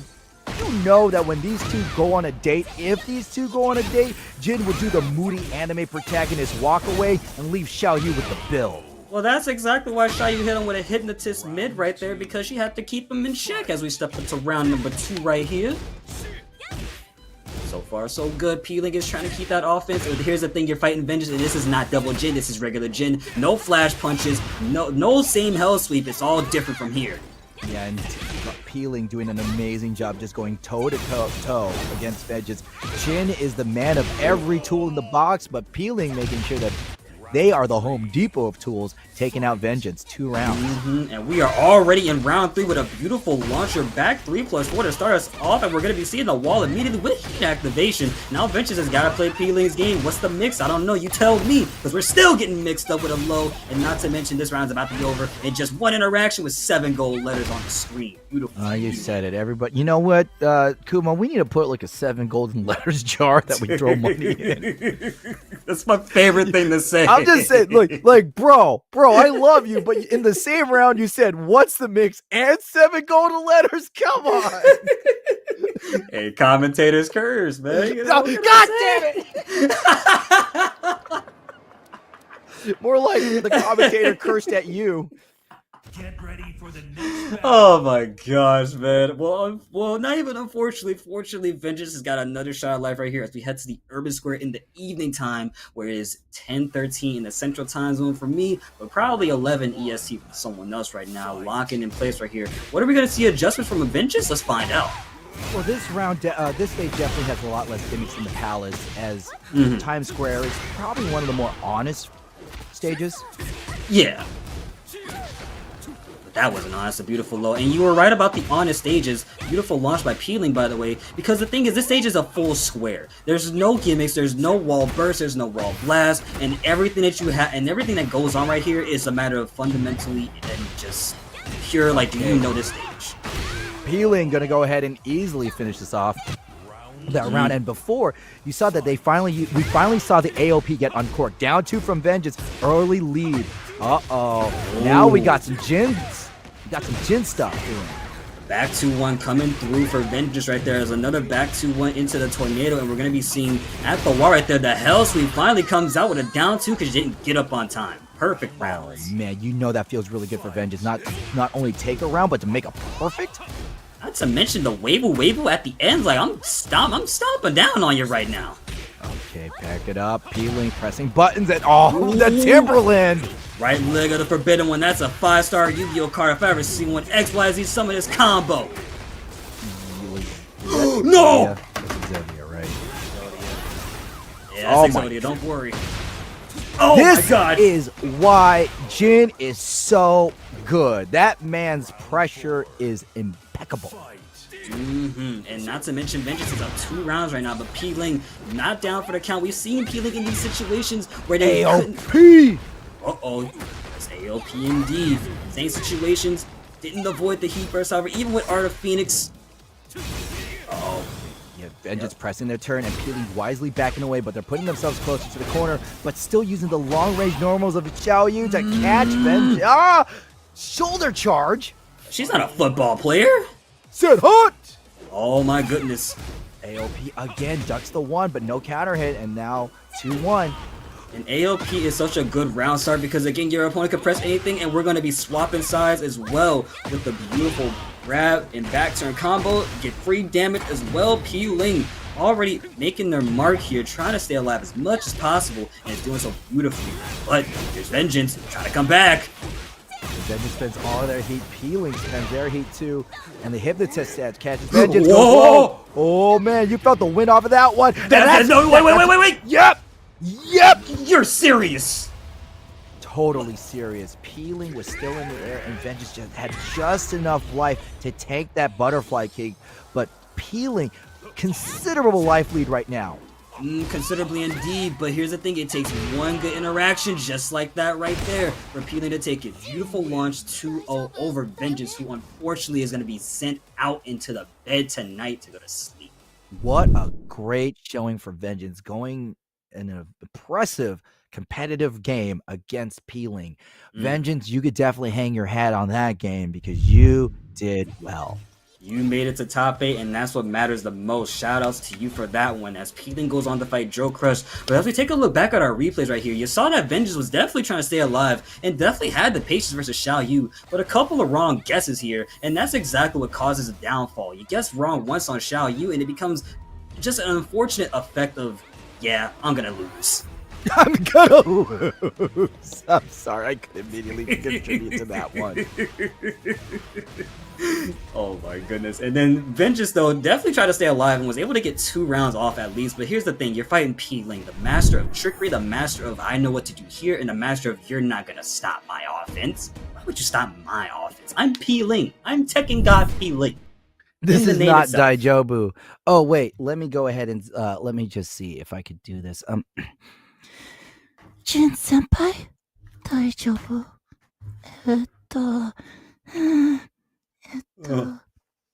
There, Captain's got range.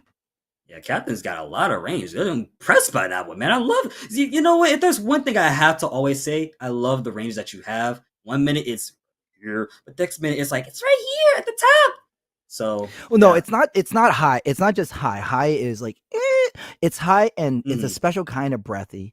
Okay. There we go. That's how you do it. That's beautiful. But either way, beautiful enough. So you see, Captain No Fun, also a captain of many ranges. So ladies and gentlemen, like he said earlier, if you tune into the Link Up podcast on Sundays, you'll be able to hear more of that excellent range as well as excellent, beautiful, articulated thoughts from not just me, but our wonderful range of caster himself. only this content on Breakout. That's why we're a different type of content. You know what I'm saying? Y'all just don't know what you're getting yourselves into. What can I say? Every other stream, you could have moves and great games. Well, actually, no, we have the best games, but you get good matches, good calls. But where else on Breakout, other than Breakout, can you hear?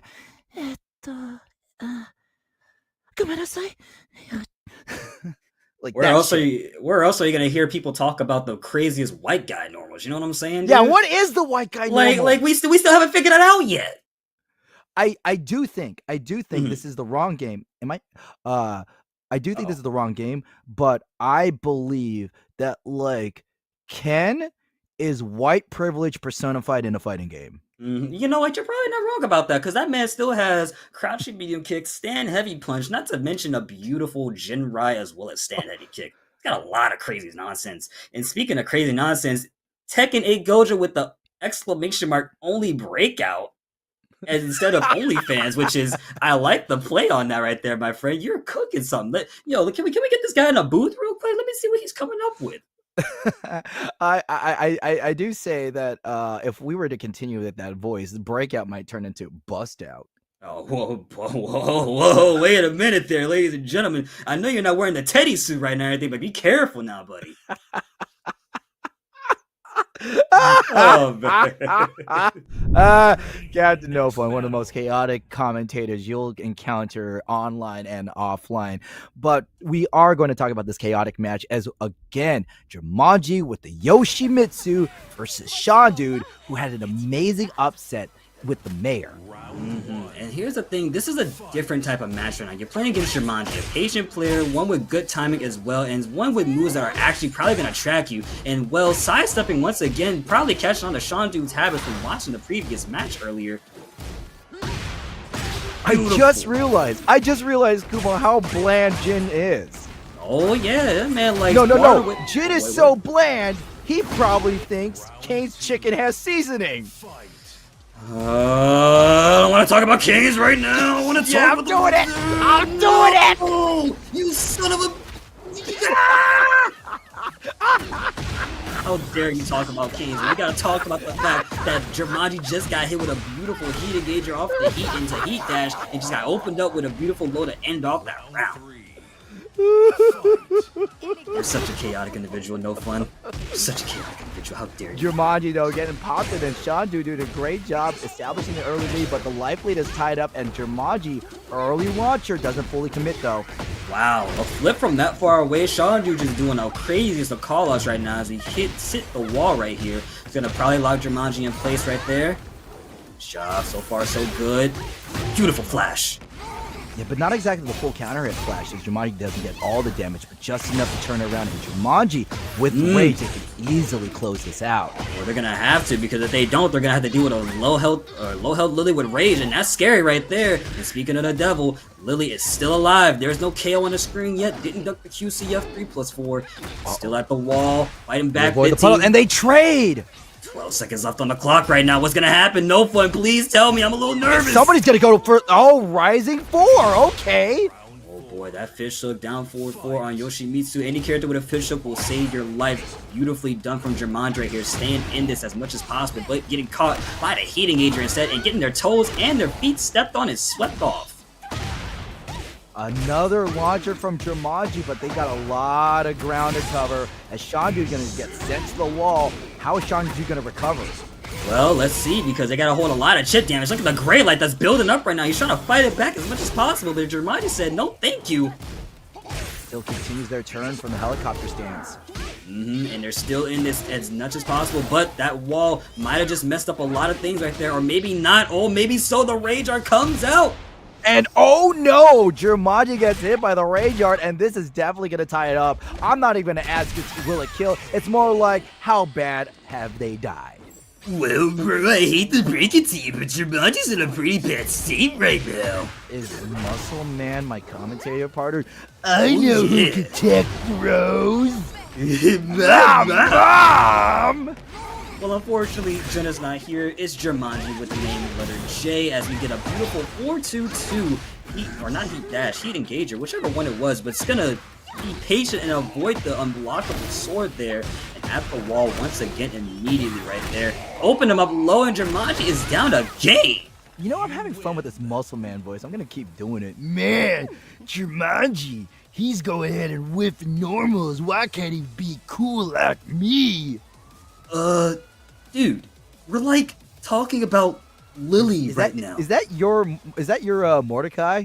Yes. Yeah, man, commentary's stupid. Oh my god, dude, come on, man. We're literally talking about one of the greatest games ever made, dude. How could you be like this? Welcome to Breakout, guys. I just realized this is the first time y'all been hearing me, Captain No Fun, on the Tekken com, so I'm sorry. No, not really. You know, Sonic X in the chat just says, I'm so confused by this commentary, but keep it going. As a matter of fact, we are about to still keep it going. Don't go anywhere, ladies and gentlemen. I hope you guys are enjoying some good-ass Tekken and some good-ass commentary. You know what's some good-ass Tekken? Counter hit launchers. Oh! As we step into round number 1 with a heat engager already, man. My, this Sean dude is playing a very delightful Lily. Well, yeah, I hate to break it to you right now. He's gonna get opened up. Nice job. Is already at the wall right there. Gets the heat engager as well. She spins like a top. I have a toy like that in my attic. Oh, what are you doing with that in your attic? I told you to get rid of that. Ooh. Don't you know? That's heat engager once again. 3-2 coming through. But Jumanji staying alive in this as much as possible. Okay, back to the actual match. Jumanji, though, taking an early lead, but Shandu still has heat. How are they going to spend it? Blocks the flash, uses the heat dash to maintain their turn, and Jumanji going to... Yep. Tried to do something with the helicopter stance right there, but Shandu just had a lot more patience than usual. Unfortunately, beautiful counter hit from Jumanji on the launch, and now we're once again at the wall right here, and this is going to be another unfortunate situation, because that was just a little too guaranteed. Delayed getup is a wonderful way to avoid a lot of players, Oki, except Yoshimitsu. When he just wants to punch the short sword down, you dead. Yeah, and not to mention, Yoshimitsu has pretty good range with those swords active, and they are so scary because they keep you in block zone for a very, very long time. We're about to see once again with the extra sword spin and another unblockable one on top of that. Still lock him in place. Maji stands. Oh, the pogo hop and avoid the puddle double kick. And Jumanji one round away from tying it up. Remember, this is winner's final, and I believe this is first to 3. Oh yeah, it's first to 3, and that same way Jumanji won that last round was exactly how he took down Rhythm. As we are once again locked in place right here. Beautiful heat engage once again. Trying to get something started right there. Nice one Floats jab. Shandu, but doesn't really get the full damage, but Jumanji maintains the pressure from the helicopter stance. And I like that Shandu just does 1-1 to try and see what's going to happen next right there. Just kind of testing the waters. Oh, steps on the toes.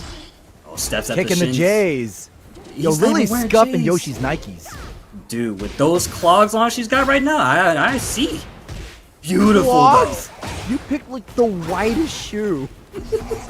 Those aren't even clogs she has on. Oh, yeah, those are Japanese sandals. Rainbow drop, good tech on the 1+2. Can Shandu hold on to the lead? 7 seconds left. Shandu's gonna lame this out. Jumanji needs to make something big happen right now. That was so close, Shandu just escaping by the brink of their necks, just barely a hair's breadth away from losing that, as they once again get another heated gauge with a back turn 1-4. Beautiful combo off of the back 1+2, and we are at the wall immediately with a tornado. And it's going to be a pretty messed up situation to deal with right here, but Jumanji beautifully evades any extra damage by staying grounded. There's a counter hit in response. Yeah, counter hit launcher from Jumanji. Our players are tied up. Jumanji desperately needs this round, or else they're going to be suffering a 2-game deficit. And this 2-game deficit, you just called it out like that. Yeah, it's happening right now, man. It's too fast. It's just going by too fast and a little too furious, as Shandu's got to take one more to represent himself as well as Crown at the top right there. Doing good so far, so good. But let's see if Jumanji's going to pick out what's going to stop this momentum. Their bag of tricks right there. This is our first to 3 set, and this it's going to be very important for Jumanji. 1 game away from being dropped into losers. They'll still be in the tournament, but Shandu is right now 2/3 of the way of being in that privileged winner's position in grand finals. Yep.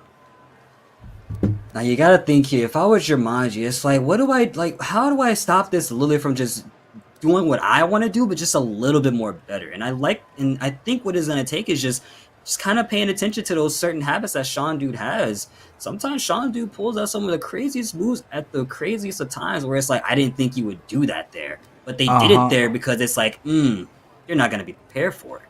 Meanwhile, if I was Jumanji, I'd ask myself, why would I want to give up Robin Williams based off of a die roll? Yo. Oh, wait. That's Jumanji. Oh, you see, I hate that I caught it at the last second too. But you know what? What I'm not about to catch is the fact that we're at the Sanctum. We're not going to be seeing any wall breaks, right? Come on now, you're going to put that evil into the world? You trying to preempt the commentator's curse? I'm always trying to put evil into the world. I'm a little bit of an evil guy, you know what I'm saying? Okay. Shandu gets sidestep on. Jumanji gets sidestep on. Shandu going right to the wall. Uh-oh. Ladies and gentlemen, we're not in a pretty good situation right here. So far, so good. Shandu's got the upper hand and is not going to let go. And look, a wall break. Oh, yeah, I didn't say that. What are you talking about? He just blocked the low. What do you mean? What do you mean? Okay, avoid the puddle. Shandu blocking the chip, and this launcher could end it right now for Sean. One more interaction. Good. Oh, you hate to see that. So close for Jumanji. Up 3+4 has a follow-up after, and you just gotta be prepared for what you're gonna see next as we once again step our way into the second half of this stage right here. Beautiful punish with the 1-4. Oh my god! Try to take a page out of Asuka's book, but there's a Goomba Stomp. That's not in her book. And that Goomba Stomp called out the low from Jumanji. Oh yeah, it sure did. As we once again see another wall break for sure, right? Never mind, want that setup, and I understand. You want that extra damage to try and keep Lily in as much as possible. Here's the thing, you didn't kill her. Still alive. Jumanji still has a chance, but Shandu has rage, so they can easily end it in one combo. But Jumanji inching their way to this round, and they inch to the finish line. Jumanji 1-1, but they need 2 more to get a game. And not to mention, they gotta get not just 1 game, but 2 more games after that, because we are sitting here in winners finals here, and beautiful punish on the delay from Shandu right there. Shot so far so good. Is gonna pop that heat up right there. We're probably gonna see it at the wall to get a good position. He does so with the feisty rabbit. Oh, but missed space from that move, and Jumanji getting some gray life healing. Oh, that's gonna be it! Wow, what a wonderful punish. You'd love to see it. Yo, is Jumanji a chiropractor? Because I see some adjustments being happening. Oh yeah, I sure as hell see plenty of them as well, as we avoid the unblockable low sweep to get counter hit as well with a down forward 2. And we are already at the wall for sure with this one. Yep, close enough, and that's what they want to see. So just to escape the situation. Nice job right there from Jumanji, look at this flawless execution already. Sean Dude at the wall. One more hit. Are we gonna go low? And they're low. Hit the toes, and that's the mid. And Jumanji 2-1. Gonna swipe away at their chest with the sword of the hand. It's calming it down. I got a little bit too anxious right there with that one. But they're not gonna stop running it back immediately on the same stage. Let's see if Sean Dude can capitalize off of anything. 1-2, yeah, Sean Dude trying to be a little bit more aggressive, but Jumanji caught him pressing in the wrong time. And already Sean Dude's up against the wall. Yep. We're trying to get away from the wall as we once again slowly inch our way back to it. Sean Dude, unfortunately, with a whiff like that, you're gonna get punished again, my friend. And Sean Dude already so low. This could be another early round for Jumanji. It could be, but that sidestep on the flash was enough right there. However, the hop kick, not even hop kick, up forward 4 is what's gonna stop Jumanji, or stop Sean Dude from doing anything else. I'm getting mixed up with moves right now. That's how good Jumanji is just cooking me right here. I'm a commentator. I mean, all we do is shout, right? I think we can get some things wrong. Yeah, it happens. It happens every now and then. Nice break from the throw from Jumanji there. Oh my god. Early heat smash. And I like that Jumanji played that game of watch and see what happens next. I want you to test me, basically. Oh man, up forward 4 from Jumanji, and they are starting to run away with victory against Sean Dude. So far, so good. Jumanji is staying alive, and it's about to be a no-round Brown situation if Sean Dude doesn't make up anything right now and try to take it back. Yo, Jumanji found the answer! Uh-oh. The answer is... Well, Yoshi... Just like that with the heat smash. Taking it over 2-2, tying it up. If I'm Sean Dude, I would actually take it to the character select screen, switch the stages, put your opponent on ice right now, because this player has just taken... Okay, let's not listen to the commentator. They don't want to... I'm sorry, Sean sorry, Dude. Captain. Obviously, you know more than me. I'm sorry, Captain. They just don't want to listen to us right now. They don't like us. They don't want to listen to us right now. They want to listen to the fact that Jumanji is on a roll right here, beautifully blocked low on that slide in.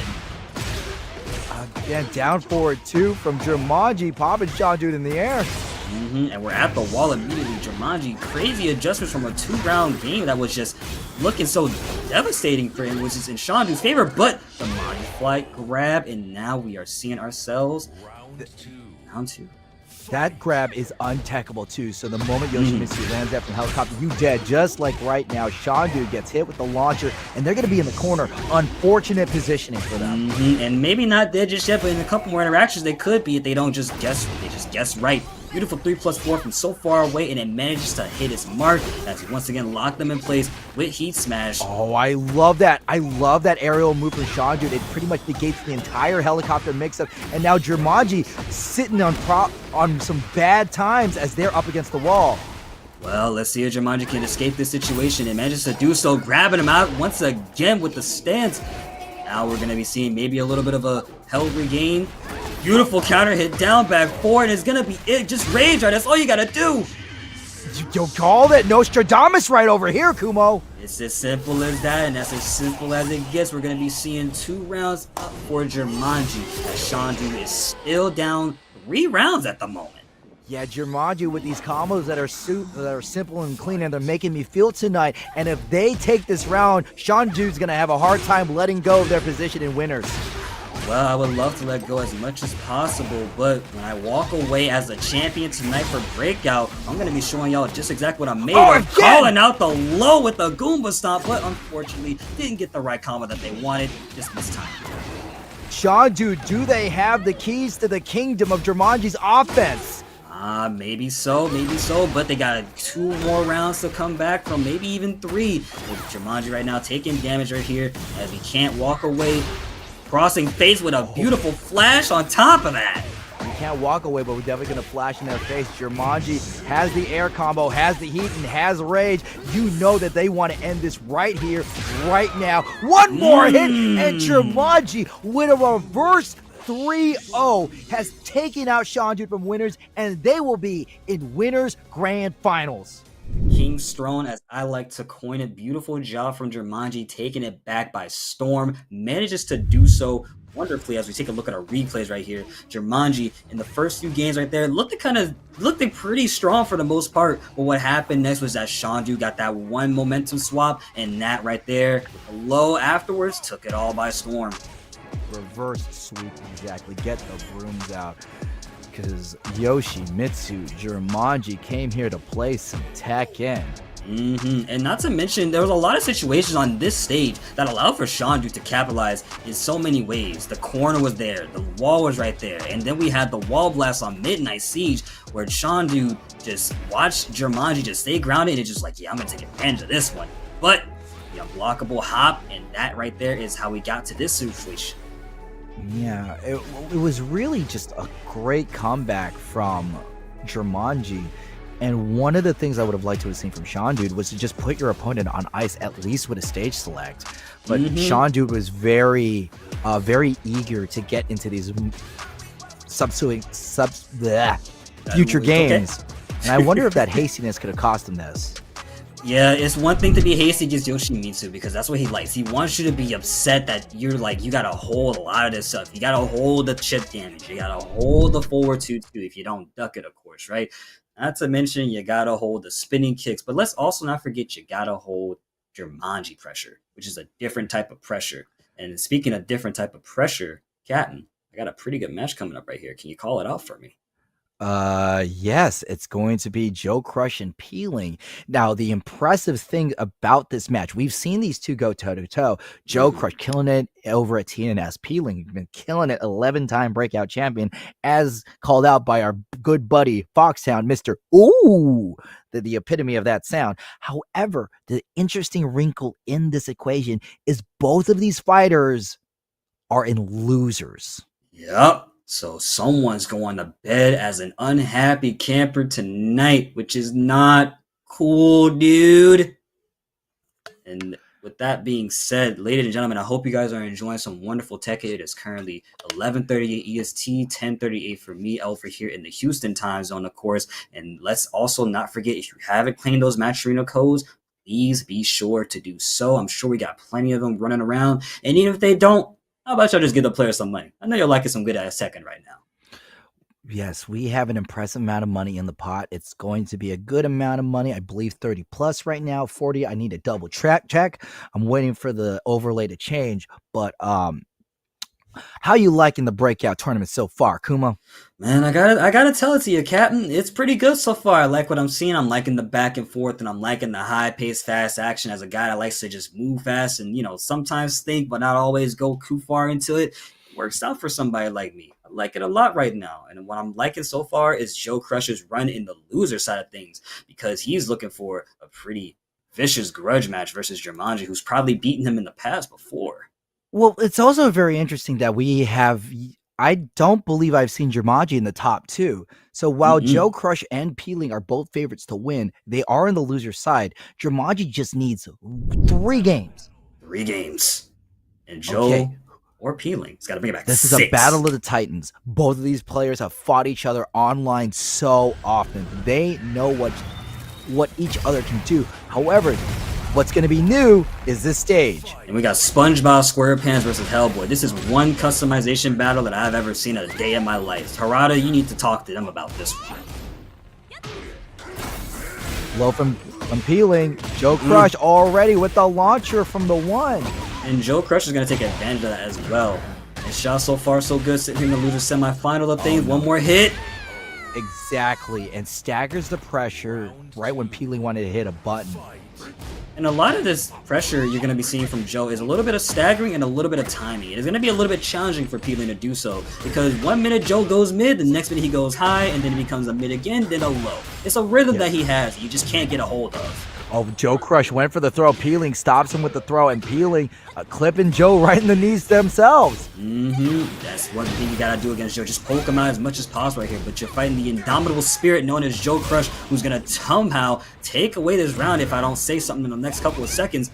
Chooses to activate the heat and cancel it. Wants to keep the frames active.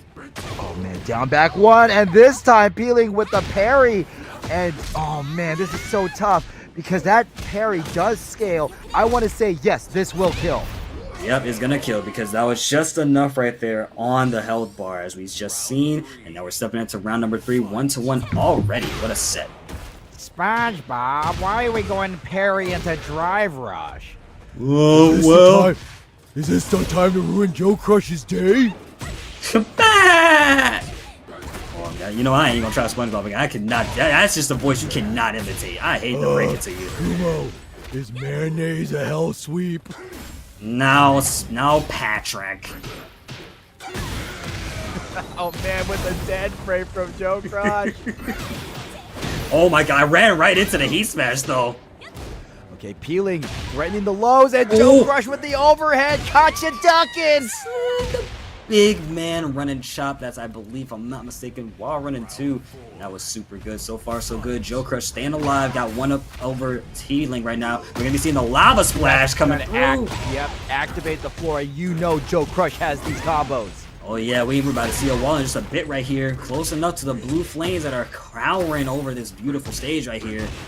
Uh-oh. Back one. Oh my god, with the perfect 3-0 from Joe Crush, but it's the first game out of 2. And that full crouch, I believe, full crouch either down 4-1 or 2 is so good because it's got a follow-up after a follow-up, and you can get caught by the whole thing. Why don't we take these plus frames and put them somewhere else? Yeah, we're gonna put them on Xiao Yu because she's not gonna do anything about it. She's gonna get hit by all of these. You know what I'm saying? I just wish there was a Squidward costume, just so when they get hit by a rage art that doesn't land, that doesn't get the KO, I could just go, too bad that didn't kill me. Unfortunately, you're alive. Anyways, we're stepping right back into round number 2. All right, Joe Crush. I'm ready. Watch this. AOP. Hacha! Oh, I'm blocking. 1, 2. Oh, no. Beautiful low parry from Hellboy, actually. Not SpongeBob. You almost got me mixed up right there. Cap no fun over here. Don't worry, Kuma. I'm gonna fold Joe Crush like I fold the cheese of a Krabby Patty.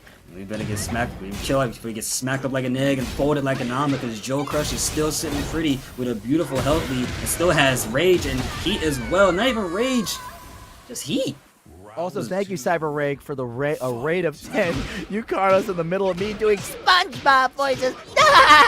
That means you came at a beautiful time, my friend, because we got ourselves a beautiful wall activation. Unless Peeling, decides to save it instead, and is going to keep Joe Crush in the mixed game of pressure and offense. But Joe does have heat and gets so with a low parry. We're about to but drops it, and look at so much damage Peeling has, and Joe Crush Grandma How was delayed, and you know Peeling went for the low, but just out of range, but that's okay. The 2 lands it. Yep, that 9 win streak isn't there for no reason. Joe Crush has got a bit of a battle on their hands. It's not going to be as simple as you might think as they run into it with the shoulder tackle. Of course, try to interrupt it, but that's the thing. You can't interrupt that down back 2-1 from Xiao Yu. Peeling. Oh no, back throw. That's going to break the spine. Look at the damage. That just caught up immediately. Not to mention Joe Crush has 1 game over Peeling. Plant the 2 rounds away from eliminating the 11-time breakout champion. Caught Peeling, turning around at the wrong time. Joe Crush doesn't need to have this turn around. Gamma How! High one too. That's the unblockable as well. You thought it was gonna be 1, not so sure. As we're once again at the wall activation, probably not gonna be able to activate it. Maybe so. Splashes down on him with the body. The side roll was allowing Peeling to get a little bit of space. Blocks, flash kicks, stays low, but not low enough for the 10 frame. And did get the wall activation on top of it, but the shoulder tackle, and that's why Joe Crush is taking down our 11-time breakout champion of Peeling. And Joe Crush moving on to losers finals as they will fight Sean Dude. Holy cow, Peeling is not only in losers, Peeling is out. Peeling is not even in the equation of the top position of this week's breakout. A squared plus B squared equals what? Joe squared. Hate to break it to you, but that's why Peeling is unfortunately out for the count. Beautiful comp, not even beautiful comp, beautiful Rager after the low pair, which was beautiful thinking. Peeling's in. But Joe, go ahead. So you know why I think Joe won this round? Okay, because why do you think right when Peeling switched to SpongeBob, Joe put boating license on top of the round. And you know boating license is a 9-1 matchup against SpongeBob. SpongeBob can't drive worth crap for nothing, as we see here. The seeds got planted, and SpongeBob was like, oh my god, they're planted onto me. I can't do anything. And not to mention Joe with the beautiful tenacity of just knowing what Peeling likes to do and taking it over with a shoulder charge. Couldn't even be a football player if he wanted to.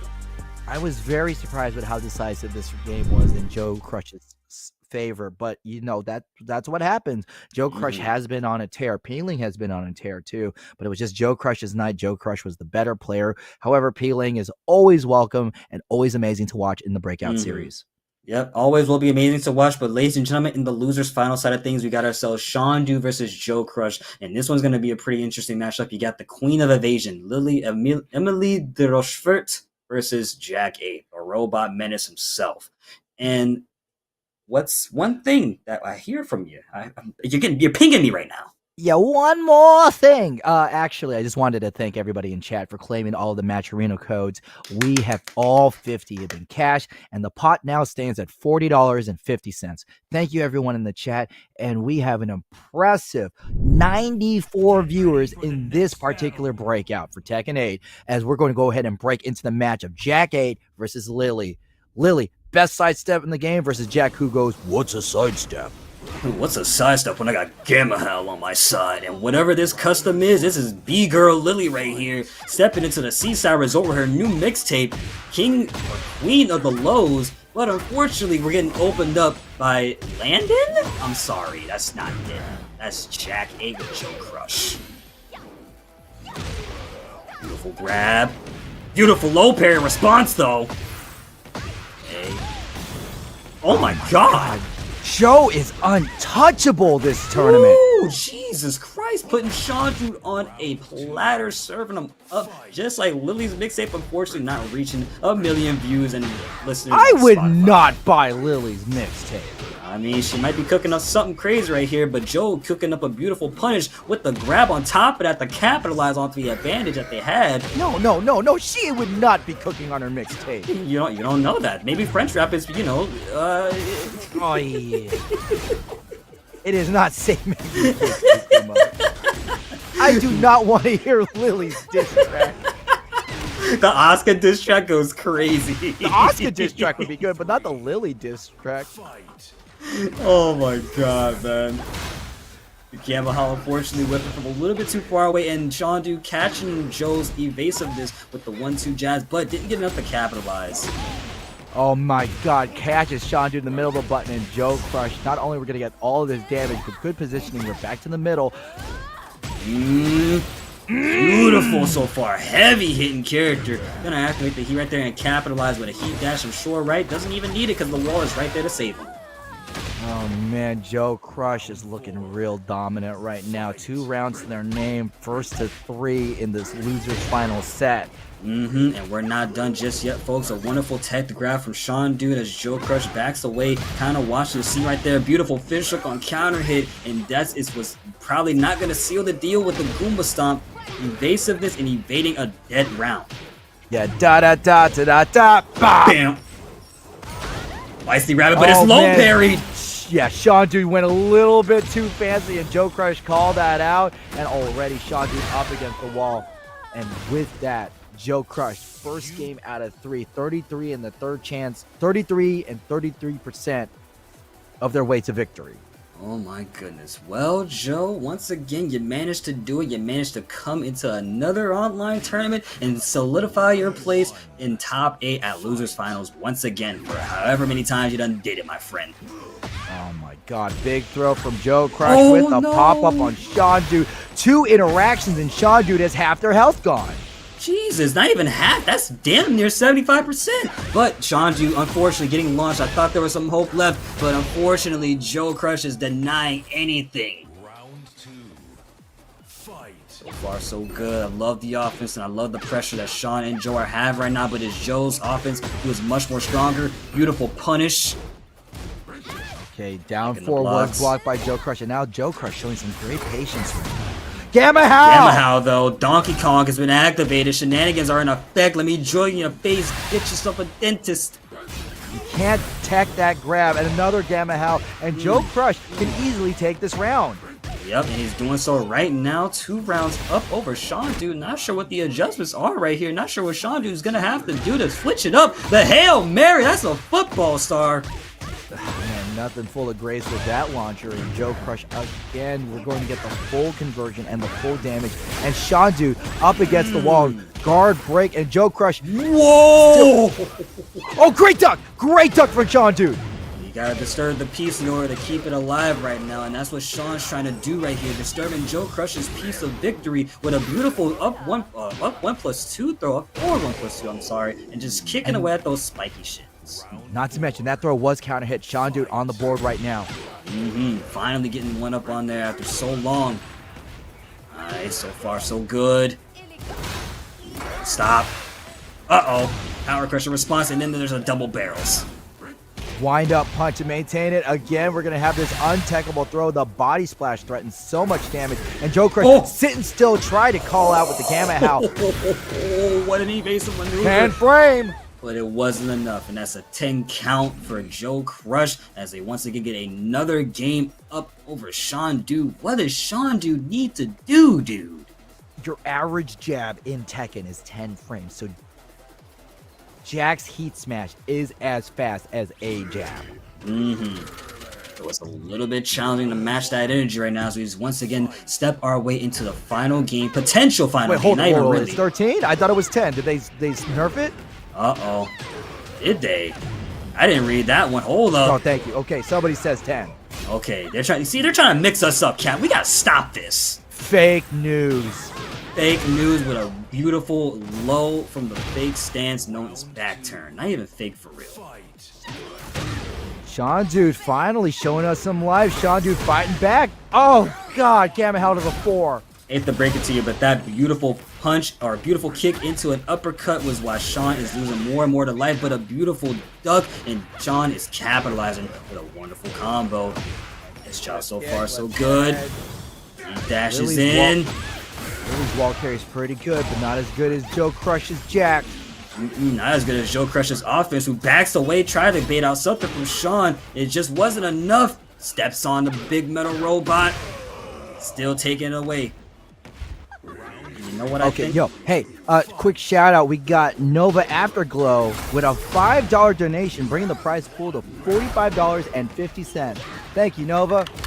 Nice job so far, so good. Sean Dude staying alive in this right now as we see Sean taking him to the wall. Beautiful combo. Joe is in the rage zone already, and that's a wonderful ender. It goes for the low, and now we get one game up.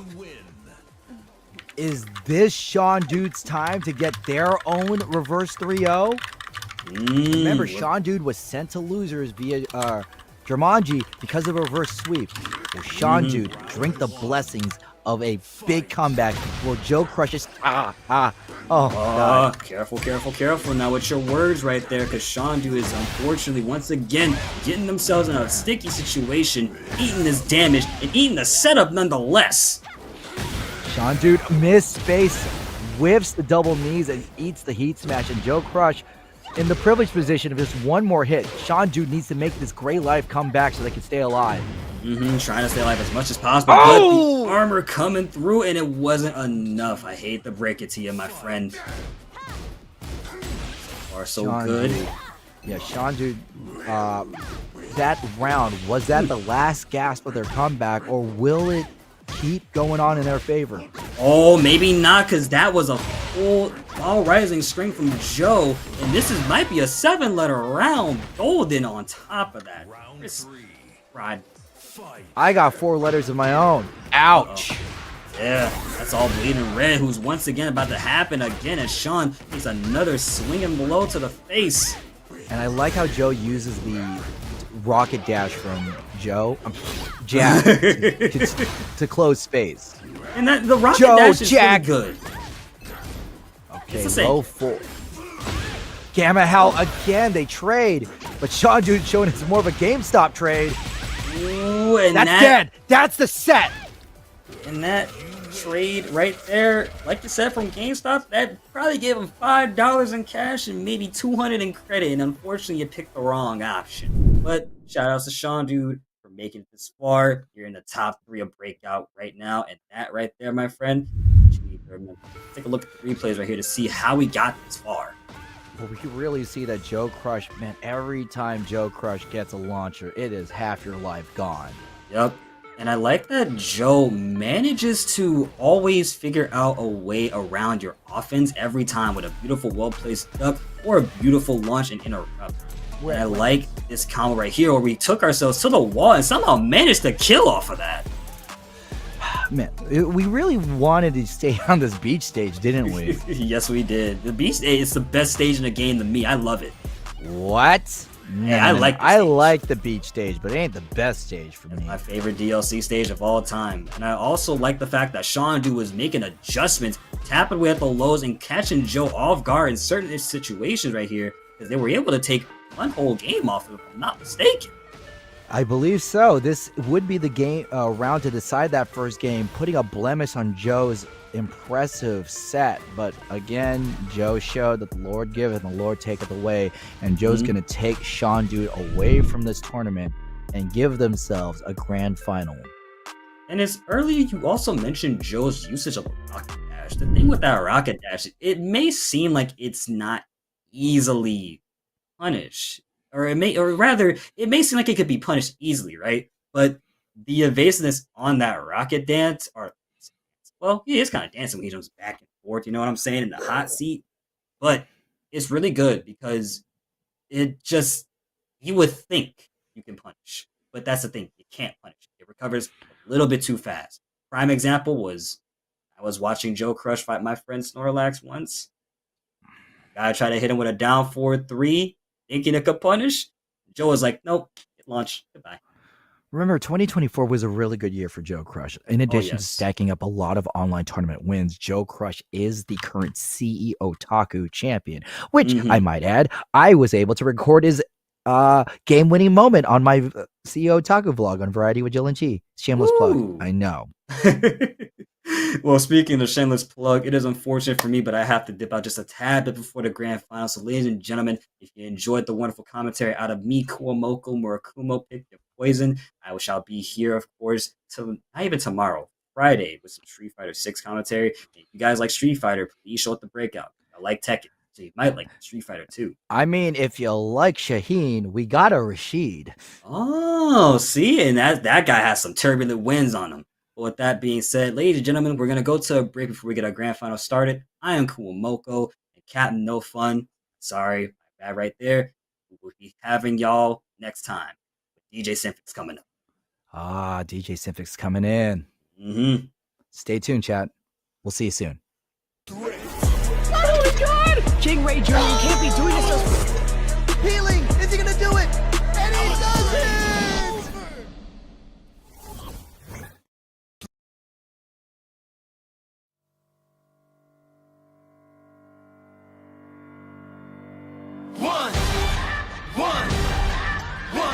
One shot, now the future is yours. Go!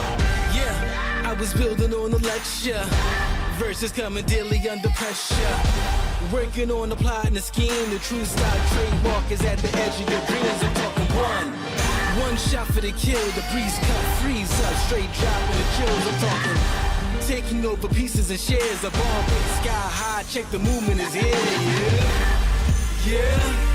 It's one heart, one shot. Now the future is yours. Go.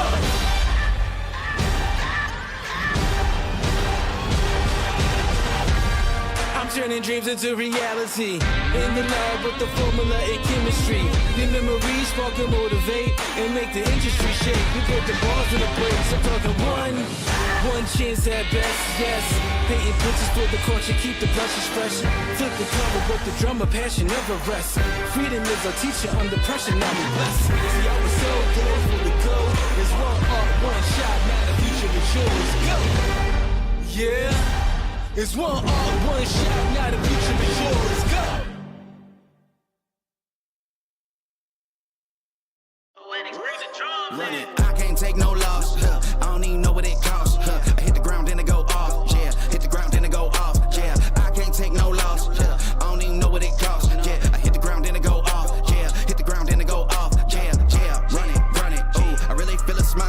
it's my year, yeah. I really feel it's my time, think it's my year, yeah. I really feel it's my time, think it's my year, yeah. I really feel it's my time, think it's my pen ready. Used to hold myself back, my self-esteem been better. Gotta keep on chugging, ran through everything in front of me. Might smoke bed heavy, got a whole agenda. Can't aspire to get ahead, so bump that, it's no surrender. Got a dollar flipped up, I'm trying to get it in FT to get them when they're hand and crypto. Learn how to fix that. I don't really hold out of books, but I'ma learn how to fix that. Some opportunities and never come unless you paying attention, so no, I can't miss that. Moving, MVP, I got the record, I might have to prove something. Big jumper worthy, they gon' have to retire my jersey early. Whole crew coming, had to work something, cause I had nothing in my pocket, yeah, I did all that. Big plans, partners trying to make profits, yeah, I did all that. Work, sweat, and tears breaking, even no ends, yeah, I did all that. Had to make it happen, putting hours in my practice, I did all that. Yeah, I can't take no loss, yeah, I don't even know what it costs. I hit the ground, then it go off, yeah, hit the ground, then it go off, yeah, I can't take no loss, yeah, I don't even know what it costs, yeah, I hit the ground, then it go off, yeah, hit the ground, then it go off, yeah, run it, ooh, I really feel it's my time, think it's my year, yeah, I really feel it's my time, think it's my year, yeah, I really feel it's my time, think it's my year, yeah, I really feel it's my time, think it's my big dog, walking big talk, young veteran, living legend, bet I'm better than them, this is my ship, I'm a jacket like Letterman, y'all better not let them in, they gon' rotate this, so I keep the pedaling, started a chain, the cycle is heaven sent, this is from God, but I'm not your reverend, not in the pulpit, I'm a big bull in this element, yeah, said you gon' pull up, then settle it, yeah, I've been married to this hustle, this is my ring, watch out step in it, yeah, and I ain't even got a yard, but I'ma get it here, watch out touch down, pulling plans out the clutch, everybody getting crushed, the cut down is for us now, have to work something, cause I had nothing in my pocket, yeah, I did all that, big plans, partners trying to make profits, yeah, I did all that, work, sweat, and tears breaking even. Sonic, one more conversion to win this whole tournament. My goodness. The right combo should be dead.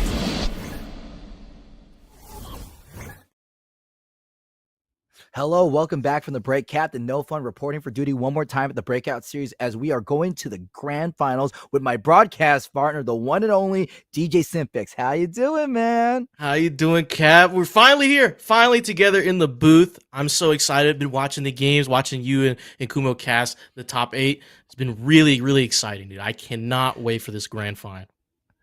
Yes, because right now we have the one and only Joe Crush, but this time they're in loser's side with Jumanji, which I believe this is their first time in grand finals, question mark? I believe so.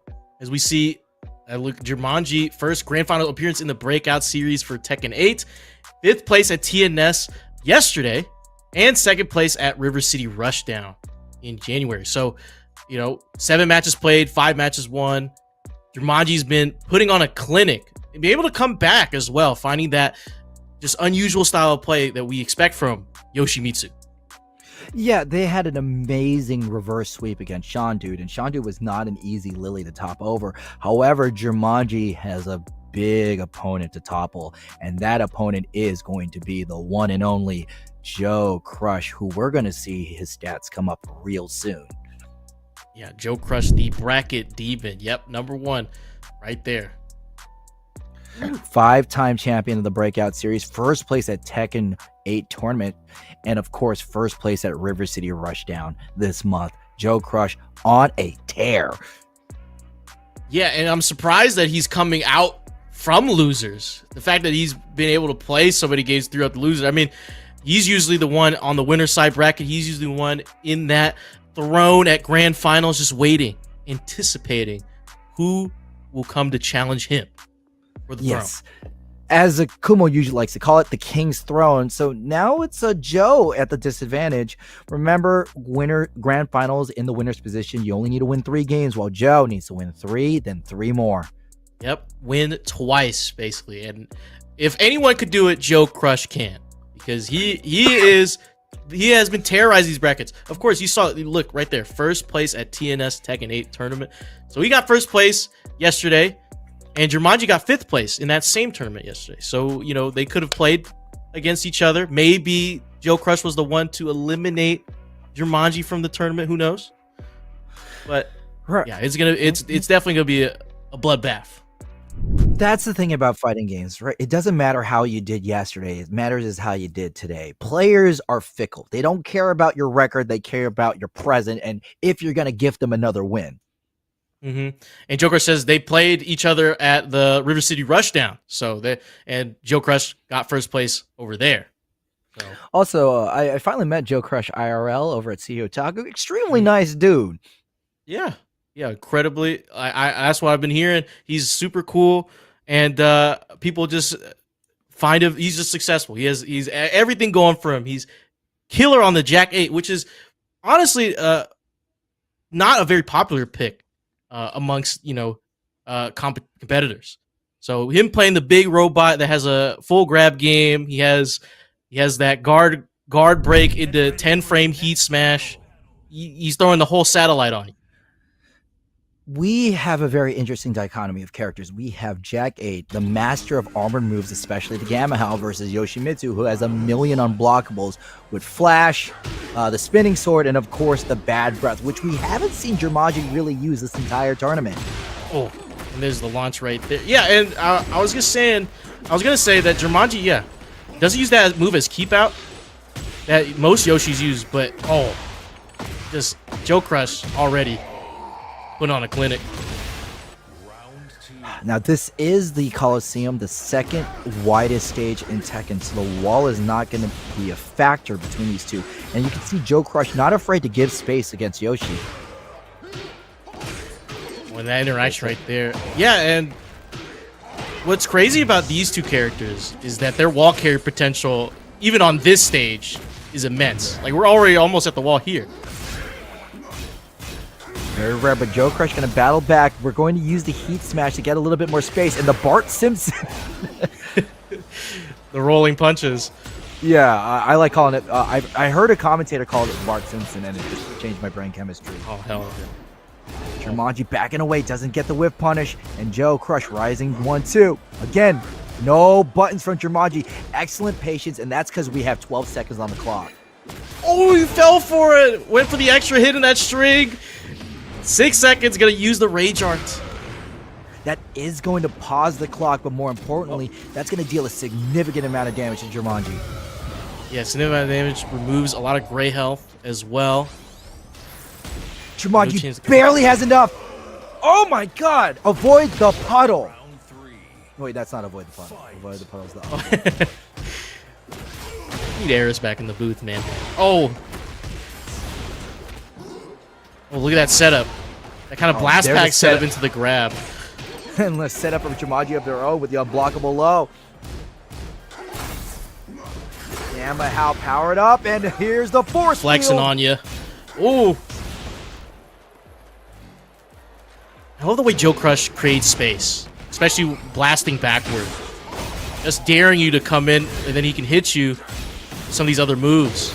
Especially how Joe Crush likes to use Gamma Howl to stop any pressure coming his way. Uh-oh. The sniper, down for 2.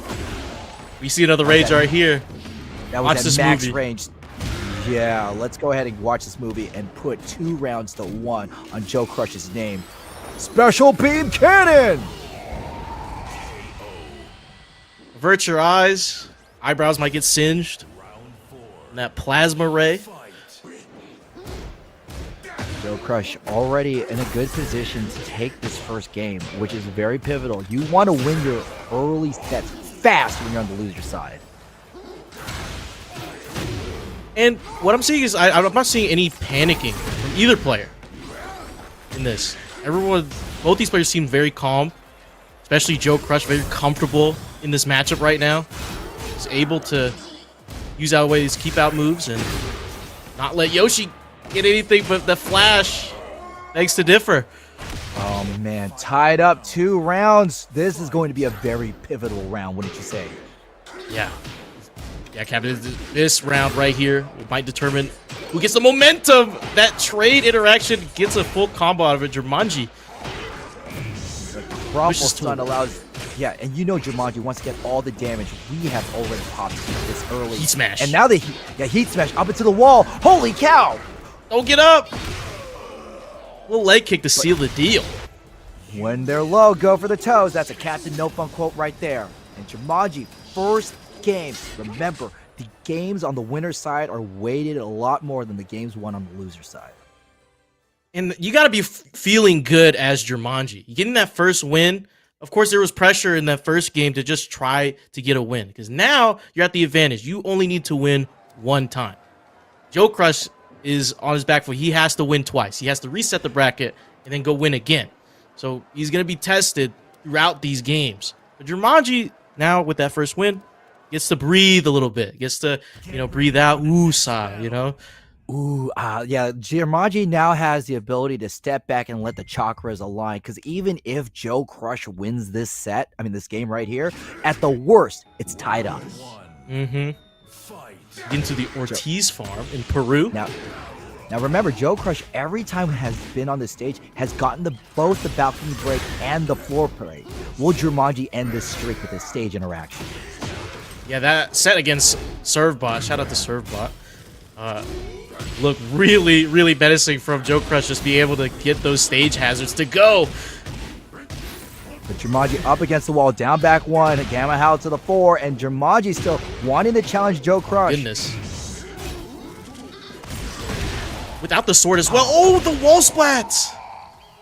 Gamma Howl 4 has been Joe Crush's button of choice. You get so many options out of that stance too, so you can't just try to duck that Gamma Howl 4, because you can't duck and launch him, but still. So many different the wall grab whips it, blocks the force field. Jumanji now. Oh no! Ay, Dios mío! And Joe Crush clips the legs. However, this is still the first game on Joe Crush's side, so Jumanji is not in trouble yet, but that Joe Crush, he is coming. And this is almost a repeat of the last game. Joe Crush was leading pretty convincingly, and then Jumanji just came back. But it looks like Joe Crush gonna use the stage hazards again. Make the most of this combo. Yeah. I don't know if Joe Crush is going to go for the floor break, but instead we're going to take this wall, and oh man, he loves that low poke, doesn't he? He loves it. And he loves evening up the score. Yeah, we talked about this before, DJ, that Jumanji doesn't need to sweat if Joe Crush gets the game. But now we're back to even, and if Joe Crush wins again, it's now Jumanji at the disadvantage. Yeah, and that's the mental stack when you get to this point, right? When both these players are playing at such a high level, you just have to keep on pushing and keep on thinking about, okay, what's he going to do next? Is he going to still represent the same moves that he did in the last game or in the previous round? You have to adjust. You have to keep adjusting, especially Joe Crush, who was at the LCQ at TWT. So, he knows how to adjust on the fly. He's been able to do it.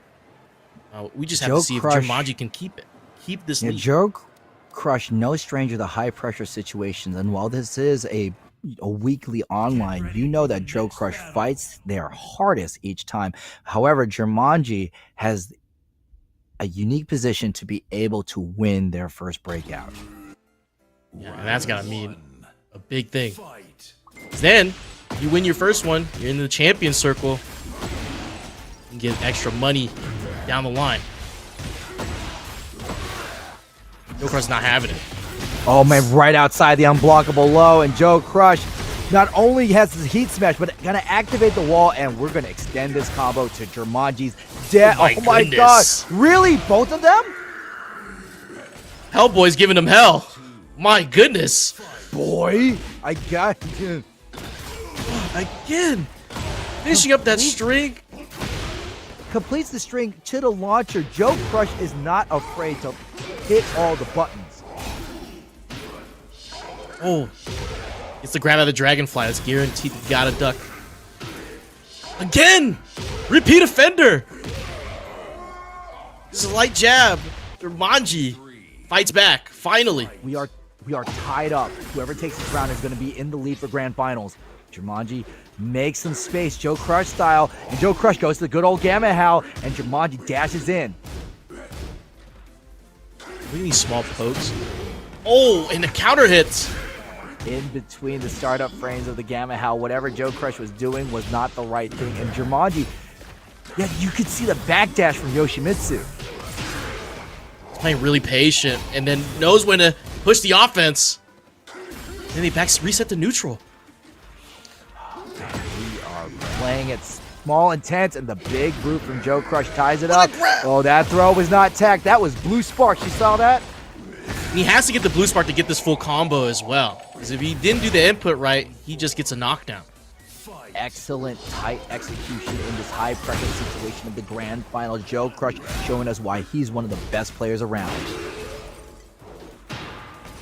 Oh, Goes for the slide low. under him. Samurai Another- cutter. That's what it's called? Yeah, that's what that low unblockable move is. Samurai cutter. That's at your shins. Joe Crush with heat now. Now the 10-frame heat smash is available. No, never mind. I stand corrected. Going to a final round, Cap. They keep tying it up. This round is going to take it for a 1-game lead. Will Jumanji regain the lead, or will Joe Crush finally move ahead in this bracket? Oh, it's a great move into the crouch throw. Planting the seeds. Low parry. The seeds planted for victory, and Jumanji picks up Joe Crush. We don't want all the damage, but instead we're going to get some wall pressure, and Joe Crush wisely rolls out. Cancel the dragonfly. Locks the heat burst. Joe Crush. Damn it, how to the backs away. Joe Crush showing some great patience right now. Oh no! Got him out the air, so floated damage. Jumanji not afraid, but just in neutral. Oh man, it grew into an impressive lead by Joe Crush as now they stand at 2-1, and it's Jumanji who has to play catch up. Yeah, Jumanji now feeling the pressure. Now Joe Crush is up. Now, if Joe Crush wins this, gets the reset, we're going back into Lee's mansion, the elegant palace. Gonna screw up his floors. You knew nice that both fighters, both fighters had to hit the restart. They want to get right back into this match. Both of these players are feeling like they're on a hot streak right now. Oh, what a spin. Yeah, Yoshimitsu, one of the most evasive characters. That spin is amazing. Cost him life, but it gave Jumanji the better positioning. 10 frames. That might break the wall. It does. It totally broke. And we saw Joe Crush break the balcony as well. Are we going to repeat? And that is yes. History rhymes and repeats itself as Joe Crush going to take this balcony combo for the round. My goodness, Cap. I love seeing Jack do that combo, especially on this map. I think this is Jack 8's playground when it comes to the stage hazards. As Jumanji doing all these flips, like Cirque du Soleil. Oh man, I love that hack. You raise a good point, DJ. If that Joe Crush has this optimized wall break combo, why would Jumanji stay in the stage? I don't know if Yoshimitsu has anything similar, but I know for a fact Joe Crush just represented it twice. However, Jumanji bringing up the round count to similar numbers as they are 1-1. Great wall carry. You were correct, DJ. Yoshimitsu's wall carry is something you can't sneeze at. And once Yoshi gets to the wall, it's just, he has so many options to make you not want to get up. Oh my god. But Jumanji, though, wanting to make sure that they put Joe Crush. Body splash was blocked. Not like this time. Show your face. Oh my god, my face hurts, DJ. Oh, the round start low parry. What a call out. Put that on the bingo card. I mean, when you are down a few rounds, you're going to have to go big or else you're going to go home. And that sword swipe, wall splats. Joe Crush has a lot of great life to work with. Still has heat available.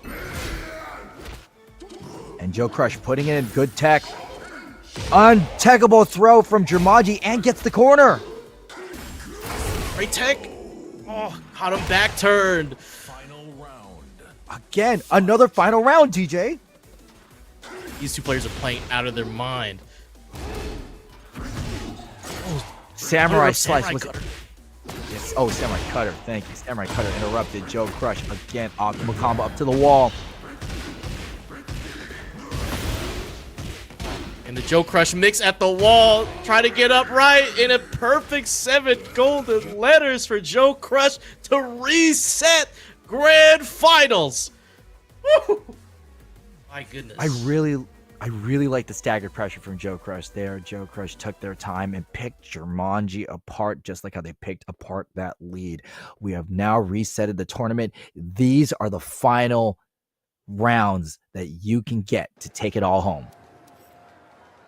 And Jumanji has to keep a short memory because I bet you he's thinking I should have switched stages, because Joe Crush hit an incredible balcony break or wall break into balcony break combo twice on that same stage and was able to get those combos towards the wall in that final area of that stage to get the wall blast. It was Joe Crush's domain right there, that stage. You are absolutely correct. The moment Joe Crush broke that window, it pretty much gave them a free round, and it happened twice. And I really believe if my opponent had that optimal combo ready, I would be I'd get out of dodge, man. Yeah, I'd be like, no, we're not playing the same stage, man. Maybe I understand from Jumanji's point of view, he wants to keep the momentum. He was staying toe-to-toe with Joe Crush. We got to a final round twice, but Joe Crush won more of those interactions against Jumanji, and especially once he got Jumanji to the wall, he has that setup where he can go low-mid, so if you try to get up, you could get hit, and then it's just a whole loop that you could barely get yourself out of. You bring up a good point. If both games went to the final round, and if one of these rounds were given to Joe because of that wall break combo, that means ... What does it mean? It means that Jumanji could have taken the set if we switched stages. I'm sorry, Kev. You threw the lob. I missed it. I missed it by a mile. It's okay, man. It's okay. Like I tried to dunk it. I got like two inches off the ground, and I slammed it back down. Turned the ball over. Here we go. The Phoenix Gate. This is the opposite of a balcony, as this stage has a floor activation.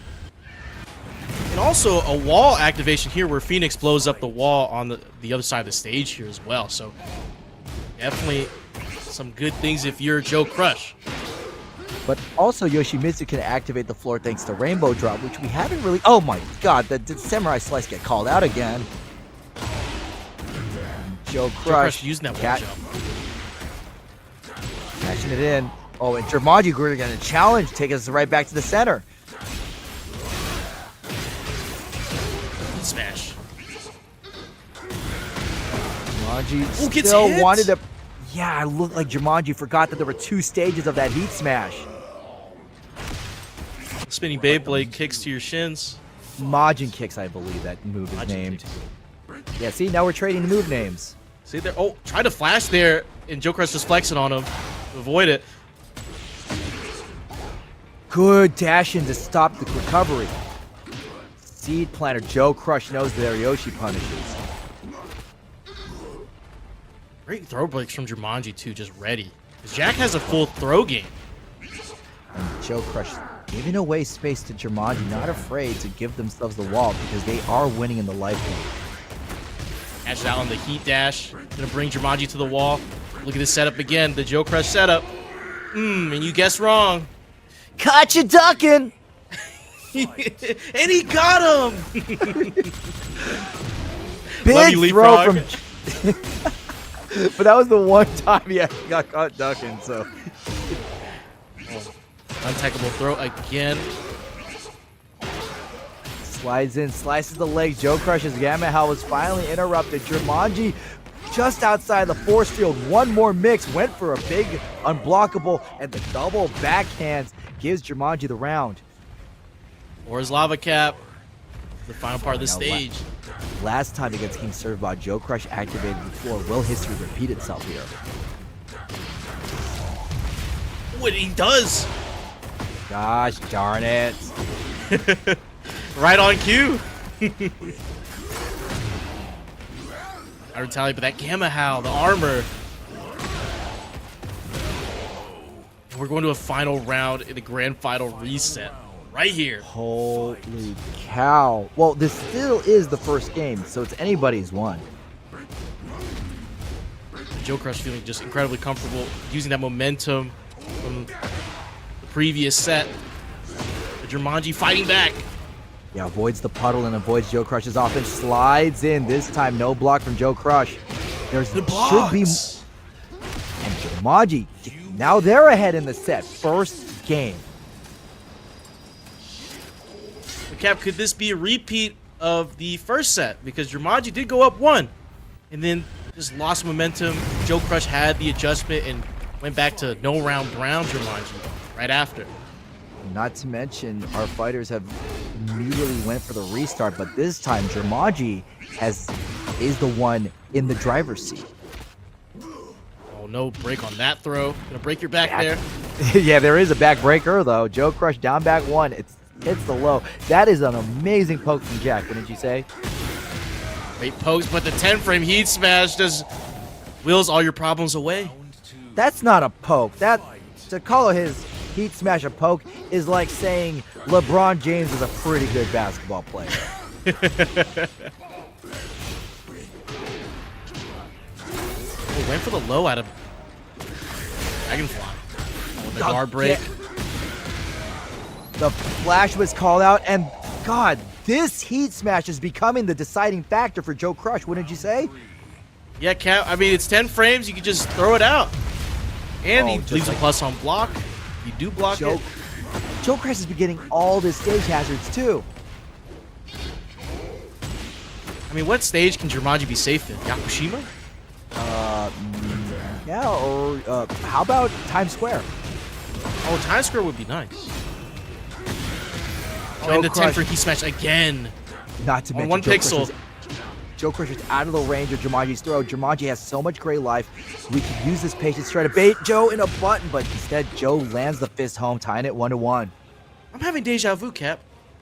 Like I said earlier, Joe Crush no round Browns Jumanji in the second game, and he just did it again.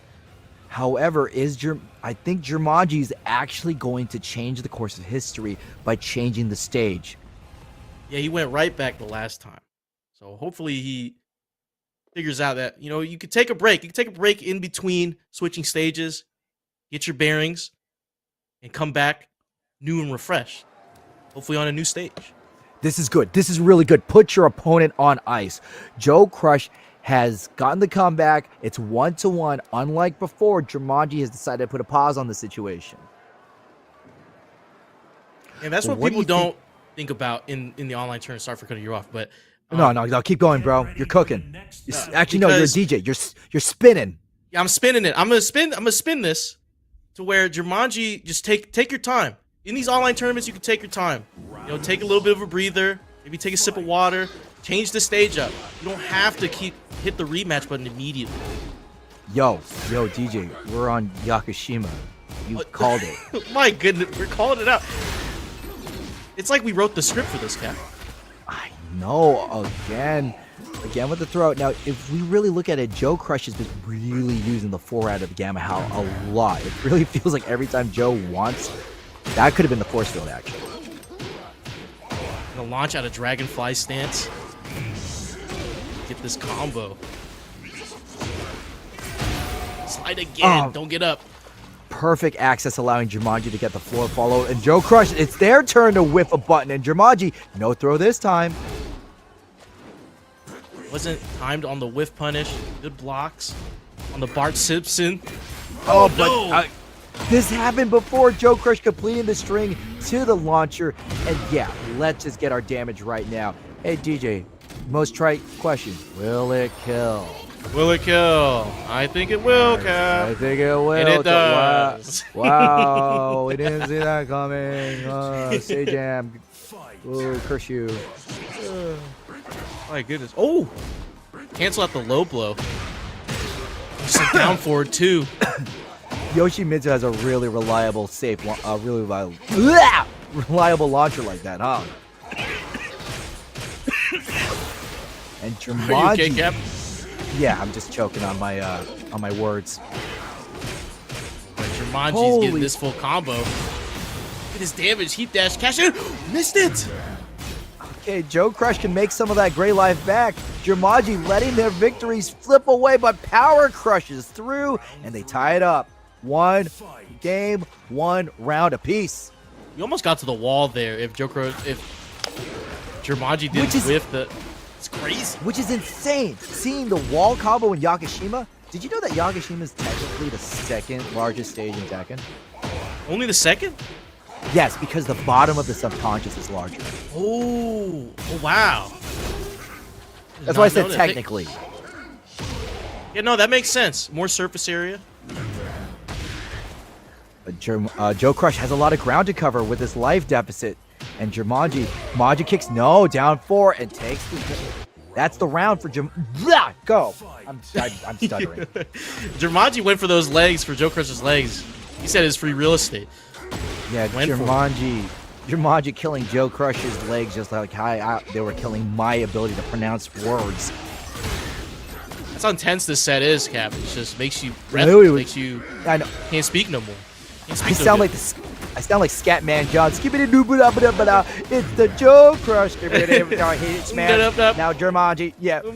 Joe Crush took this round. He took this round. We're going to final round again. History is repeating itself way too often right now, Cap. Anybody seen the movie Groundhog Day? By the way, do you have a favorite time looping story? No, I'm very partial to Steins. You know, not a time loop, but I do like a time travel. Looper? I think Looper is really fun. That's a good movie. Whoa, that's a good pick. This is the first thing that came to my mind, so it must have had a great effect on me as this railgun just drops on top of Jumanji and Joe Crush up 2-1. Yeah, that hate smash was used to great effect 2 round. This move is the X factor for Joe Crush. We've seen him use it for wall hazards. We've seen him for quick comebacks. Jumanji just is always getting caught by it. Yeah, and it's a valid punish in Heat too. If you throw something that's -10 or more, he's just going to throw that Heat smash down, and you're going to take all that damage. And of it's course, a lot of damage. Yeah, it's incredible. And it wall breaks. And since it's a Heat smash, you know, a couple walls in this game, some stages, it takes a couple hits. You just hit one, and you're just through. Big combo, big extension, and that's all your health just gone. However, Jumanji doing the smart thing. We saw that the pause in the action allowed them to get the early lead in Yakushima. It's happening again, but their time in this tournament is running out as Joe Crush has 2 games. And I would love to be in Jumanji's head right now just to see what they're thinking, because Joe Crush is now up. Joe Crush came from losers, reset the bracket, now is in the lead. Jumanji has been struggling to find any openings against Joe Crush. Despite how Joe Crush plays, and you see him how aggressive he can be, he's also very defensive. He knows that Jack 8 is a keep-out character and will keep you out, will prevent you from getting close. But will Joe Crush keep Jumanji out of being able to win Breakout Series? We're going to Midnight Siege has a wall blast right there in the background. Early launcher from Joe Crush. We're getting the action in the foreground. Planner. Okay, pops him right down. Jumanji up against the wall. Good side wall, but again, the flash does not make the mark. And oh, that's a perfect. Yikes, Saruni. 2 more rounds for Joe Crush to take the entire tournament, and they're going to go ahead and take Jumanji for a ride. Slammed him down on the ground like a slam dunk, but flash right here. Gonna go for it again. Jumanji not afraid to use tools again, even though they get punished. Heat smash breaks armor. Jumanji fighting right back. Jumanji has a good heat smash of their own, and they're using it to great effect. I was gonna say, Cap, was that Joe Crush just uses planting the seeds in neutral, and Samurai Cutter goes in, and I think it's a really good idea because Jumanji's probably looking for, you know, Joe Crush to throw out a faster low, call it out. But of course, throwing at something that's just unusual could throw your opponent off. Not to mention, Seed Planner does crush highs.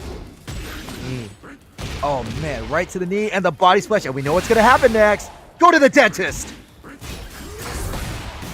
Kamehameha! Get the launcher. We're going to the wall here. Joe Crush optimized this combo.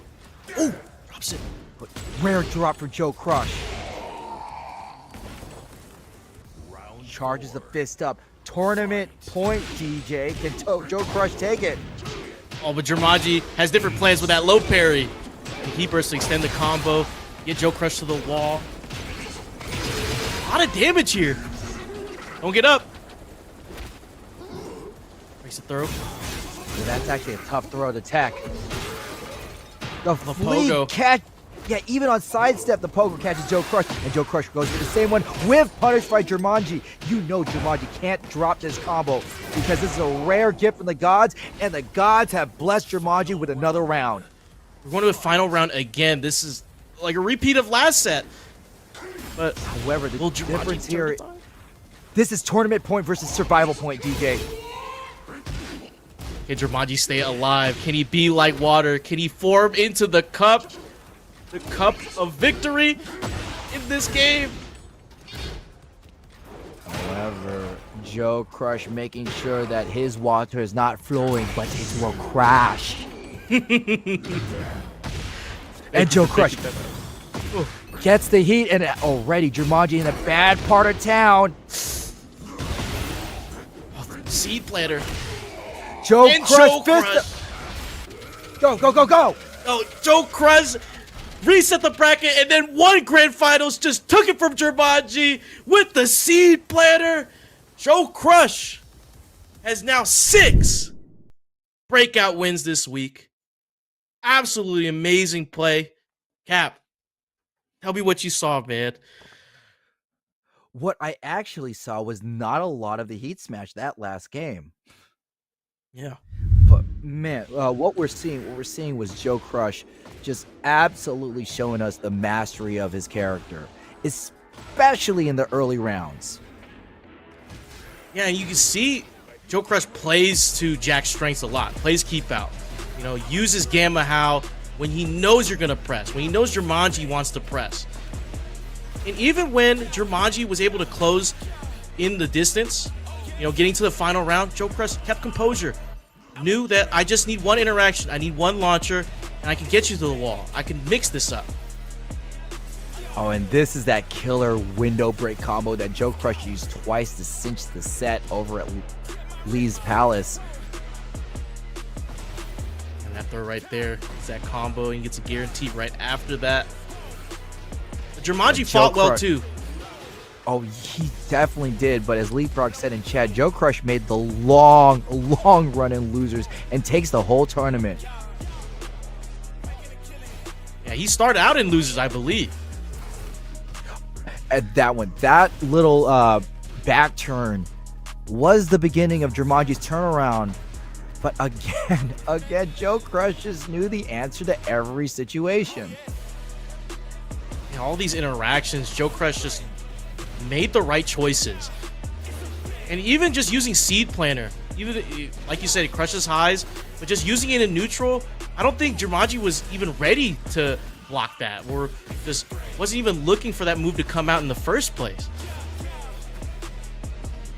And here, even in Yakushima, where Jumanji had the upper hand, especially in situations like this, Jumanji just could not cinch their final games. And finally at this stage, this is where things went in Joe Crush's favor, wouldn't you say? Yeah, Joe Crush just absolutely... I mean, we got to a final round, so Jumanji was doing something right, but Joe Crush, again, winning more of those interactions, playing that keep away, and then knowing and recognizing the timing Jumanji was trying to approach and using it to his advantage, throwing out the Gamma How, throwing out those different moves just to catch Jumanji off guard, and Jumanji was taking all that unnecessary damage, and then all of a sudden, Jumanji's on defense, and Joe Crush is like, I can just hit you over and over again. What you gonna do? What you gonna do? Joe Crush had a very adaptable fighting style throughout this tournament. Joe Crush could Gamma How, or Joe Crush could Heat Smash. If you want to win, be Joe Crush, my friend. Be Joe Crush indeed. As you can see his run through losers bracket right here. Started right there with that 2-0 against King Servbot, and moved on to the Mayor.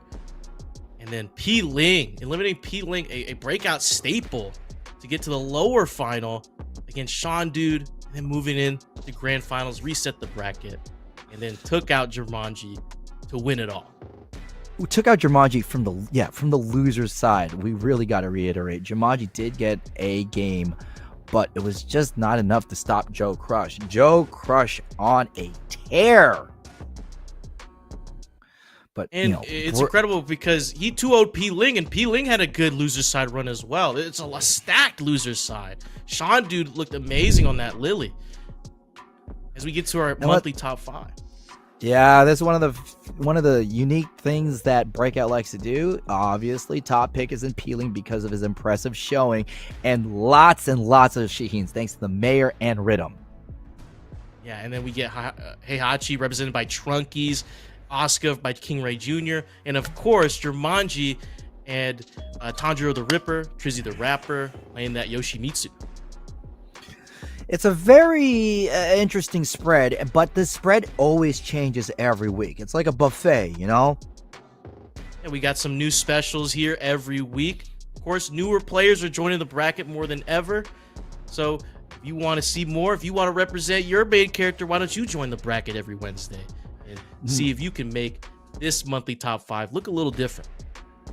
Not to mention, by joining the Breakout community, you too have a hand in voting for our Clip of the Week champion and Fashion Pick of the Week champion. Yeah, send in your customs. You might not be GOD on your character, but you might be GOD in the custom creations. Maybe in the photo mode as well. Oh, God of Dressing Up. Ooh, I like that. I like that.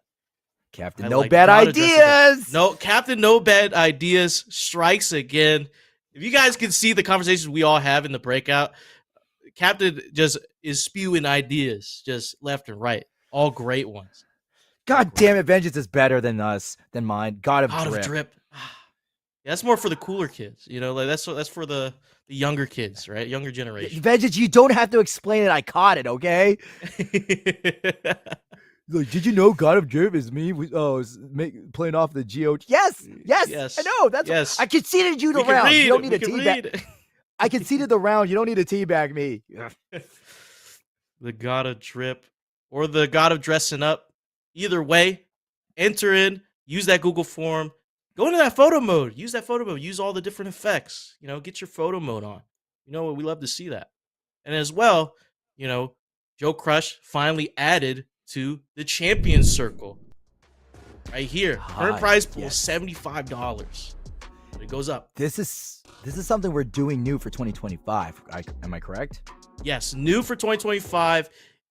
Each month, if there isn't a winner, the prize pool goes up. But you have to win. I believe you have to win 6 out of your 11 tries. So 6 out of the 11 events, you get to claim the current prize pool.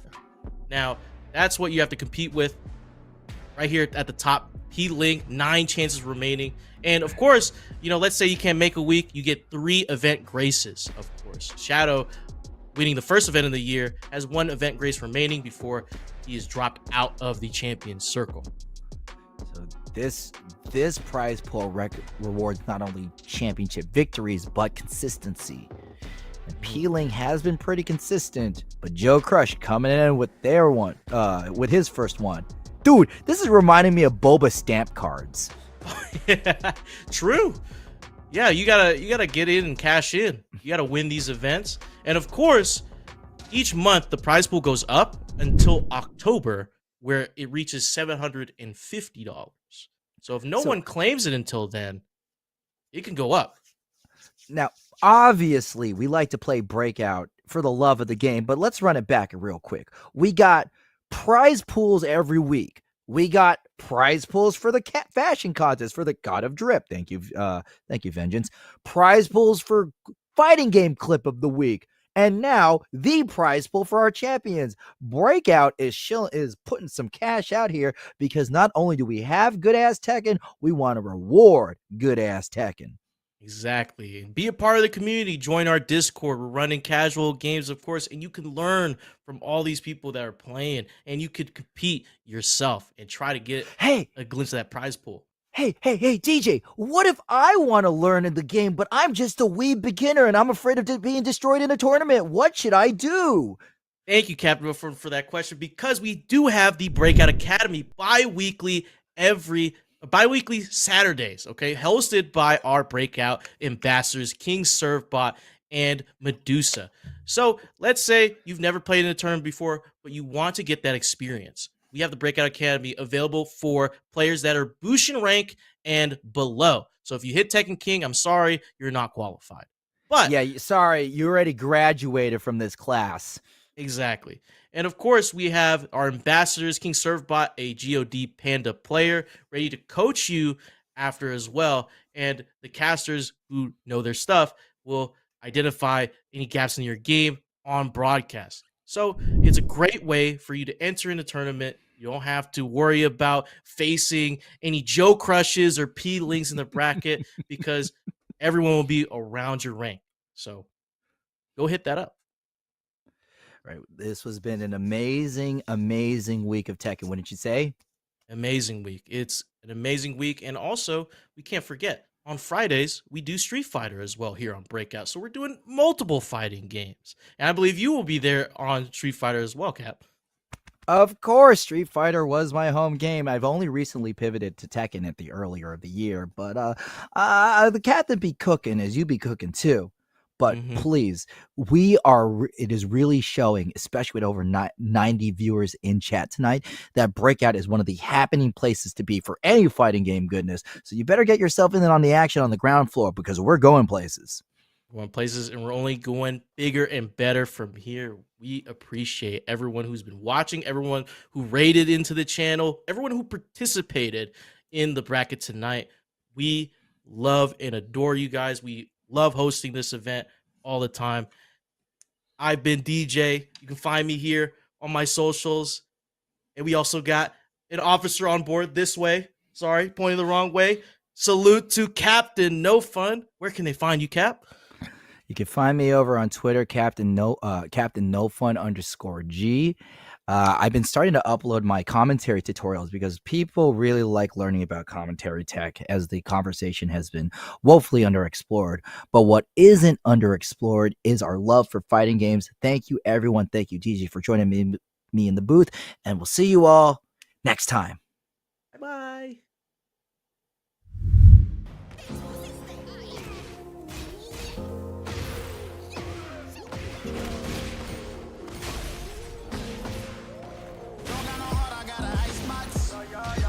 Swipe out the G-Shock.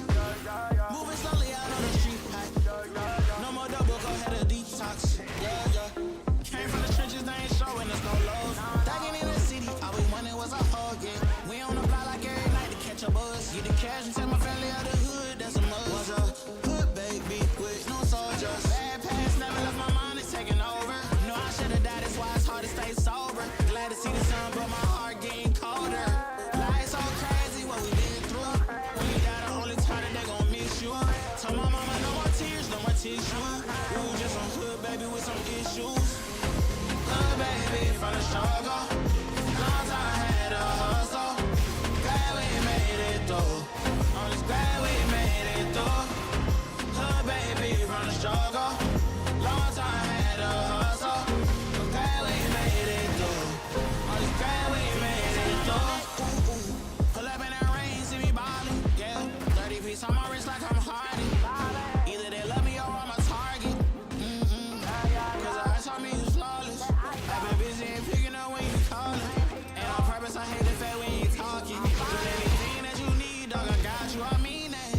All this pressure make it hard not to relapse. Build up aggression make it hard for me to relax. Baby, ain't no way that I'ma lead that. My dogs need hoes, step it up, I gotta be that.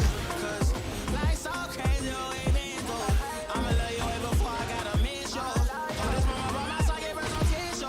We were just a hood baby with some issues. Hood baby from the struggle. Long time had a hustle. Glad we made it through. I'm just glad we made it through. Hood baby from the struggle. Long time had a hustle. I'm glad we made it through. I'm just glad we made it through.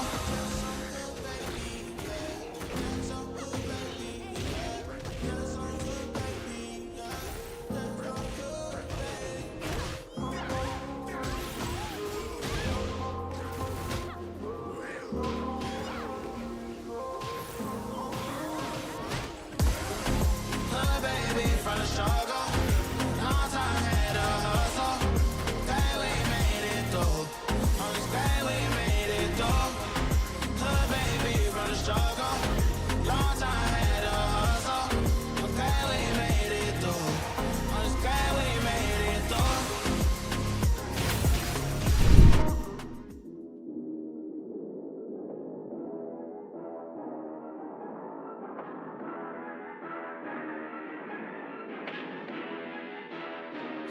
my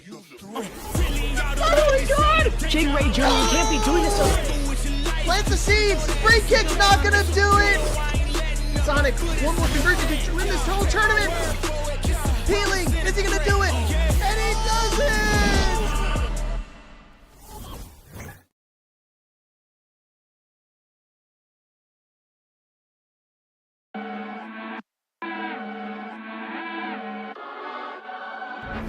Top 10 radar, yeah, we on your radar.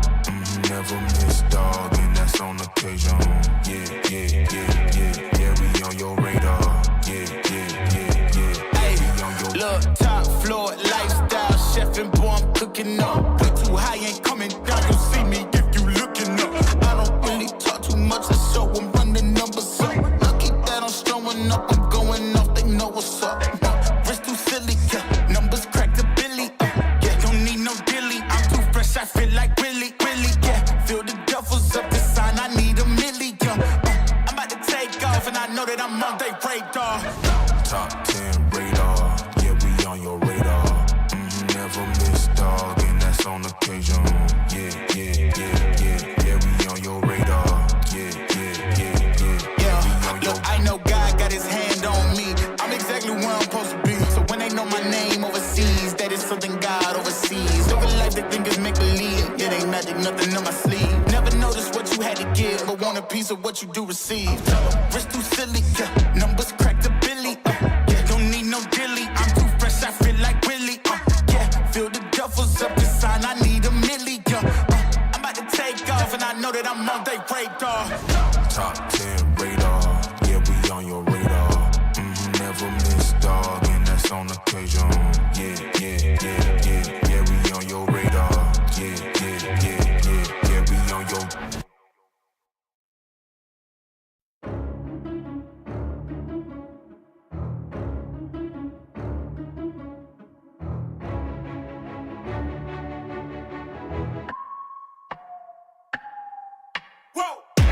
Who knew I would make it this far? They hated, they never believed me. Yeah, I would never drop the ball. I know I make it look easy. Yeah, Mayweather with the defense. I don't care what a critic got to say. I got them picking up the pieces.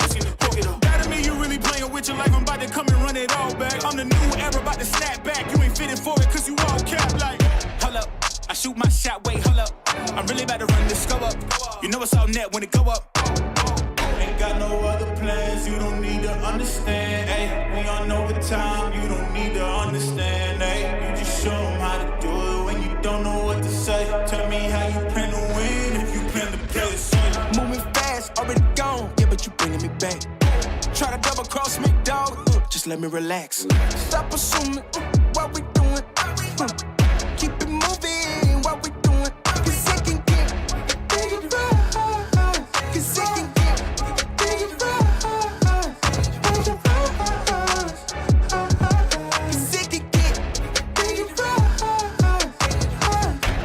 please don't play no games with me, I promise I'm too much. Ay, I can never let up even if you had enough. Ay, this ain't for the faint of heart, we always playing rough. I had enough, it ain't luck. I needed a vision, I needed ambition, I needed a mission to beat a submission with no intermission. I see the collision, the crash in the distance ain't coming off track, no. Now when they ask what's the motive, don't talk like the show, they all about to see what I mean.